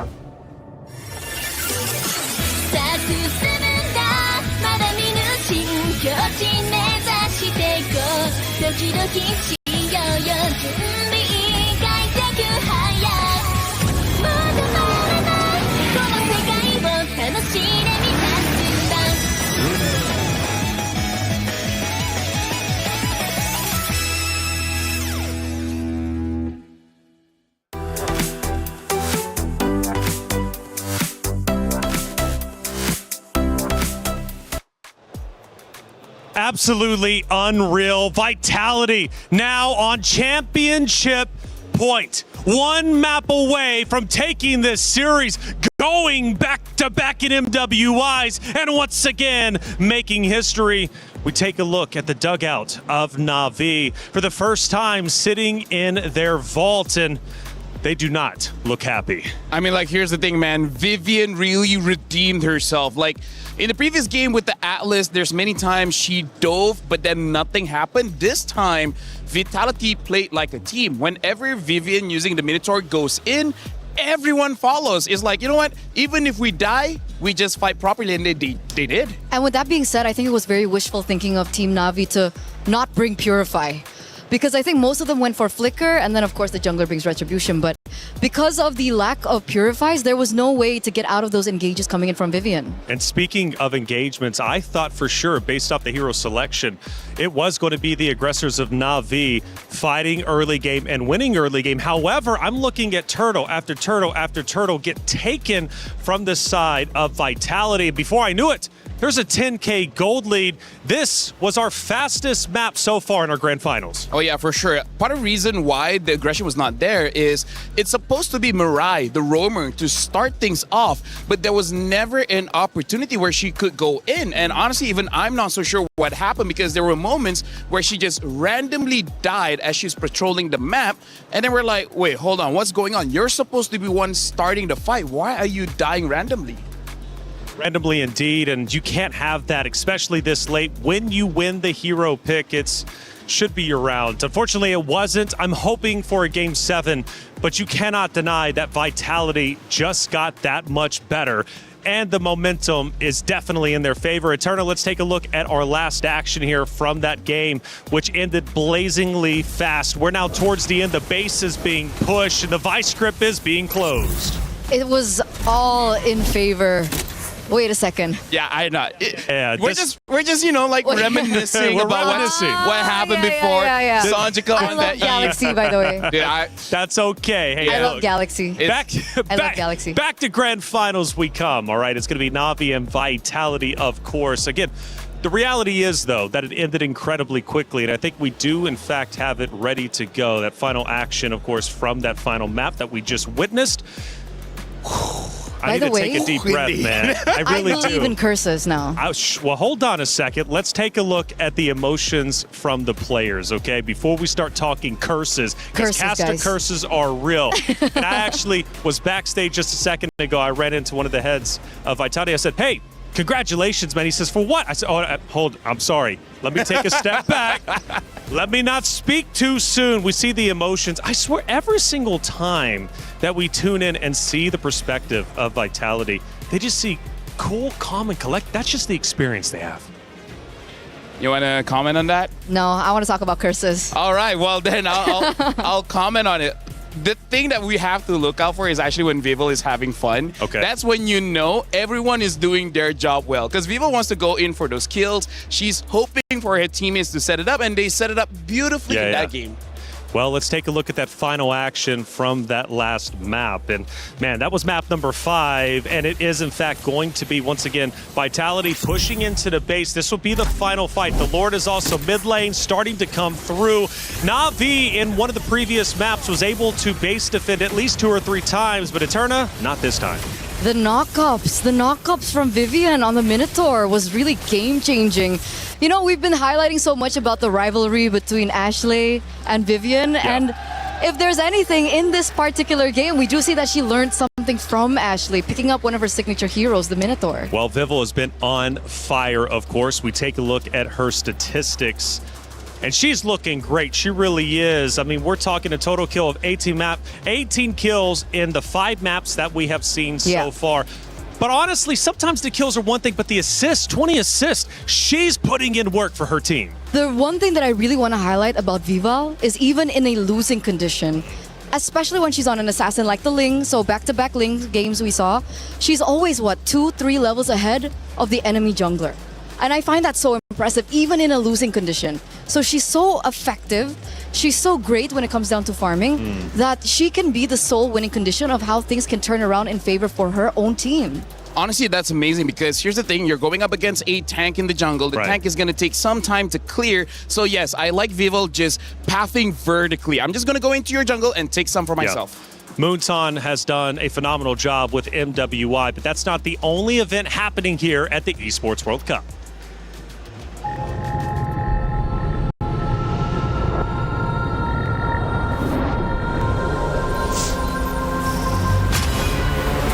In the past, we were always in Asia. This year, we came to Paris. What stories are still left untold? Kami sudah membuktikannya, tapi ini baru permulaan. Tiada siapa akan ingat siapa nombor 2. We need the win. Bukan sekadar keinginan, tapi tekad. Hindi ang pag-abot sa top ang pinakamahirap. Ang corona ang mahirap ipagtanggol. What happened last year became fuel for us this year. This time, we bring it to the fight and finish it. A new lineup, new chemistry, new fire. Once champions, not settling for podium finishes. World champions, defending MSC champions. As the final boss of MLBB, can anyone stop them? Names have been named, stars have risen, but now they need to show the world what it takes to rise above. This time, the world is bigger than ever. Like every year, new challengers step on to the world stage. Some carry the ambitions of 2 continents. Some fight for the pride of home turf. Some have never stopped chasing the throne. So who will finally rise to clinch the title? This is where unresolved stories find their ending. A new shot at glory. One more chance at redemption. We are back. Kali ini, sekali lagi. Bulan atau tidak, Pareho lang ang tsansa namin. no one is untouchable. Let's fight. Bukan ako kalau bisa. 2 champions, 1 game. Paris breaks through limitless possibilities.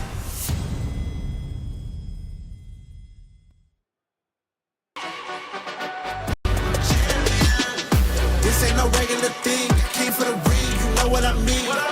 You see my name in the lights, better get right, I'm champion.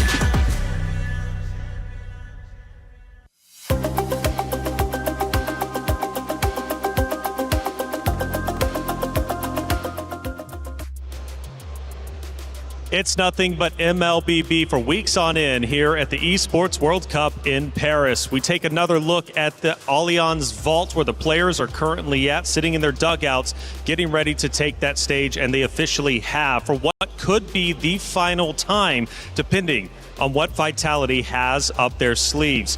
After that win, I feel like this is where Vitality becomes at their strongest. They've already won Grand Finals. They've already been champions. And now that they're 1 map away, you can't argue that they know how to close out series. Yeah, especially when they have a huge lead, because in that previous game, it's at the 2nd turtle. That is relatively fast for you to have a lot of wins whenever you go for a fight. I thought it was going to go bad when Vival died early, but then they just keep on continuing to fight. That Minotaur really paid dividends because able to get that Flash of the Oasis quite early and made it so that they can basically fight forever. Eterna, Navi's going to have to dig deep. This is where they truly become a champion, by forcing a Game 7. But look at that smile. Like I said, Vitality is feeling confident. They're feeling comfortable. Can Navi pull off another win to stay alive and force a Game 7? I know they can do it. I know they can come back to this. And it starts with the drafts. If you're talking about digging deep, I feel like they kind of did. Kalea debut pick in the grand finals. That was definitely something that I did not expect.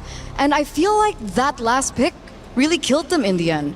Yeah, I feel like for Vitality, as long as you have a draft that you can just keep on fighting nonstop, I think that fits their style. Okay, so you're thinking Navi should go back to where they started, at least in that last pick and ban. Go with the aggressive play style, get in the face of Vitality. But they did try that, LaFell, and it didn't work out. In fact, we had our quickest game in map number 5. So if they go back to it, how can they execute better?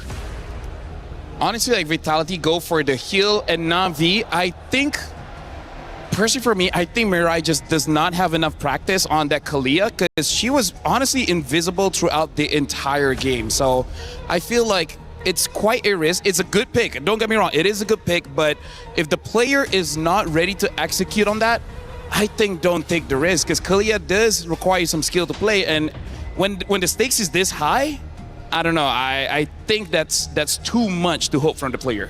I agree. And again, even though that the Gatot Kacha wasn't on the side of Vitality, the fact that the Minotaur was able to counter engage, even if, let's say, she does get a final slam down, it also kind of hinders that point. And plus, Team Vitality had a lot of Purify, so it wasn't as straightforward for Mirai either.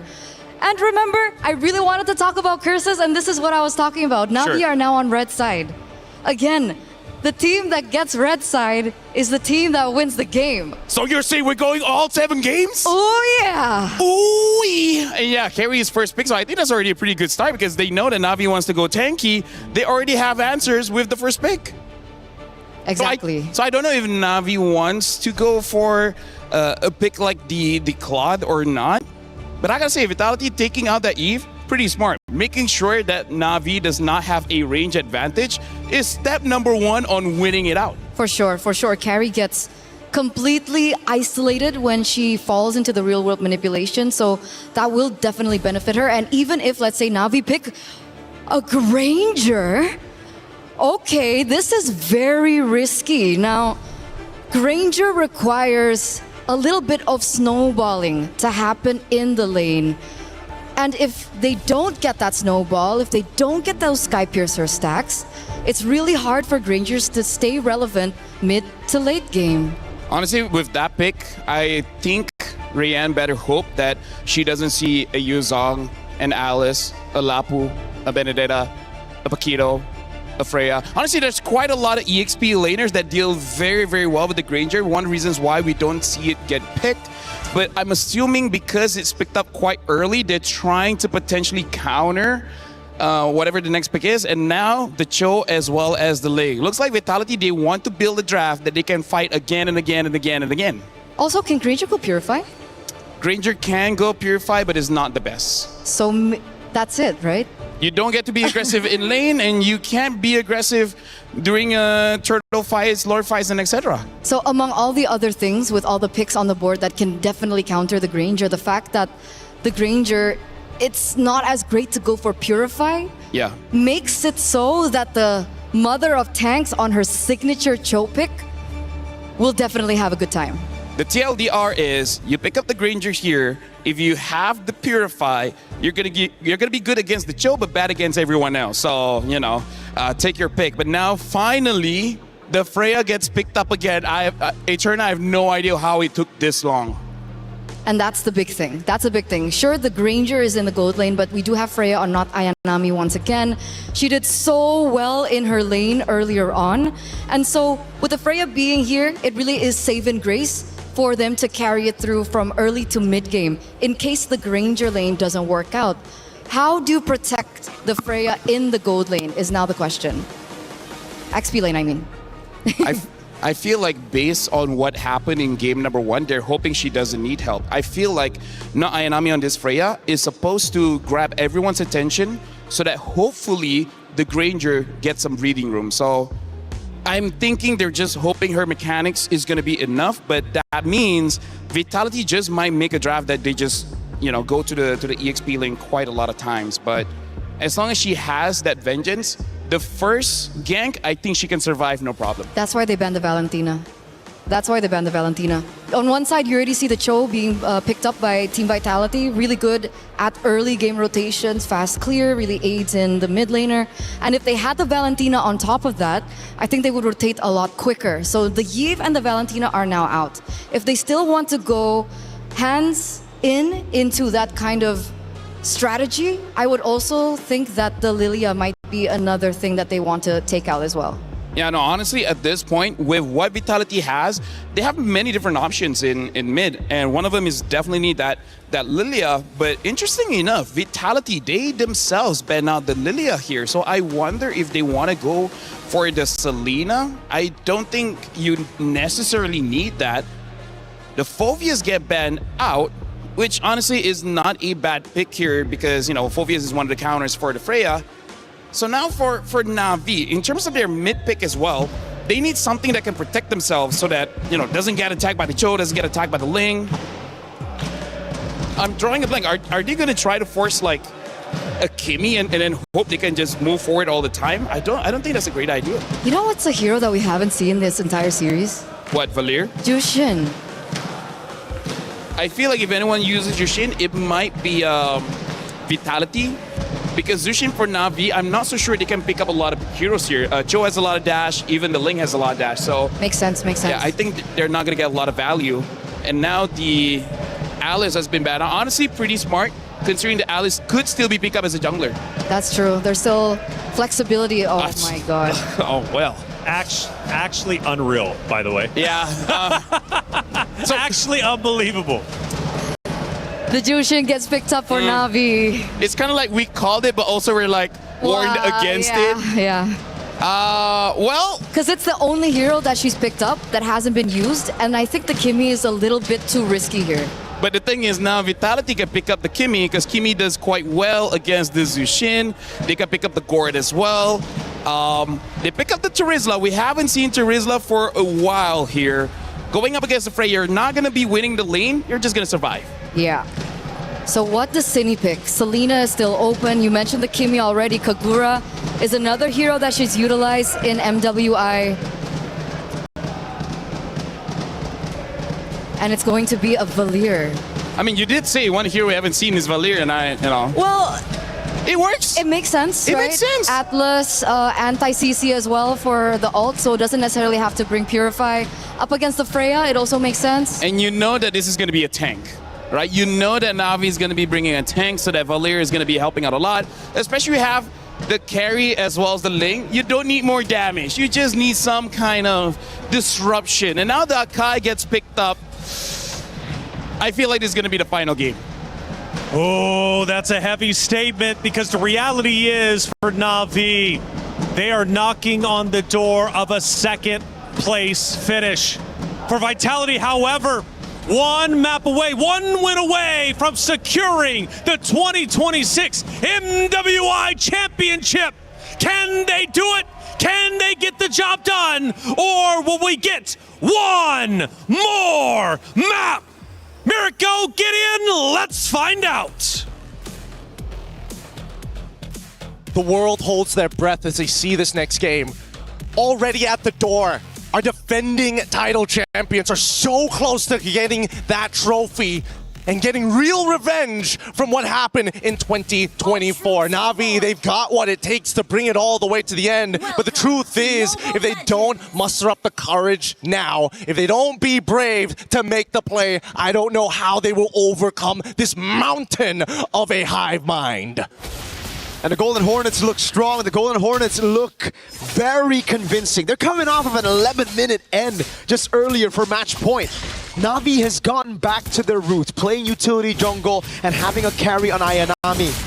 Freya, specifically the Freya, that got them that convincing win in game number 1.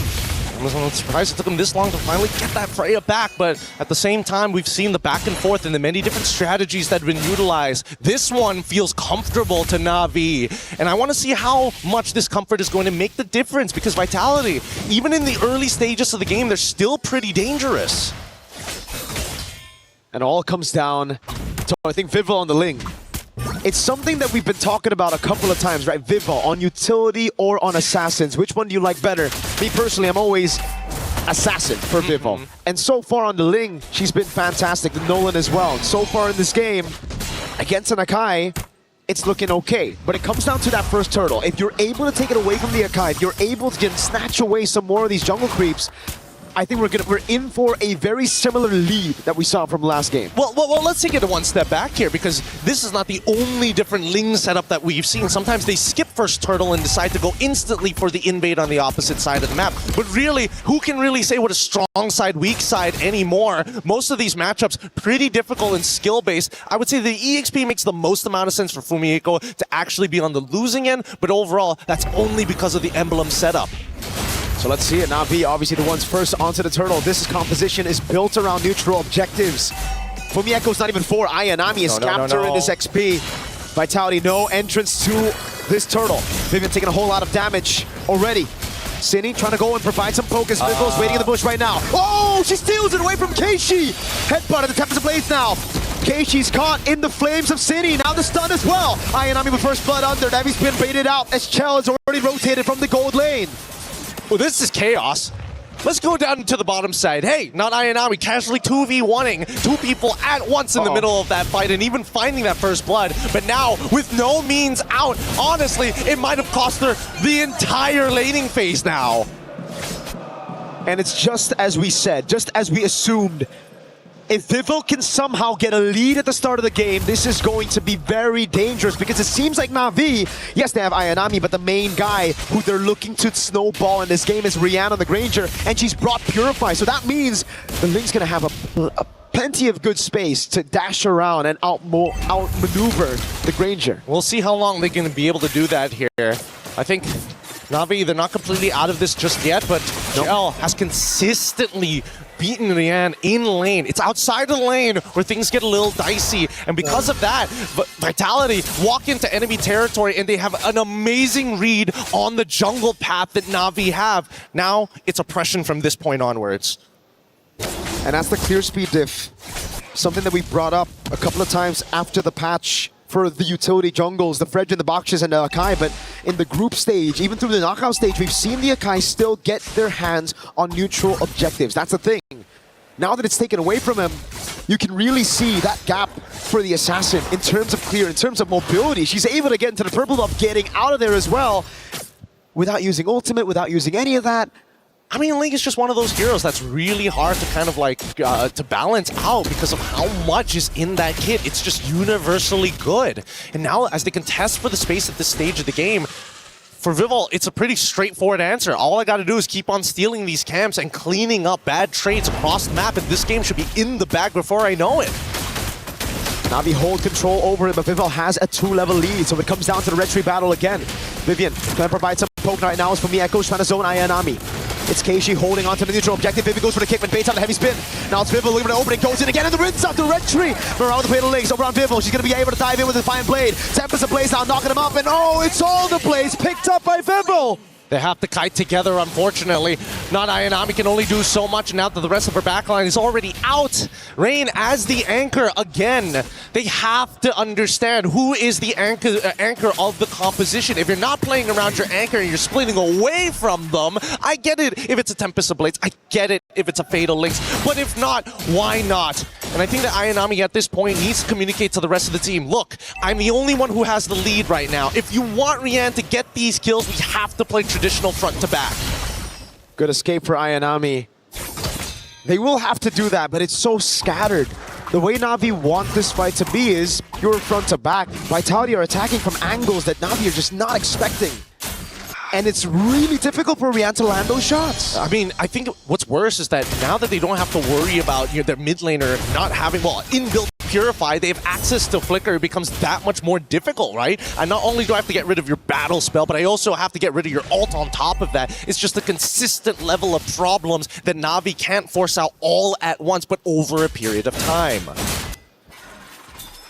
In terms of the gold so far, Ling coming up big at 1,000 gold so far, and that's already pretty good. Again, you can see that even Vivian just man-to-man defense, making sure that they have plenty of information on what's going on. Keeping up the waves, and Rian should die here, but doesn't get that last auto attack down. We see that Mirai, they want to, but they back away. I can't believe it.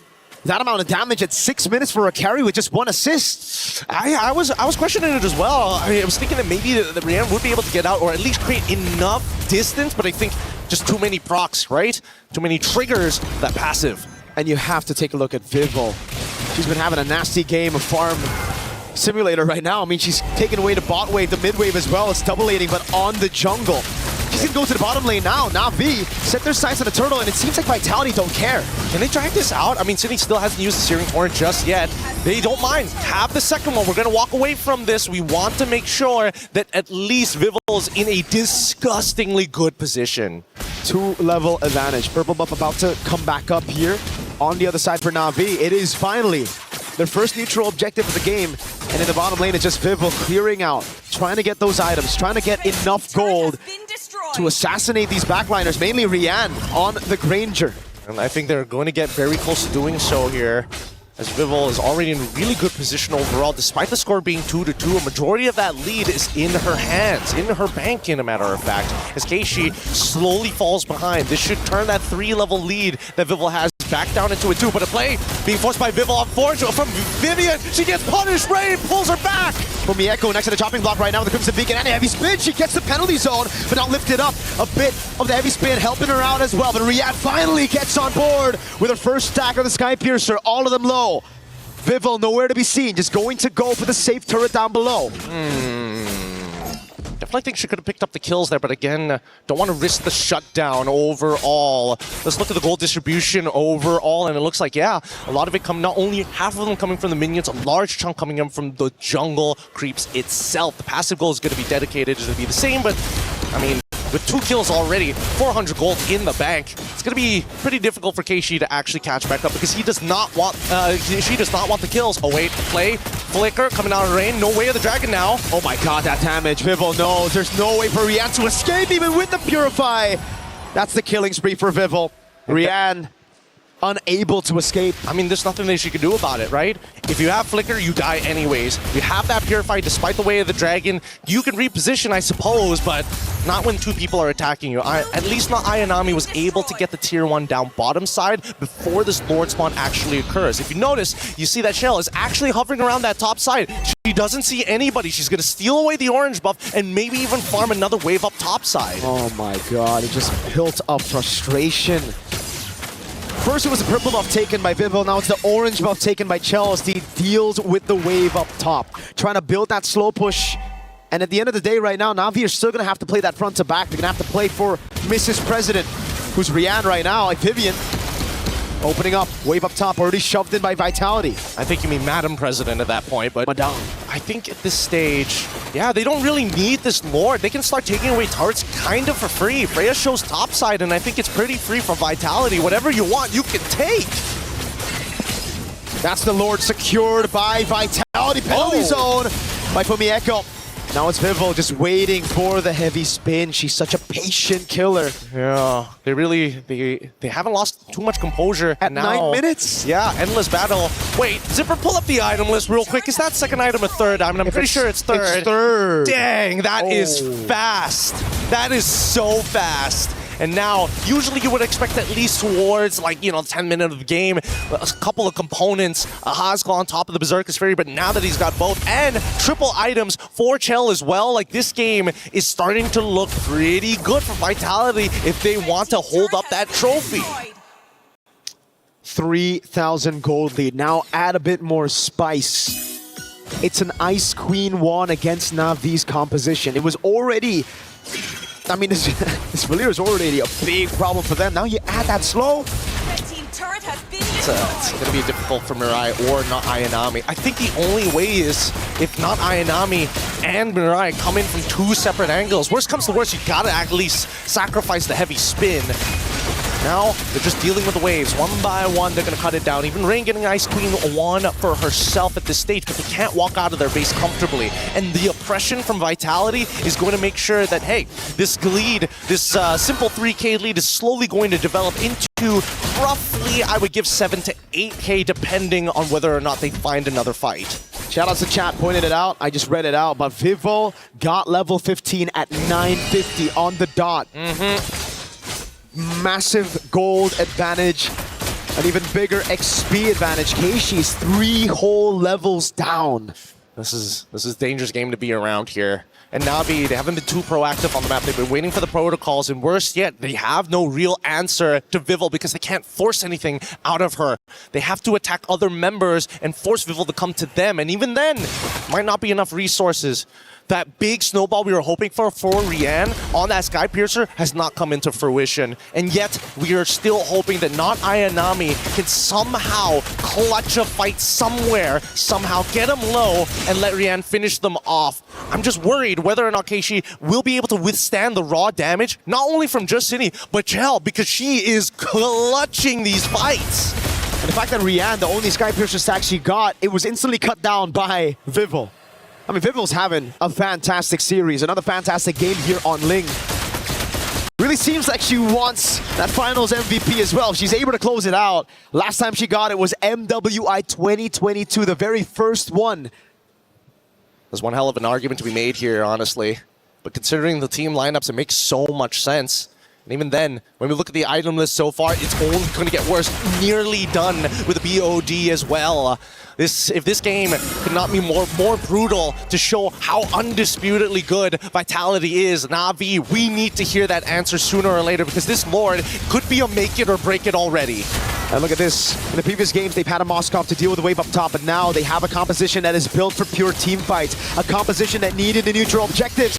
Fatal Links lands, but it's only onto Pumieko, not a penalty zone. Gets a Purify out, and that should be everybody going in. Pumieko taking low, able to flick around in safety. Vivian gets away the dragon. That was Vival with a tempest of play. Simon straight. It's a double. It's a triple. And it's a maniac for Vival. Come on. Just keep on fighting. Keep on fighting and give us what we are looking for as they are looking for the inhibitor first. They've got the wave. Rain, it's all up to you.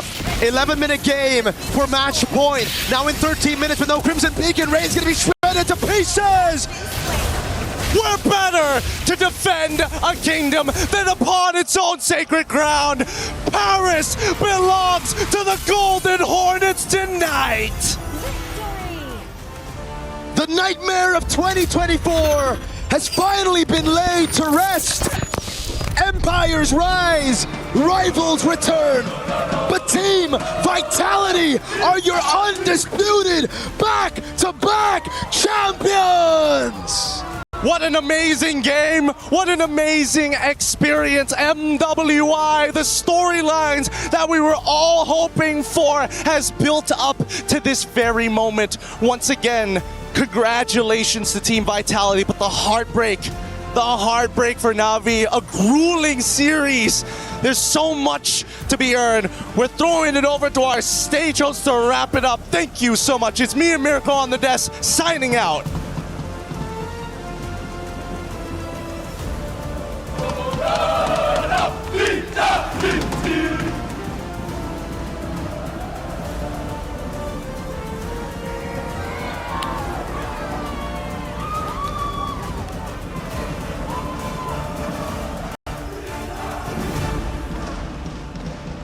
Ladies and gentlemen,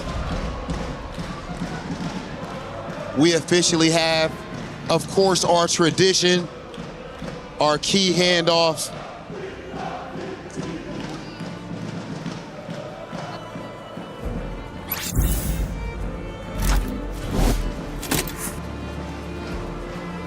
Here comes our champions, Team Vitality.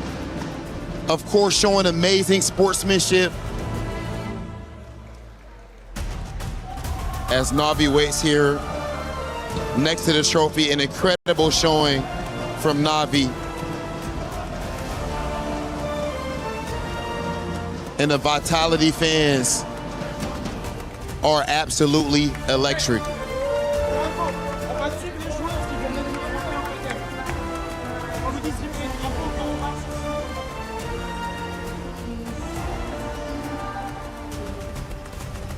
Philippines, you fought valiantly, but your journey ends here.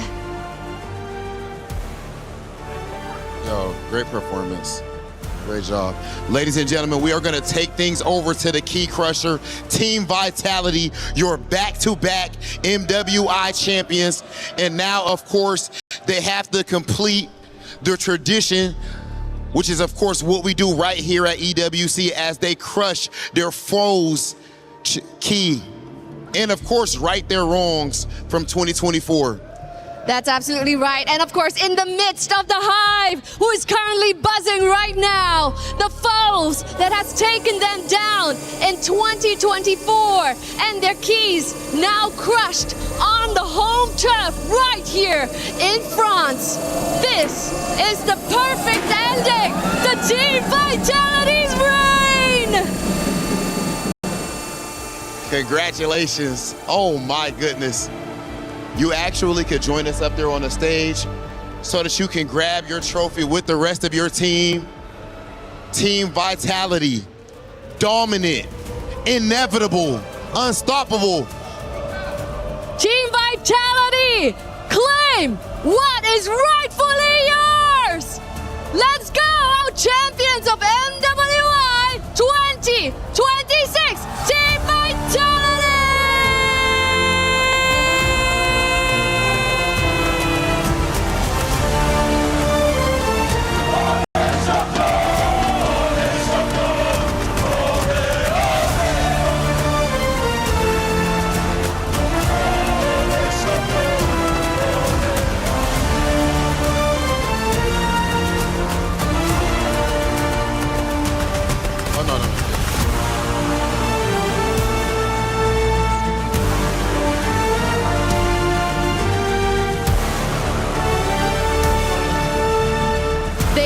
Challenged in every single way. 16 teams landed here in France with a target so huge on their backs, having to defend their throne here on the home ground of France. But with the hive buzzing in support of their queens, they have successfully defended their throne, making it our back-to-back champions here at MWI 2026. What an unbelievable performance, and we see the emotion on everyone's faces. Shell, I want to hear from you. I've been missing you. You're so emotional right now. What does this mean for you? What does this win mean for you? I'm tongue-tied as well. I don't even know why I'm this emotional right now. You guys are probably getting used to winning. You know, why is this win so special? I don't know, because I think I saw how hard my team works, and I think we really deserve this victory. You were challenged, but you prevailed. Shell, of course, we know back in 2024 at MWI, you go up against Team NAVI, and they actually were able to defeat you. Here, you right that wrong. You are back-to-back MWI champions. How does it feel to have overcome that obstacle? I'm really, really happy, and I guess I just want to say to them that if you guys really want to win this time, not a chance. Oh my goodness! And now, Vivian, I have a question for you, please. This way. Before we started, I'm pretty sure that you have seen EWC posters everywhere. And your face is among the GOATs, alongside kings that have reigned titles here at EWC. Seeing your face there and extending that reign, what do you have to say to that young Vivian that started playing Mobile Legends Bang Bang? Can I have someone on the team to help translate? You can say it in Bahasa. I want to say, welcome back, bro, to my dream again! Welcome back! This is your nightmare, bro! Absolutely love this energy, ladies and gentlemen. Now, of course, before we send things off, we have to make sure that we announce our finals MVP, who is none other than the one and only Viva! The queen of the jungle. This isn't her first rodeo. She has gotten MVP in 2022. And it is about time, here on home ground, the queen of the jungle gets recognized for finals MVP. I'm gonna come this way. Let's check in. Vival, it was 2022, a long time coming.